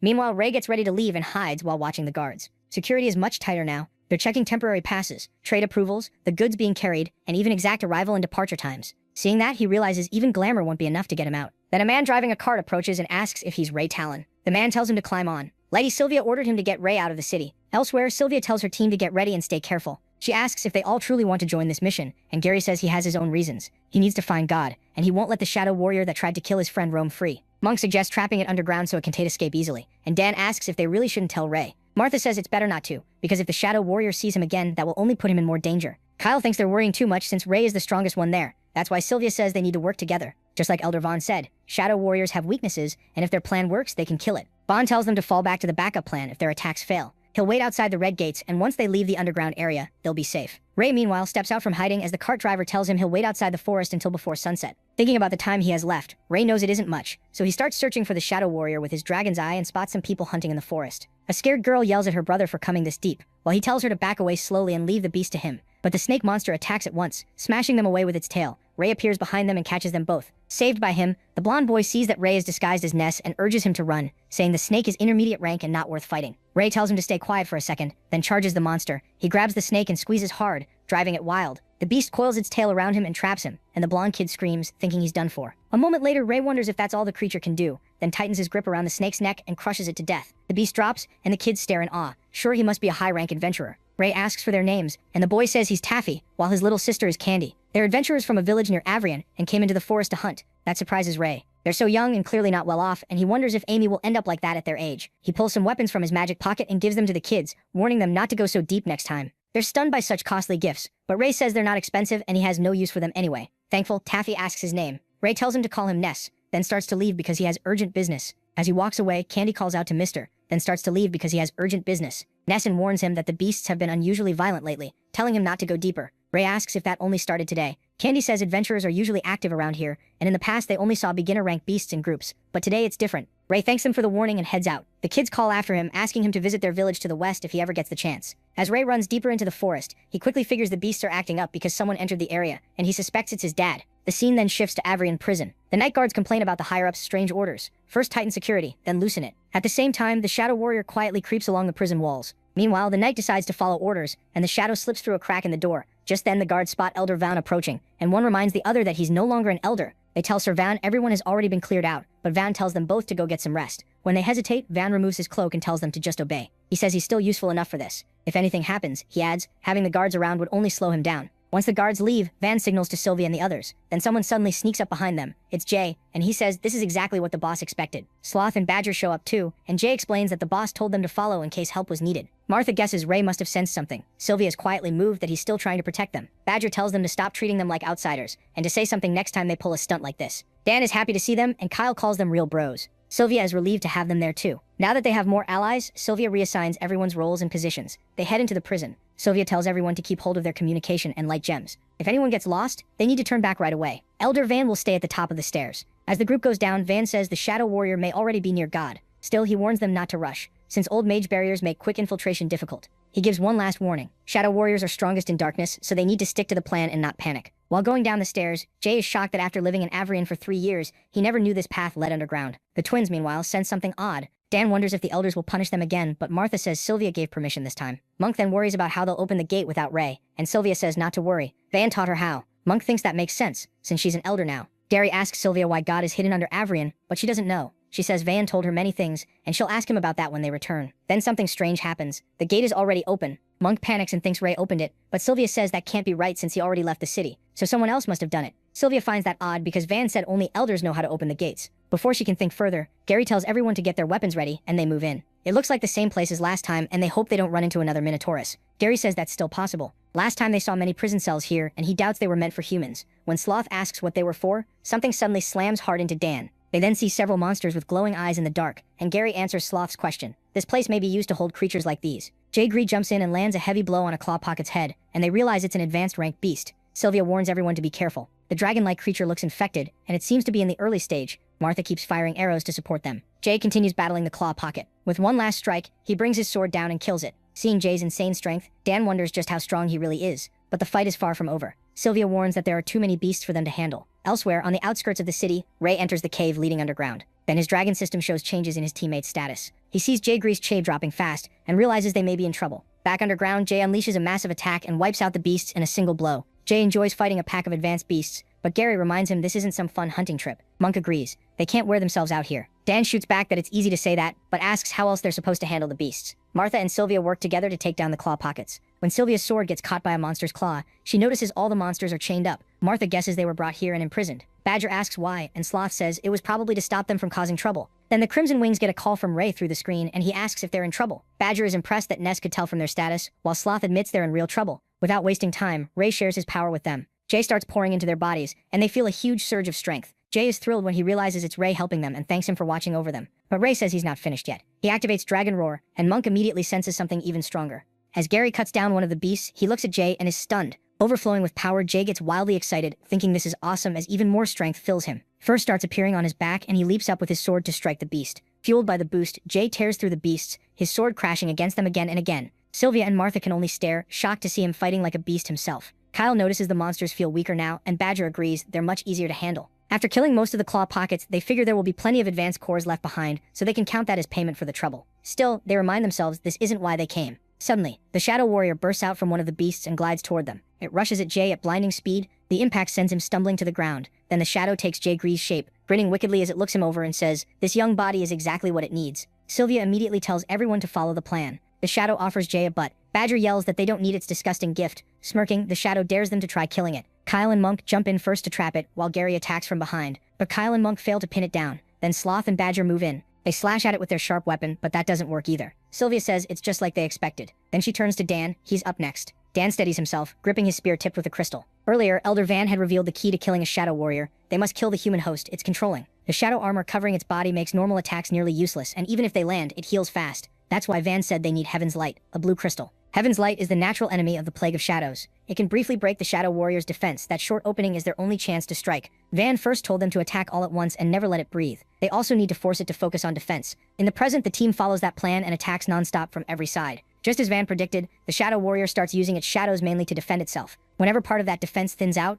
they know that's the moment to act. While the others keep it busy, Dan appears from behind and drives the Heaven's Light into its body with his spear. For a moment, the face of the man inside the shadow is exposed and he screams in pain. Then he goes berserk, and Dan is blasted away. They realize the Heaven's Light didn't go all the way through, but Van had warned them about this. If Heaven's Light doesn't kill it, someone must follow up right away. That would be their last shot. Sylvia makes her move. Everyone else can only watch, counting on her. She comes down from above with all her strength and slashes at the shadow. Kyle desperately asks if it worked, but Sylvia, terrified, says she missed her chance completely. Now the Shadow Warrior looks even more frantic and dangerous. Stunned, they decide to move to the backup plan. Gary yells for everyone to run, remembering Elder Vaughn's last warning. If they failed, they had to escape and leave the rest to him. The Shadow Warrior mocks them, asking where they think they're going. Then it hits them with a force that stops them in place and knocks them down. Crushed by the pressure, they can barely move, and Monk realizes the shadow may be controlling their bodies. As it pins them down, the Shadow Warrior sneers that they still haven't accepted its gift. Full of guilt, Sylvia apologizes to Ray in her heart, feeling this is the best she could do for him. She shuts her eyes in fear, bracing for the Shadow's attack. But everything changes when Ray suddenly rushes in and charges straight at the Shadow Warrior. Stunned, Sylvia cries out, asking why he's here when he already left the city. Ray ignores her completely. He swings his sword at once, and the Shadow Warrior seems ready for him.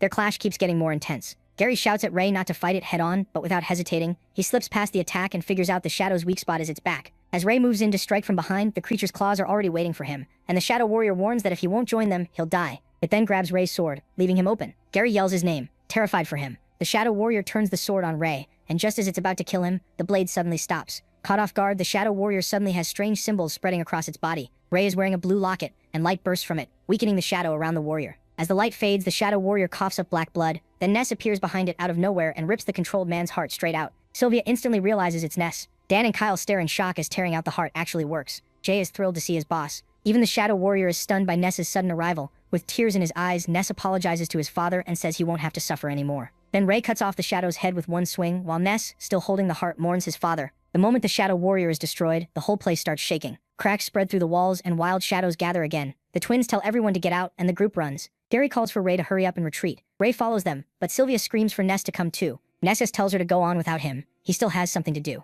He orders Jay to lead them out. Jay grabs Sylvia's hand and runs, telling her Ness is stronger than all of them and will be fine. Meanwhile, with a heavy heart, Ray burns his father's body to ashes and cries. He remembers when his mother Scarlet gave him the blue locket. In that painful moment, he realizes that even though he always wanted to protect everyone, right now he's the one being protected by his friends. As tears run down Ray's face, Gary running behind him wonders where all that water is coming from. Still crying hard, Ray breaks down beside his father's body and apologizes for failing the promise he made to his mom to bring him back. After thanking his father, he finally says goodbye. The story then cuts to the group rushing back to Elder Van, and Gary quickly warns him that the shadows are right behind them. Van tells them to keep going and leave the shadows to him. As the shadows close in, Van shows his power and drives them back with a fierce strike. For the moment, he manages to hold them off. Meanwhile, Gary and the others make it safely through the prison's red gates, escaping death by a hair. While they catch their breath, Monk wonders how Ness even got inside, and Kyle finally sees how dangerous the Shadow Plague really is. Dan guesses Elder Van must have let him in. At the same time, Jay quietly comes over to Ray and asks if he should take him away first. Then Jay panics, saying Gary is coming, but Ray seems completely out of it. It turns out Ray used teleportation magic, which is how he appeared in 2 places. When the spell ends, he returns to normal. Gary questions how he suddenly showed up underground, and Jay tries to brush it off, saying the boss is tired and needs rest. But Ray finally speaks and tells Jay to let him talk with Gary alone. The two of them head somewhere quiet. There, Gary tells him Sylvia and Jay got everyone back safely, and Van and the Master Knight are handling the rest. Then he asks if Ray wants to share what he's hiding. Instead, Ray asks how Gary dealt with Amy's death, and Gary admits he never did. His life may look the same, and the city keeps moving, but not a day goes by without thoughts of revenge. Ever since Amy died, his heart has felt empty. Clutching his chest, Gary says maybe killing the ones responsible would make him feel better, but he doesn't know if it would ever heal him. Hearing that, Ray thinks revenge may be the only way he'll find peace. Gary asks why he's bringing this up now, but Ray avoids the question and says he'll explain everything someday. Before that, he asks Gary to join the organization and help them fight the shadows. Gary quickly realizes it's the same group Jay and the twins joined, and Ray confirms that Ness is the leader. But a second later, Gary calls out the lie and says Ray is Ness. He already knows. Shocked, Ray starts firing questions at him, and Gary admits he wasn't fully sure until Ray's reaction gave it away. Gary explains that a black belt knight with that kind of magic is already rare, and in all of Avrian, maybe even the whole Allure Kingdom, there's no one else like Ray. Having caught him, Gary throws an arm around Ray and asks what he plans to do next. Ray finally gives in and decides to tell his friend everything. The scene then shifts to an office, where Sir Caden is stunned to hear the Shadow Warrior was killed. Winfred asks if Ness did it alone, and Elder Vaughn says the trainees reported that Ness defeated it, with Ray helping a little too. Since Ness fought Mothram first and still killed the Shadow Warrior, Caden is impressed. Winfred asks if Vaughn knows anything about his past, saying he already sent people to investigate and found nothing. Vaughn adds that he's heard a young man named Ness started an organization called Crimson Wings and is now recruiting. He says several strong students have already joined, including Ray and Jay, and things seem peaceful so far. Kay is shocked that Ray joined, and Winfred worries because Ray is well respected at the academy, so the higher-ups could make a big issue out of it. Understanding that, Van says he plans to attend the next Crimson Wings meeting. He wants to speak with Ness himself, though Winfred says that may not be proper since Van is no longer an elder. Vaughn agrees he's just an ordinary citizen now, then reminds them both to report the Shadow Warrior case to the head elder before someone twists the story. Next, the story moves to the suburbs, where Bernard the Master Knight heads to a house. As he opens the door, Bernard asks why he was called here so urgently. Inside are Master Knight Delbert and Knight Rose. Delbert, looking worried, says they're in trouble, and asks if Bernard's squad is guarding the Dragon Knight's tomb tonight. Bernard asks what happened. Rose says they got a tip that the Dark Guild will attack the city again tonight, and Delbert adds that the Dragon Knight's tomb will be their first target. Bernard panics and demands they warn the whole city right away. When he tries to leave, Rose blocks him and tells him to wait, making Bernard suspicious. Then Delbert says their forces are spread too thin across the front lines, villages and passes. They don't have enough troops to fight the Dark Guild. He adds that they still have to obey the Elder's orders, and after the last attack, they can't even protect the whole academy. Then Delbert reveals the truth. He made a deal with the Dark Guild. He plans to let them into the city and give them 2 seats on the Council of Elders, believing that if they become part of Avrian, they won't hurt anyone else. Bernard snaps, asking if he's lost his mind. He says the moment those monsters enter the city, they'll slaughter everyone, and once the gates open, it'll turn into a bloodbath. Done listening, Bernard turns and heads for the door, but Delbert suddenly drives a sword into his back. As blood spills out, Bernard realizes too late that this monster tricked him. With a cruel grin, Delbert says war always means bloodshed, but it won't be his. Even Rose thought he would hesitate at least a little. Delbert shows no guilt. He says he never wanted to kill his old friend, but Bernard refused to listen. As the old knight bleeds on the floor, Delbert coldly says Bernardo should be glad his men won't die for nothing. He tells Rose that Bernardo's troops are hers now, then leaves to report to Elder Gibby. But someone saw everything. His son Harry, staring at Bernardo's corpse. He wonders what his father is doing. The scene shifts to MC and Gary heading back to the academy. Gary asks if MC ran into the god again after coming from outside the city, and MC says no, which feels strange unless she moved earlier. Based on when Gary fought, he guesses his infected father must have slipped in through the prison side. Still, when he entered the cave, both the iron gate and the church entrance were already open. That alarms Gary, because the prison side entrance was open too. The door was already open when they went down, so he assumed the Shadow Warrior did it. The protagonist then says that before entering the cave, he met 2 adventurers who noticed the forest beasts were acting restless, like intruders had passed through. Gary then asks what Ray found beneath the church. MC says the place where the god had been kept was empty. He went deeper and found a hall full of cave openings, so he thinks she moved into another tunnel. He describes the underground area like a giant ant nest full of linked paths protected by magic barriers. Without a map, it's almost impossible to tell where anything leads. Gary is amazed he still found them in a place like that, but MC says it was mostly luck. He could sense Jay's location, otherwise they might have wandered for days and still missed each other. Then they spot a large group of knights hurrying somewhere late at night and wonder what's going on. The protagonist can only hope nothing bad is happening. Suddenly, MC senses someone nearby and tells him to come out. To their surprise, it's Harry Delbert. Gary instantly draws his sword and demands to know why he's here. Harry says he wasn't following them, he was tracking the knights. Gary clearly doesn't buy it. Ray steps forward and asks why Harry was really following them. Harry then reveals that something even worse is coming. At the Dragon Knight's tomb, Rose tells the guards that Lord Bernardo ordered them to stand down for the night and return to camp. The knights refuse to believe her. Bernardo had already said no one leaves without his direct order, and one of them insists they wait until he comes himself. Rose asks if he's disobeying orders, but the knight answers that unless Bernardo says it himself, he can't comply. Calling it a waste of Bernardo's goodwill, Rose runs her sword through him and kills him on the spot. The other knights, horrified, warn her that Bernardo will never forgive this, but Rose's own men answer with arrows. In moments, all of Bernardo's guards are dead. One knight asks what to do with the bodies. Rose says not to bother, they'll be no different by morning, and orders them to continue. Then the knights push aside the massive tomb. Under it, a hidden staircase is revealed. Rose has opened a secret route into the city for the Dark Guild, and their members start climbing out. They thank her, but they didn't come alone. They brought something far worse with them. One of them says hauling these huge creatures through the tunnels was a pain, but Lord Mothram will reward Rose for it. Then they drag out 2 chained minotauruses and 2 claw pockets beasts infected with the Plague of Shadows, saying the monsters will enjoy their freedom soon. The scene cuts to Gary kicking a door open. He scares his roommates half to death and tells everyone to get up. Dan and Monk nearly jump out of their skin, while Sylvia panics and asks if something happened to Ray. Then MC steps in behind Gary and thanks her for worrying. Gary blurts out that trouble is coming, and Ray confirms it. Lord Bernardo has been killed. He tells everyone to grab their weapons and armor. With a grim face, MC says the Dark Guild is back, and the room is instantly filled with fear. At dawn, 2 knights guarding the academy are suddenly attacked by shadows and killed almost instantly, their blood splashing across the wall. Right after that, Dark Guild members storm into the academy. In the head elder's office, a knight rushes to warn him, but the old man already seems to know what's coming. Seconds later, Dark Guild members break into the room, and one of them jokes that he didn't expect the head elder to be awake. He asks what's keeping him up. The old man laughs and says they'll understand when they're his age. Sleep leaves you little by little, just like life. He tells them to enjoy resting while they still can. Setting his paper down, the head elder asks why they've come so early. One of them says he already knows. He gets straight to it. The god has been moved, and he believes the head elder knows where she is. The old man replies that of course they're here for the god. He pretends to think about where he sent her, then complains that getting old is a hassle. He apologizes and says he can't help. The guild member grips the weapon hidden behind him and says they'll just have to help the old man remember. The knight guarding the head elder draws his sword. The head elder remarks that the Dark Guild came prepared this time. More guild members suddenly crash through the windows and flood into the room. The head elder gives them a chilling look and says the young ones have taken on a hard job. Elsewhere, underground, Winford burns a map saying now no one can prove where the god is hidden. Sir Caden agrees, unless someone brings the elders there in person, no one will find out. Still, they at least need to remember the route back. As they walk, Kay asks what happens next. Winford says it's hard to say, but since Mothram attacked the academy, he won't leave without getting what he wants. Winford recalls that Mothram had every chance to kill them before, but something more important seemed to pull his attention away. Kai says he'll definitely come back. Just then, a green mass forms behind them. Feeling it, Kai warns Winford. A slime snake attacks them, and anything it touches starts to melt away. At the same time, someone else approaches from behind, and Winford hears armor clanking. When he turns, he's stunned and asks why that person is here. It's Elder Gibby's underling with a group of knights,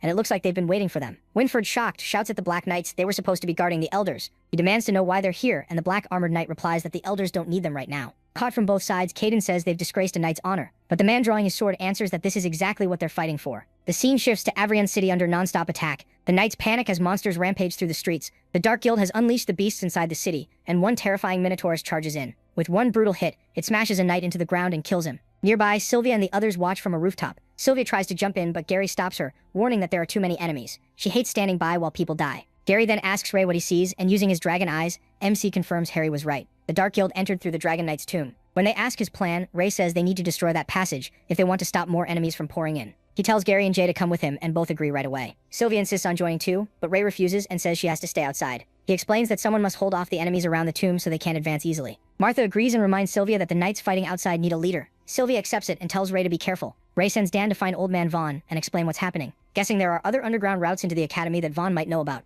He tells Kyle to find Winford and Sir Kay. They're trustworthy and they need a Knightmaster's help. Dan and Kyle head out at once. Then MC apologizes for not saying this sooner. Using the contract, he says he needs them to decide right now. He asks if they want to join the Crimson Wings. Sylvia and the others are stunned, realizing he's using contract magic. Back at the Dragon Knight's tomb, a monster gets stuck halfway in the passage while the knights shout for them to hurry and pull the big thing through. Then, in a flash, an arrow pierces the monster's eye and sends it into a frenzy. A Dark Guild member yells for them to control the monster before it goes wild. A moment later, they spot who fired the arrow. It's Martha Woodworks, and they rush after her. She drops 2 masked men with quick shots, and the rest realize they walked into a trap. Martha fires 3 more arrows, but Knight Rose catches her off guard and aims back. Rose targets Martha, thinking it's a shame she has to kill the Academy's most gifted student. Then Sylvia appears behind her. Rose instantly fires, but the arrow only grazes Sylvia's cheek. Sylvia slips past it and goes straight for Rose's neck, cutting across it as blood runs down. She coldly says goodbye to Night Rose. When the Dark Guild members find Martha and Sylvia, Ray and Gary jump out and attack before they can react. At the secret passage, Gary says they should just blow up the entrance, but Ray points out a king-level beast could break through rubble, so they have to seal the route completely. Ray knows the enemy will do everything they can to stop that, and more foes pour out of the passage. Jay charges in, fired up, and slams into them. Gary can't help wondering why this big guy loves fighting so much. Ray and Gary attack from both sides, but Gary says they can't keep this up when they have no clue how many enemies are still coming. Then Ray activates his dragon eye and sees the group behind them hasn't caught up yet. This is their chance. He tells Jay to clear a path and lend him his strength so they can enter the passage. Jay is thrilled, and as the chi gets absorbed, he feels stronger and stronger. The Dark Guild grunts panic, asking what that beast even is, and decide it must be a werewolf. They're right. Jay transforms, fur covering his body, and the sight terrifies them. Shaking with fear, they watch the werewolf grab one man by the throat. The captive calls him a filthy beast and begs to be let go, while the others try to calm themselves by saying he's still human. Then one notices the fur is thicker than armor and starts shaking even more. Jay goes wild and smashes the man into the ground. As they keep chasing the enemy, Gary asks how much farther, and Ray says they're close. After Jay hurls one of them off the bridge, they finally arrive and Gary is stunned by the huge canyon hidden underground. Ray realizes that if they destroy the bridge, they can stop the enemy from advancing. He tells Jay to stop chasing them, and the big guy answers in werewolf growls. Ray thanks him for the help, but Gary has no idea what Jay just said. As Jay turns human again, he suddenly passes out. Gary can't believe it, but Ray guesses it's a side effect of the transformation and tells Gary to watch over him until he wakes up. Using his dragon eyes, Ray spots the people behind them, but he also sees another fight happening farther away. It's Caden and Winford battling the traitors. As their blades clash, Winford realizes this is bad. Fighting 3 black armored knights in a battle of endurance will wear them down first. Then things get worse when Kay warns him that more Dark Guild men have surrounded them and cut off their path. One of them mocks Winford and tells him to lead them to the guide if he wants to live. Kay figures out the academy is their real target, and Winford mutters that they may die here because he has no intention of leading them to the god. One guild member suddenly tries to warn his leader, but he ignores it, and a blast of fire crashes into the group. It's Ray. He jumps in to save Winford and Kay, and tells them to run. Kay is shocked that the red-haired kid can use magic, while the Dark Guild leader orders everyone to kill Ray first. Ray directs Winford and Kay toward the stone bridge, while he holds off the black armored knights. Trading blows with fire magic, he realizes these knights are way stronger than expected, and fighting them head-on won't work. He retreats with Kay and Winford across the stone bridge, and meets Gary, who's holding a red stone. Then Ray heads back onto the bridge to face the black armored knights again. Winford wants to go help him, but Gary stops him and says Ray already has a plan. On the bridge, Ray uses substitute magic, sending multiple clones at the knights. Even his instructors are stunned to see it. Then he uses frost freeze to lock one knight's sword and freeze their feet in place. With the knights pinned, he shouts for Gary to make the next move. Gary throws the red stone, and the guild leader instantly realizes it's an explosive stone,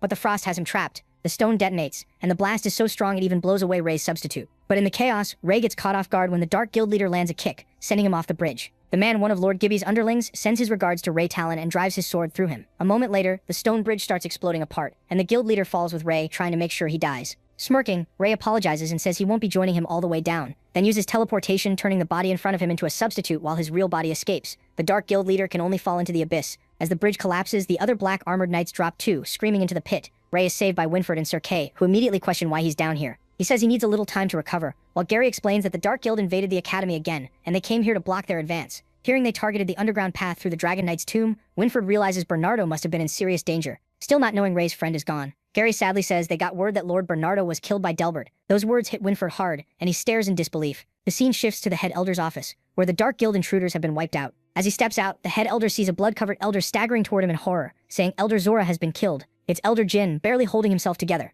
When asked who did it, Jin says his own Black Knight attacked him on Gibby's orders, and Elder Zora was killed by his own bodyguard. The head elder is horrified to learn Gibby was a traitor. He knew the man supported bloodline theory, but never thought he'd go this far, and blames himself for missing it. He tells Jin to let the guards take him somewhere safe while he goes after Gibby himself. Then Jin's eyes suddenly shine in a strange way. Jin says that won't be needed. The head elder tries to encourage him, saying this isn't the time to give up, but then Jin raises a hand crackling with lightning and blasts the head elder and his guard away. Coughing blood, the head elder trembles in shock and realizes the enemy had been right beside him all along. Then the fake Jin removes his disguise. It's Mothram. He says he returns soon after being expelled from the academy because an elder's seat was too useful to pass up. When he shifts back into Jin's face, the head elder asks what happened to the real Elder Jin. Mothram answers that the old man was worthless, so he sent him where he belonged. The head elder is badly hurt and barely holding on. Mothram charges lightning again and warns that time is running out, demanding to know where the divine artifact is hidden. The head elder refuses to tell him. Even knowing the old man means it, Mothram sees he's already close to death, then unleashes a massive lightning attack that bursts out of the academy itself. The scene returns to the secret passage as Ray and the others come back out. Gary tells Jay he woke up at the perfect time, and Jay apologizes, saying he can't always control himself.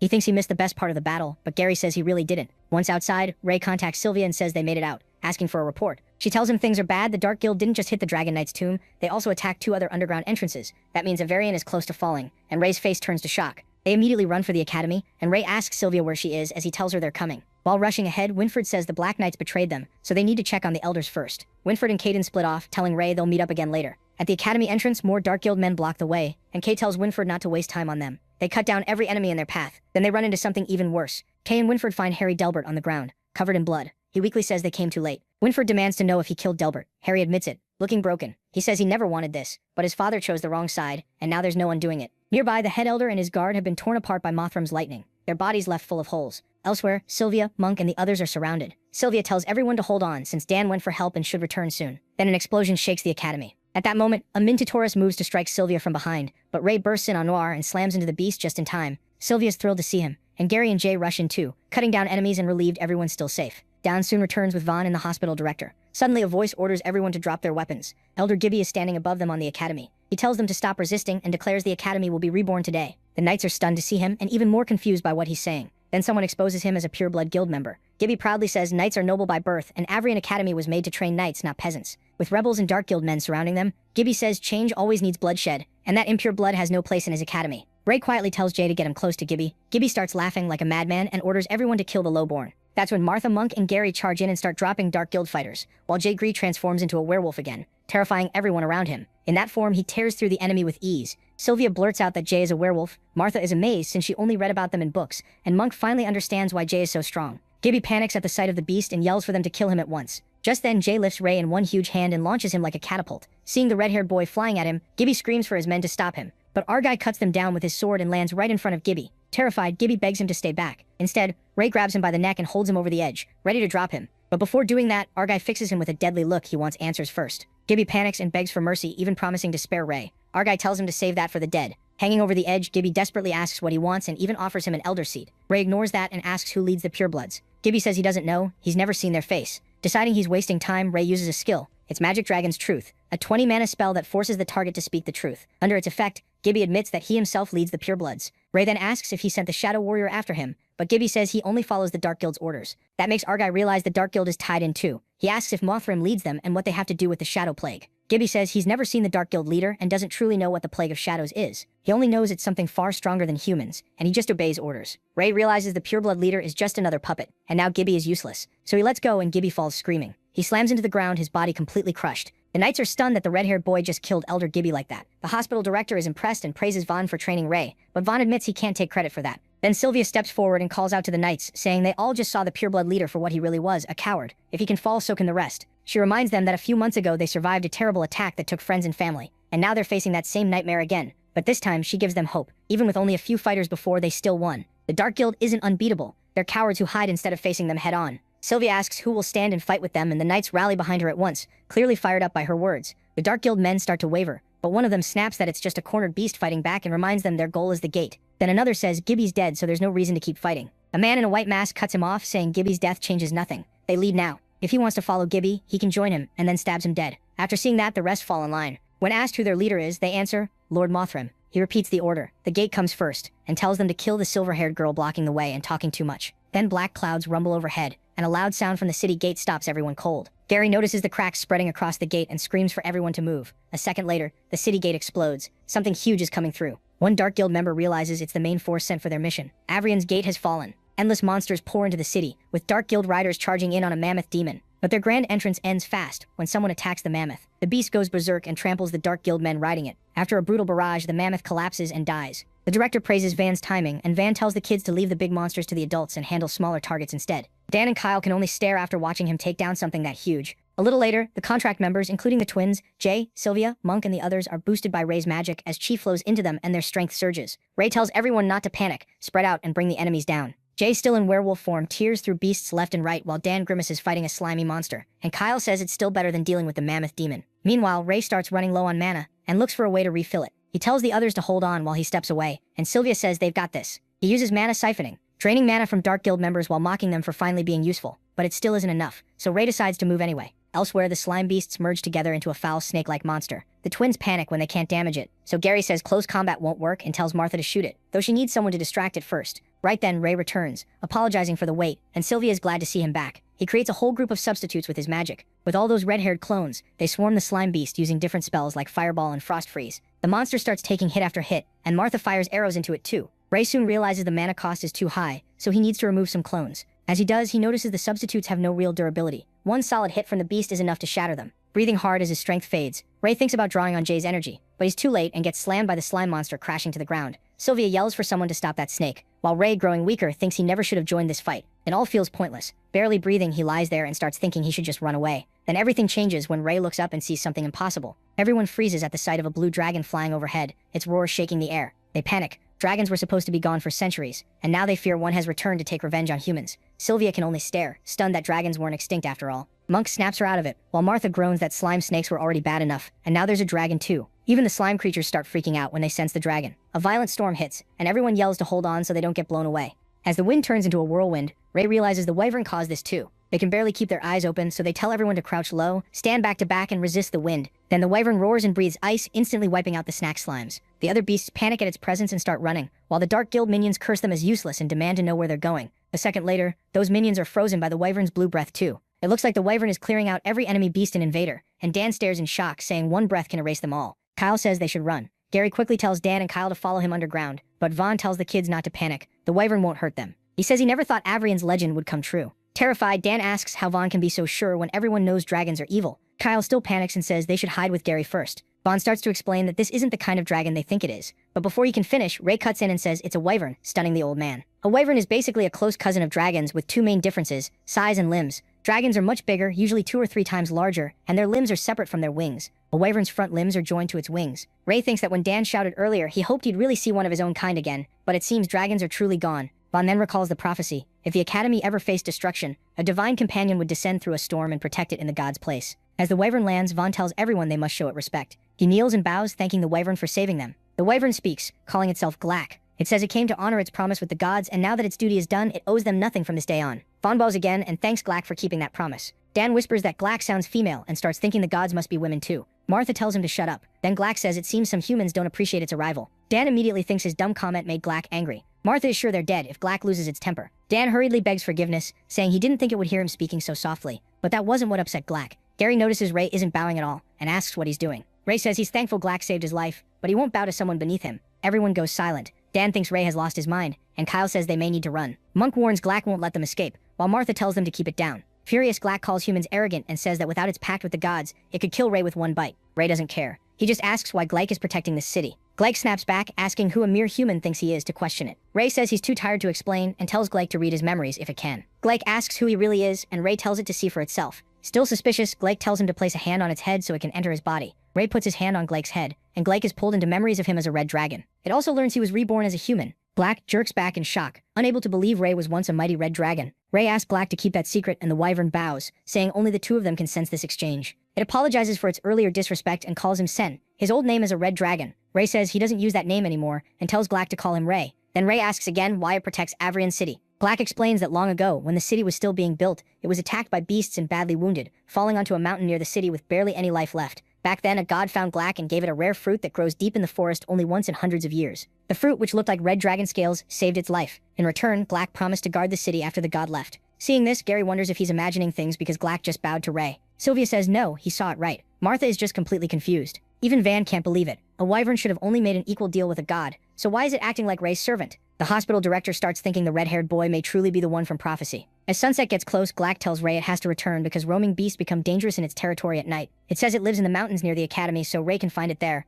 Argai thanks the wyvern for its help. Before leaving, Glack reveals one more thing about a magician it saw in Ray's memories, the one who defeated him. Glack says she is the one Ray is searching for. Put simply, she is the god. Argai is stunned, and Glack adds that he's heading the right way. If Ray meets that goddess, he may finally get his answers. Then Glack says goodbye and flies off. At last, Argai has a new lead. Thinking back to the church statue, Ray now understands why it looked familiar. It was the magician who killed him when he was a dragon. But that raises more questions. If she saved wyverns, why did she wipe out the dragons? And if she's the god, then what was that giant crystal in the church passage that almost showed him the future? Ray decides it's time to leave Avrion, since there may be no more clues here. Then Gary runs over and asks what he was talking about with the wyvern, and why it treated him so strangely. Ignoring that, Argai gets straight to the point, and asks if Gary wants to leave Avrion with him to check out Roland's magic academy. Gary has clearly been waiting for this chance for a long time, and his eyes light up with determination. Ray then reflects that the war's cost was huge. Avrion was nearly destroyed. The knights took massive losses, only 3 elders remained, and half the city was left in ruins. The great city of Avrion was gone. After driving out the Purebloods and the Dark Guild, the Crimson Wings took control. As their leader, Ray gave the knights a choice. It was simple: accept a contract, join the Crimson Wings, and remain in Avrion, or leave.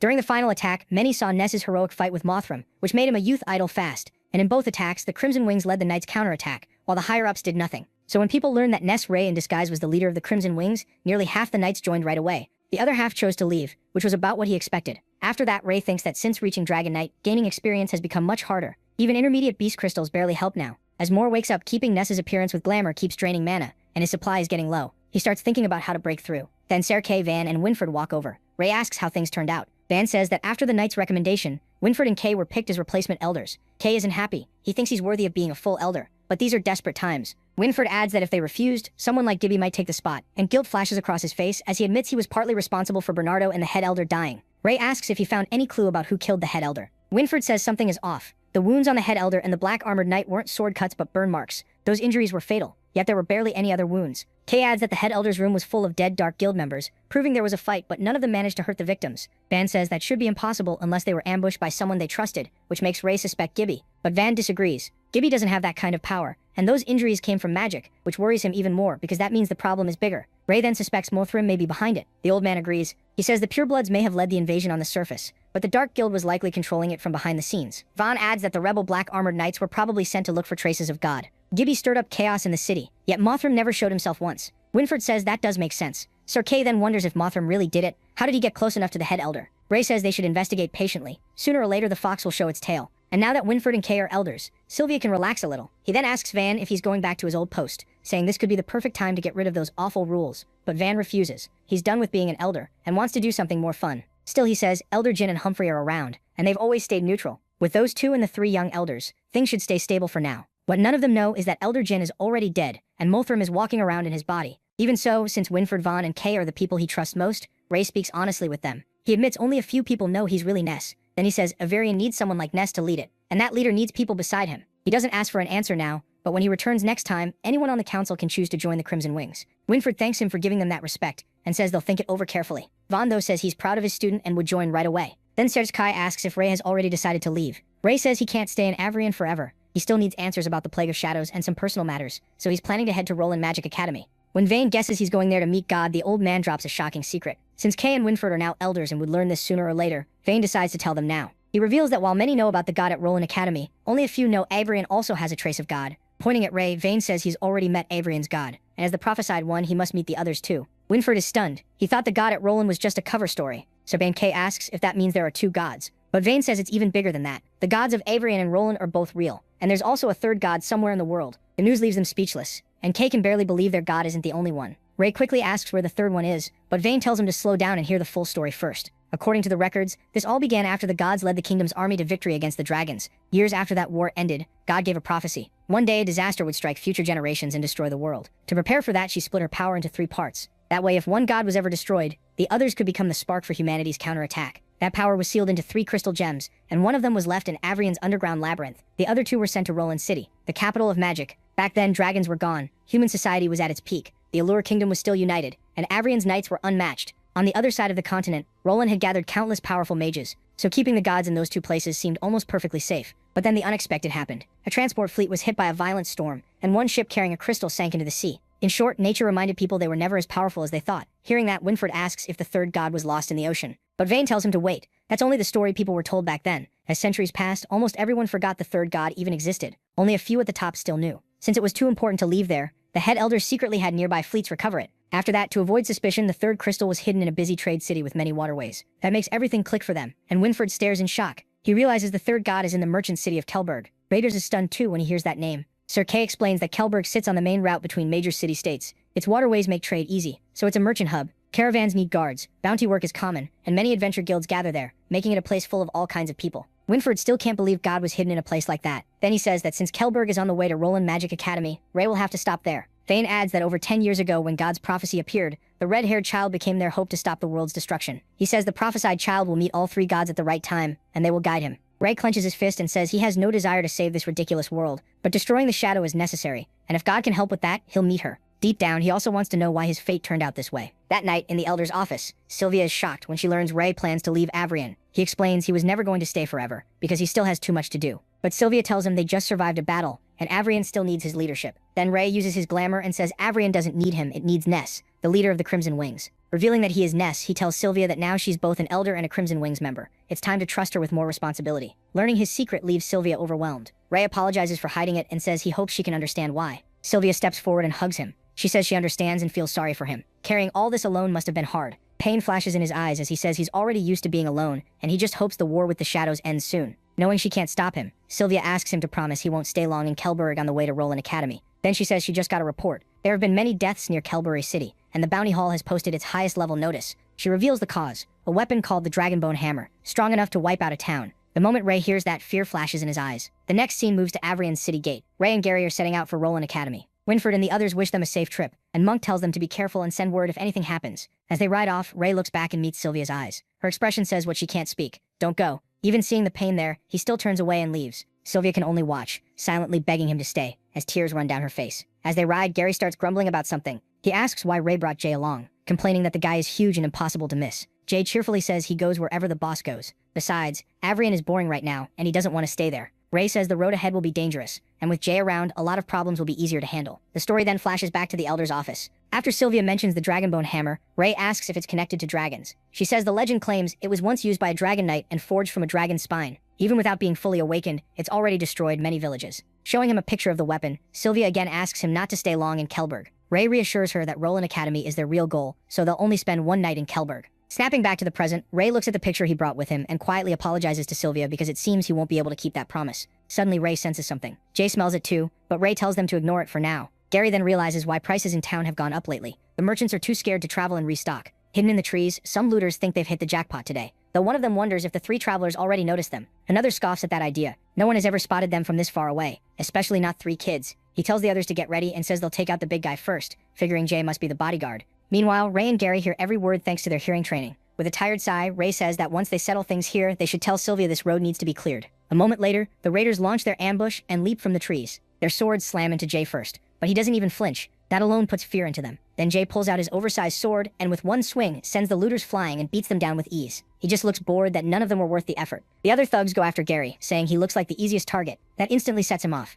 Gary mutters that these idiots are ruining his mood, glaring like he's ready to wreck them on the spot. Ray takes the opening and drives a hard kick into one of them. Then he drops the other with a heavy punch. The man's nose starts bleeding and he yelps, stunned that a small red-haired kid hits that hard. After that beating, the cowards run for it. Jay tells them to bring stronger opponents next time. By sunset, they reach Guboro town and decide to stay for the night. Inside a tavern, they hear someone bragging about a beast crystal from a mid-level monster he killed. Ray suddenly stops when he spots someone he knows. It's Taffy and Candy, the young adventurers he met earlier as Ness, and they're obsessed with the crystal. He asks the tavern owner for a room, but the man coldly says they're full and tells them to go elsewhere. Gary points out the sign outside says rooms are open, and the owner finally says the truth. They don't want redheads scaring off customers. Jay slams the table, angry that they're holding back, but Ray calms him and says they'll just leave. Then someone in the tavern notices the mark on Jay's hand and realizes they're with the Crimson Wings. The man claims they cause chaos in Avarian, says their leader uses black magic and forces knights into contracts, and even spreads that anyone who disobeys gets executed. He finishes by saying the three elders died because of them, leaving everyone shaken. Gary quietly tells the protagonist that the purebloods who escaped must have spread all these rumors. A moment later, someone splashes water right into Gary's face.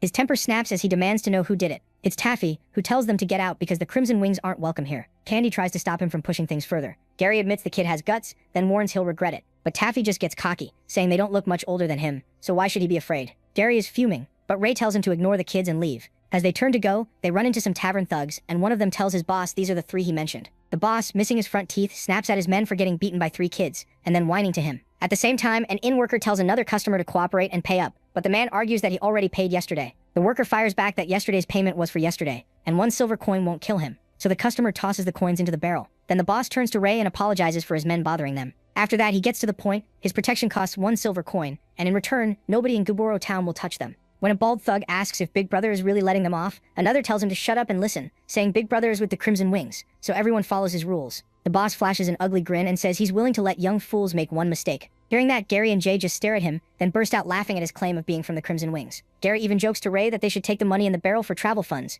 The bald thug loses it and threatens them, saying Big Brother can call the troops in Avarian to wipe them out. MC mockingly says he's getting scared now. The toothless boss rolls up his sleeve and shows off a fake red crimson mark, warning them to behave. He only sneers at the pathetic act. Then he grabs the man by the neck and, clearly furious, asks how he can claim to be Crimson Wings when Ray has never seen him before. His men panic when they see their boss caught like that. The protagonist's eyes turn deadly as he asks who exactly this fool said he was going to kill. In an instant, he burns the leader alive. The rest freeze in terror, staring at the red-haired monster and wondering if the rumors from Avarian were true. Ray states that anyone pretending to be Crimson Wings will pay for it. Terrified, the underlings run for their lives, screaming as an explosion goes off behind them. Back in the tavern, Gary tells everyone those men were fakes, using the Crimson Wings name to scare people, so they don't need to fear them. But the people inside still look horrified. Ray tells Gary to drop it, and Jay follows him out. Just before they leave, someone calls out to them. It's Taffy and Candy, thanking the three of them. MC gives them a smile. That night, they camp on a grassy spot outside town and tie their horses nearby. At dawn, Ray wakes Jay and says it's time to move. Jay snores like a bear, so Gary yells at the dumb mutt to get up. They're leaving. By noon, they're back on the road. Gary sighs, wishing a high-level beast would show up so he could hunt something, while Jay says a few bandits would be nice since yesterday's fight was boring. Still disguised as Ness, he tells them strong beasts don't usually come near cities, which means they're close.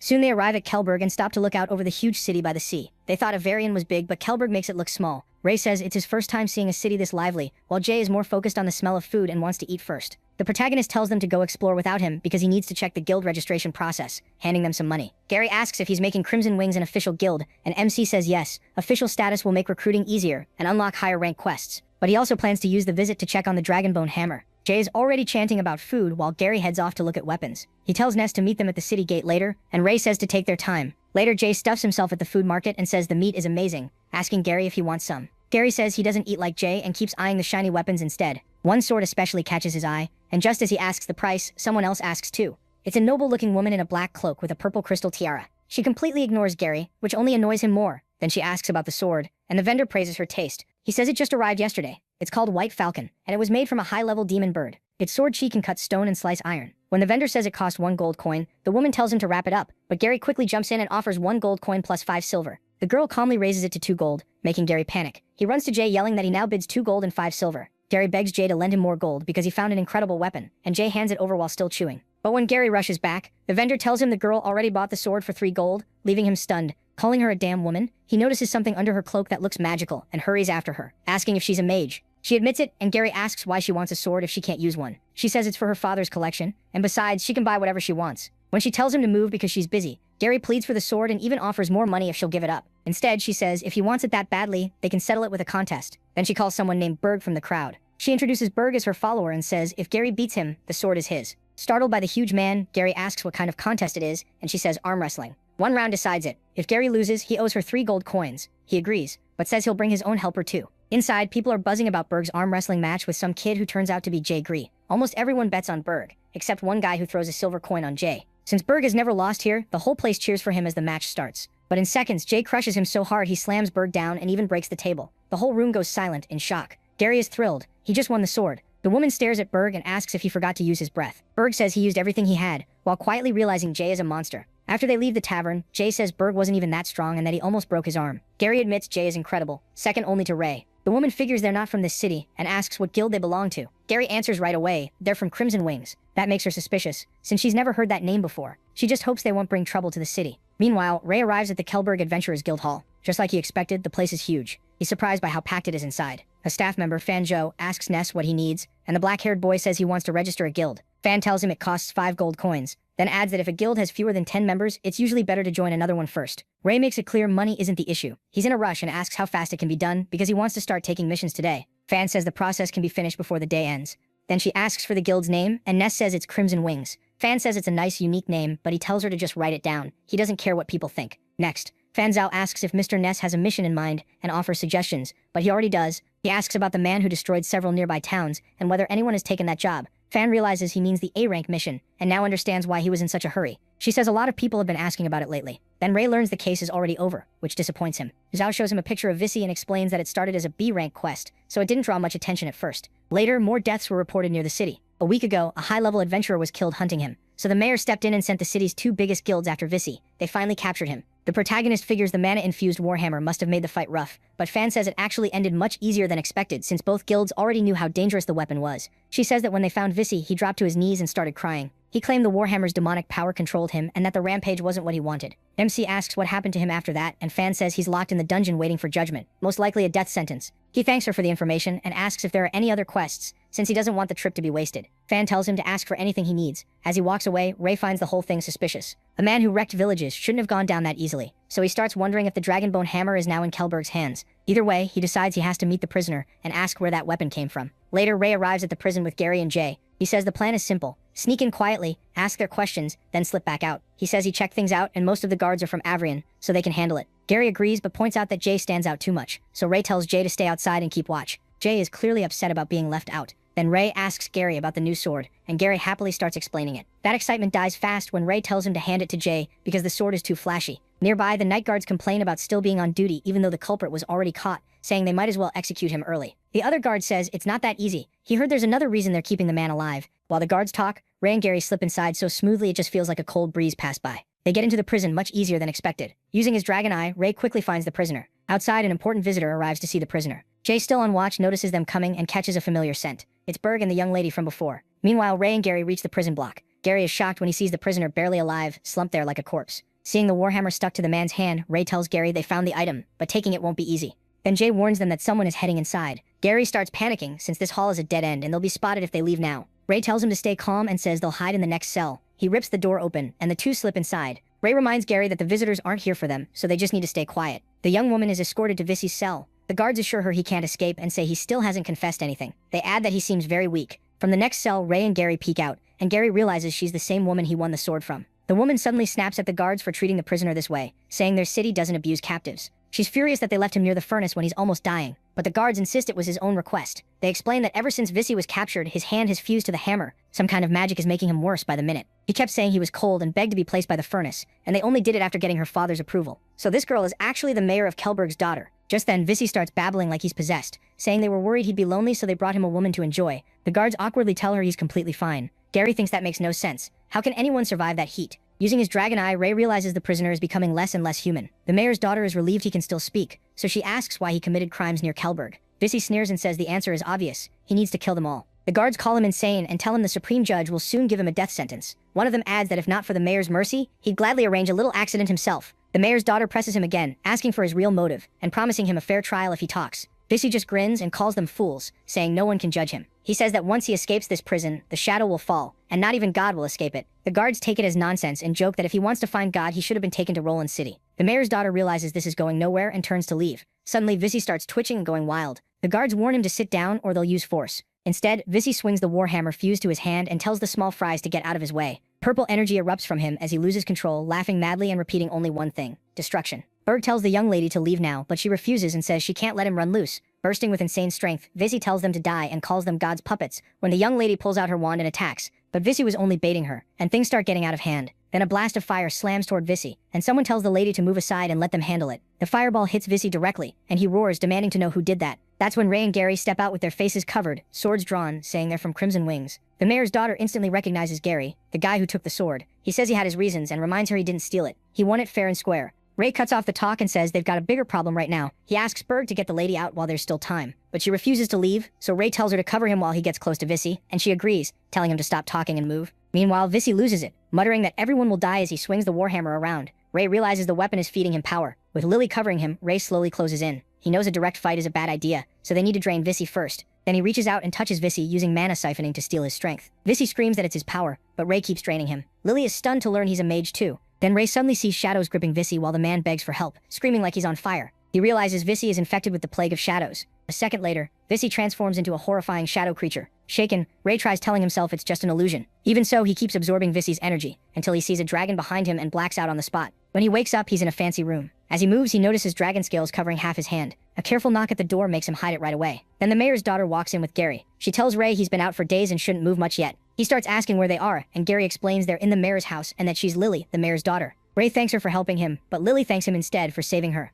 Now that he's awake, she has questions. As the city's administrator, she has to investigate any group that might threaten the public. She says she checked into Crimson Wings and learned they recently took over Avrian, so she wants to know why the leader of Crimson Wings, a mage and a knight, is here. Ray doesn't explain much. He just says he's not her enemy and that he's chasing the killer because of his weapon, which once belonged to the Avrian Dragon Knight. Apparently that answer is enough, because she says her father's friend in Avrian also vouched for him and suggests they work together. Ray is surprised even more when she says the man's name is Winford, one of Avrian's elders. Gary can't believe she never told them she'd contacted him. Lily says the reply only came this morning, and she needed proof they could be trusted before mentioning Winford. Then Ray brings up her offer to cooperate and guesses the prisoner escaped. Lily nods. Even weakened, Vissy still got away. She believes he's infected by the plague of shadows, though they still don't know if the weapon caused it. Since they both want him caught, she proposes they join forces. Gary figures Vissy has probably already left the city, and finding him now would be like hunting for a needle in a haystack. But Lily says not to worry. They brought in an expert on shadows. Gary guesses it might be someone from Pureblood, but she shuts that down. She says this man was famous when Pureblood was still nothing, and reveals his name, the chronicler of history, Lenny Steele. Later, Ray and Gary call Sylvia to tell her. She's shocked and says if Lenny is really alive, he'd have to be over 200 years old. Ray admits the name sounded familiar too. Sylvie explains his books on dragon knights and magical beasts were written more than a century ago, so even if he somehow survived this long, he should be very old. Drinking tea, Ray tells her not to worry. They'll know the truth when they meet him. But Sylvia calls him out for hiding things and breaking his promise. He said he wouldn't stay in Kelberg long, and now they're chasing the Warhammer.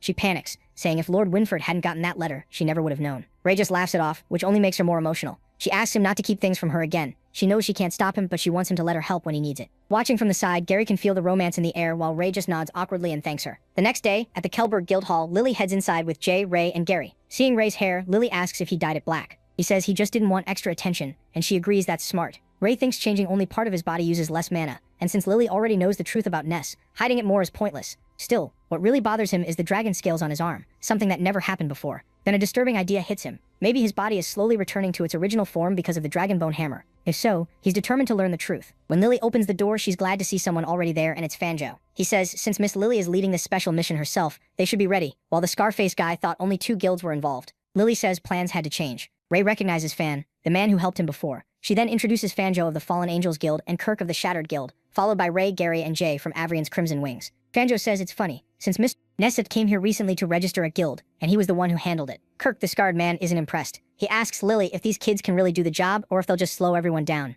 Lily politely but firmly says they're some of the strongest people here, which is exactly why she invited them, and she expects him to respect them as he respects her. Then she gives him a deadly look and tells him to behave. Kirk gets the message fast. Her dark side scares the life out of the others. Jay mutters that she's kind of intense, and Gary hopes she never turns that anger on them. Just then someone arrives and apologizes for being late, hoping he didn't miss anything. It's Lenny Steele saying he got lost in the crowded hall. Ray stares in disbelief. This is supposed to be a man over 200 years old, yet he doesn't look much older than Winford, so they start wondering if he's a fake. Lenny cheerfully greets the kids from Avrian, and says he knows they have lots of questions, but they'll have time for that later. Gary, amazed, says he's honored to meet him, and has read many of his books, which makes Lenny laugh. Now that everyone is here, Lily ends the small talk and gets to work, flicking her wand. Lenny praises her clean wind barrier spell. Fanjo looks surprised and asks if they really need this much privacy, but Lily says the mission involves top-level secrets, and she can't risk leaks. Ray immediately suspects there's more going on. She wouldn't be this careful just to catch one man, so he waits to hear the rest. Lily shares the latest update. They've found traces of Visi. His power has grown, and it's confirmed he's infected with the Shadow Plague. Fanjo notes how dangerous that plague is, while Kirk just wants to know where Visi is.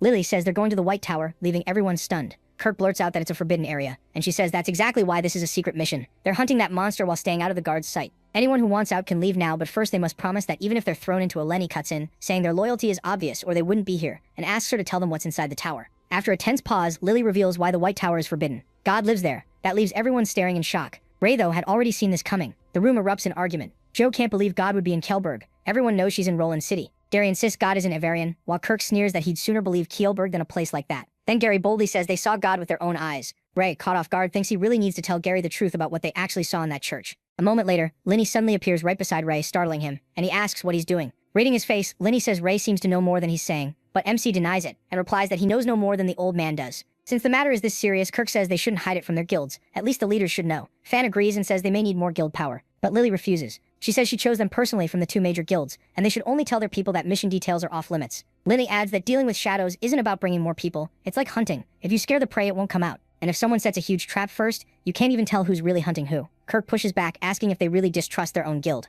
Lenny says it's not the guild he doubts, it's human nature. Lily adds that from what they know, Visi plans to move against God. But with the White Tower locked down so tightly, he'd need help from someone on the inside. She says they'll stay together from here on and sneak into the White Tower tonight, whether they catch Visi or the person helping him. Gary doubts her, thinking she just wants to watch them, and is hiding it behind this team plan. Ray also feels the sudden timing is suspicious, even if it's meant to stop leaks. That night they head out. Gary asks why they're here, and Lily reminds him the tower is too heavily guarded, so they need another route. At her garden, Berg greets Lily. She asks if her father already left, and Berg says he went to his dinner as planned, and dismissed the servants like she asked. When they notice the statue, Gary says it looks familiar. Ray, remembering this mage killed him in his dragon life, calls it an unexpected bonus. Fanjo asks if the mayor knows about this. Lily says the fewer people who know the better, and adds that her father is too stubborn anyway. Jay and Kirk already look tired of her blunt attitude. Then Lily calls over Jay, the big guy, and asks him to help push the statue. A hidden passage opens under it. Lily explains the tunnel goes straight to the warehouse beneath the White Tower, and warns everyone to stay quiet. As they enter, Lenny says the upper class always builds secret exits for themselves, no matter how many rules they make. Lily agrees, without one they'd be helpless in a crisis, and unable to protect anyone. Underground, Gary admits he hates places like this. Fan guesses he had bad memories below ground, and Gary clearly doesn't want to relive them. Suddenly Jay starts sniffing around. Kirk mocks him, asking whose pet he is, and why he keeps twitching his nose. Jay, being a werewolf, says Kirk wouldn't get it. He smells something strange. Ray quickly asks if something's wrong, and Jay points ahead. He uses his dragon eye to check the area. Someone says this warehouse mostly stores grain, so only rats usually come here. Kirk jokes that having Jay around is perfect for rat hunting. After checking the granary, the protagonist says he found nothing unusual, which makes Gary think Jay may be overreacting. MC still warns them to stay careful. He didn't see anything, but Jay's instincts are usually right. Soon they stop at a large door. Lily asks for someone good with locks, since her father keeps the key on him and she doesn't want signs of a break-in. Gary steps up. Lenny is impressed by his lock-picking skills, saying that talent is rare, while Kirk jokes that they've turned into grain-stealing rats. The gate swings open. An instant later, something deadly strikes. Ray moves like lightning, yanking Gary out of the way. But Kirk gets hit and starts bleeding, saying it felt like something stabbed his ribs. Fanjo panics since he can't see the attacker clearly and guesses it's some kind of beast. Then they finally see it, a tiger bat diving at them, and everyone freezes in shock. The monster charges again, while Jay and Gary get ready to fight. Lenny orders Berg and Joe to carry the wounded Kirk inside at once. The beast's huge claws block their swords. Just as Ray moves to attack, Lenny bursts forward and slams the beast so hard it starts bleeding. Gary is stunned that the old man fights this well, and Ray can't believe Lenny is taking on the monster with his bare hands. Lenny beats the tiger bat down, then shakes his hand, and complains that it hurt more than expected. Kirk, in pain, says he's lucky it wasn't worse. Joe asks Lily how bad the wound is, and she says it doesn't look too serious, but she's never seen a beast like that and doesn't know if it's poisonous. Lenny cuts in, saying tiger bats are fast but not venomous. Relieved, Lily says Kirk got lucky. A moment later, Lenny holds up a ring and asks if anyone recognizes it. Fan takes one look and is shocked. It's a token from the Fallen Angels Guild. He asks where Lenny found it. Lenny says it was on the tiger bat, which means they may have found proof of the traitor. Gary immediately turns on Fan, accusing him of letting the monster in. Fan argues that he's been with them all day and even shows his own ring. Joe adds that if Fan were guilty, he wouldn't leave evidence on the beast. Gary only gets more suspicious, saying Fan could have extra rings ready to clear himself. Lenny steps in and says Fan isn't the traitor. He explains that the Dark Guild often controls beasts through mana-charged items, and those items are tied to the user, so failure exposes them. That reminds Fan that every ring has a different number inside. Joe's ring shows 2806, and Fan says that code points to the East Tower District. Then he sees 0001, and says he may know exactly who that belongs to. Clapping suddenly echoes from behind them as someone steps out from behind a rock. The traitor is revealed to be Mark, leader of the Fallen Angels Guild. Mark is surprised they figured out this much about the Dark Guild and says there's no point pretending anymore. Fan and Joe can hardly believe it. Lily is just as stunned that Mark betrayed them, and she calls it shameful that he's working with the Dark Guild. Mark says serving her would be more honorable, but it still wouldn't get him what he wants. Lily cuts him off, saying he can save the talk for the dungeon, and if he joined the Dark Guild, he should have known the risk. She pulls out her wand. Mark only sneers and asks if she really thought he came unprepared. A shadow suddenly appears behind Lily. Rel yells a warning, and the shadow bursts into large bubbles. Berg jumps in to protect Lily, but the purple liquid hits him, and his body starts to corrode. Lenny sees it and suddenly realizes what it is. He shouts at Gary not to touch the purple liquid splashed on his gear. In the next instant, the shadow lunges at Lily again, but Lenny cuts off its hand and tells everyone to get inside the shield he's casting. Safe inside the barrier, Rel asks what that thing is. Lenny warns them, these shadows are deadly. Even their blood can kill. He explains they were once dying people who failed to become host for the shadow plague. If the shadow takes over fully, the person becomes a shadow warrior. If the process fails just short of that, they turn into monsters like these. Meanwhile, more shadows gather around them. Ray is shocked to see their numbers rising, and Lily desperately asks if Berg can still be saved. Lenny, clearly upset, says he can't bring back the dead. Lily breaks down over Berg's death, tears filling her eyes. Then another shadow throws itself at them, but rage takes over Lily as she grabs it with magic and slams it into the ground. She vows to make Mark pay for this. Mark just smirks and says he'll be waiting, so there's no need to hurry. Mark notices Lily's spell range stops there, but Lenny is the real problem, so he surrounds them with more deadly shadows, knowing the others won't matter if Lenny can't move freely. They watch the shadows press against the shield, trying to break in. Fanjo says Mark must be dragging this out on purpose. Jay calls the creatures disgusting and asks the boss to wipe them out, but Ray stops him, warning that these things are too dangerous to charge blindly. They need a plan. He asks Lenny how long the barrier can hold, and Lenny says if things stay like this, it can last until morning. That gives him some relief, but he still worries Mark may have another trick ready. Since Mark doesn't know he can use magic, he decides to test him with a substitute. Then a voice from behind complains that these people should be dead already, and says if Mark can't do it, he will. To everyone's shock, it's Vissy. Vissy is close to losing control, but Mark tells him to relax, they have time. He says Lily is still useful, so they can't kill her yet. Grinning wildly, Vissy orders Mark to make Lily bring him that person, saying he can't wait any longer and will kill everyone himself if needed. Mark calms him down, saying he is helping him find that person. For now, he tells Vissy to pick someone to play with. Ray feels a chill as he starts to guess who Vissy is talking about.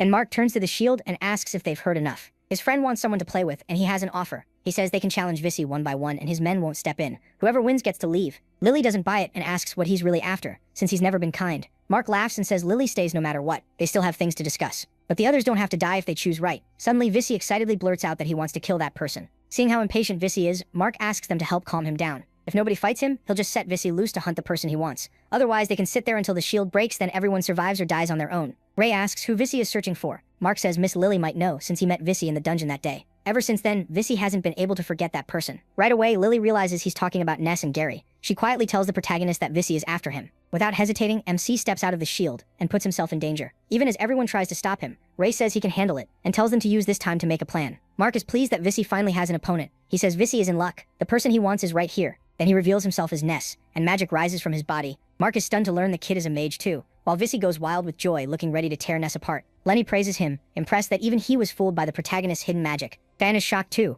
realizing this is the leader of the Crimson Wings and wondering which identity is real. MC raises his sword at Vissy and challenges him. Grinning like a maniac, Vissy says he and his hammer have been waiting for this. He sends blazing flames at Ray. He stops them with ice magic. Some of the fire slams into the shield, and Lenny warns that if this keeps up, it won't last until dawn. Gary yells at the protagonist to end it fast. Lenny asks Lily if her wind barrier can block attacks like that, but she says no, she's never trained it for defense, and compressing wind to block sound is her limit. Hearing that, Lenny says there may still be a way. He tells her he'll teach her something and to follow his instructions later. Meanwhile, the battle keeps raging. Vissy shows off the dragon hammer's power, mocking Ray and saying he's nothing against it. When Vissy swings the hammer down, MC catches it with his sword, shocking him. In the next second, he grabs Vissy by the neck and glares at him, ready to test just how strong that dragon power really is. With his body burning, Vissy slams down the dragon bone hammer and a huge explosion erupts. Inside the shield, Lenny asks Lily how she's doing. Stressed out, she snaps at him to be quiet and says she's trying. Watching the fight, Fanjo worries and asks if Ness can really win, but Gary is focused on something else. He tells Fanjo look at Mark. He isn't joining the fight or saying what he wants. That makes them think he's playing some deeper game. Fan says he never thought the guild leader would betray the guild,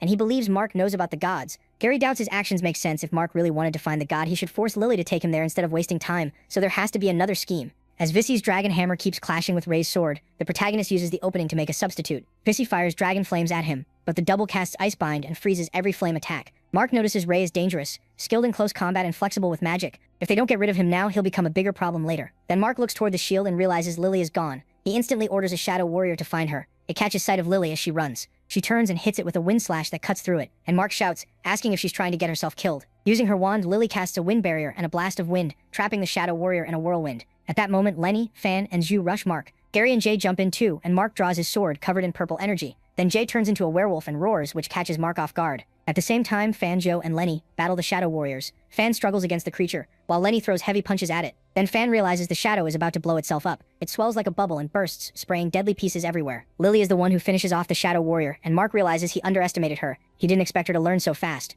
He already knew Lenny was hard to handle. That's why he brought in Vissy. As Mark gets lost in thought, hoping to hold out until morning, a heavy punch suddenly hits his face. It sends him crashing to the ground. Gary is the one who nailed him, joking that Mark really doesn't leave anyone else a chance to shine. Mark can only stare, shocked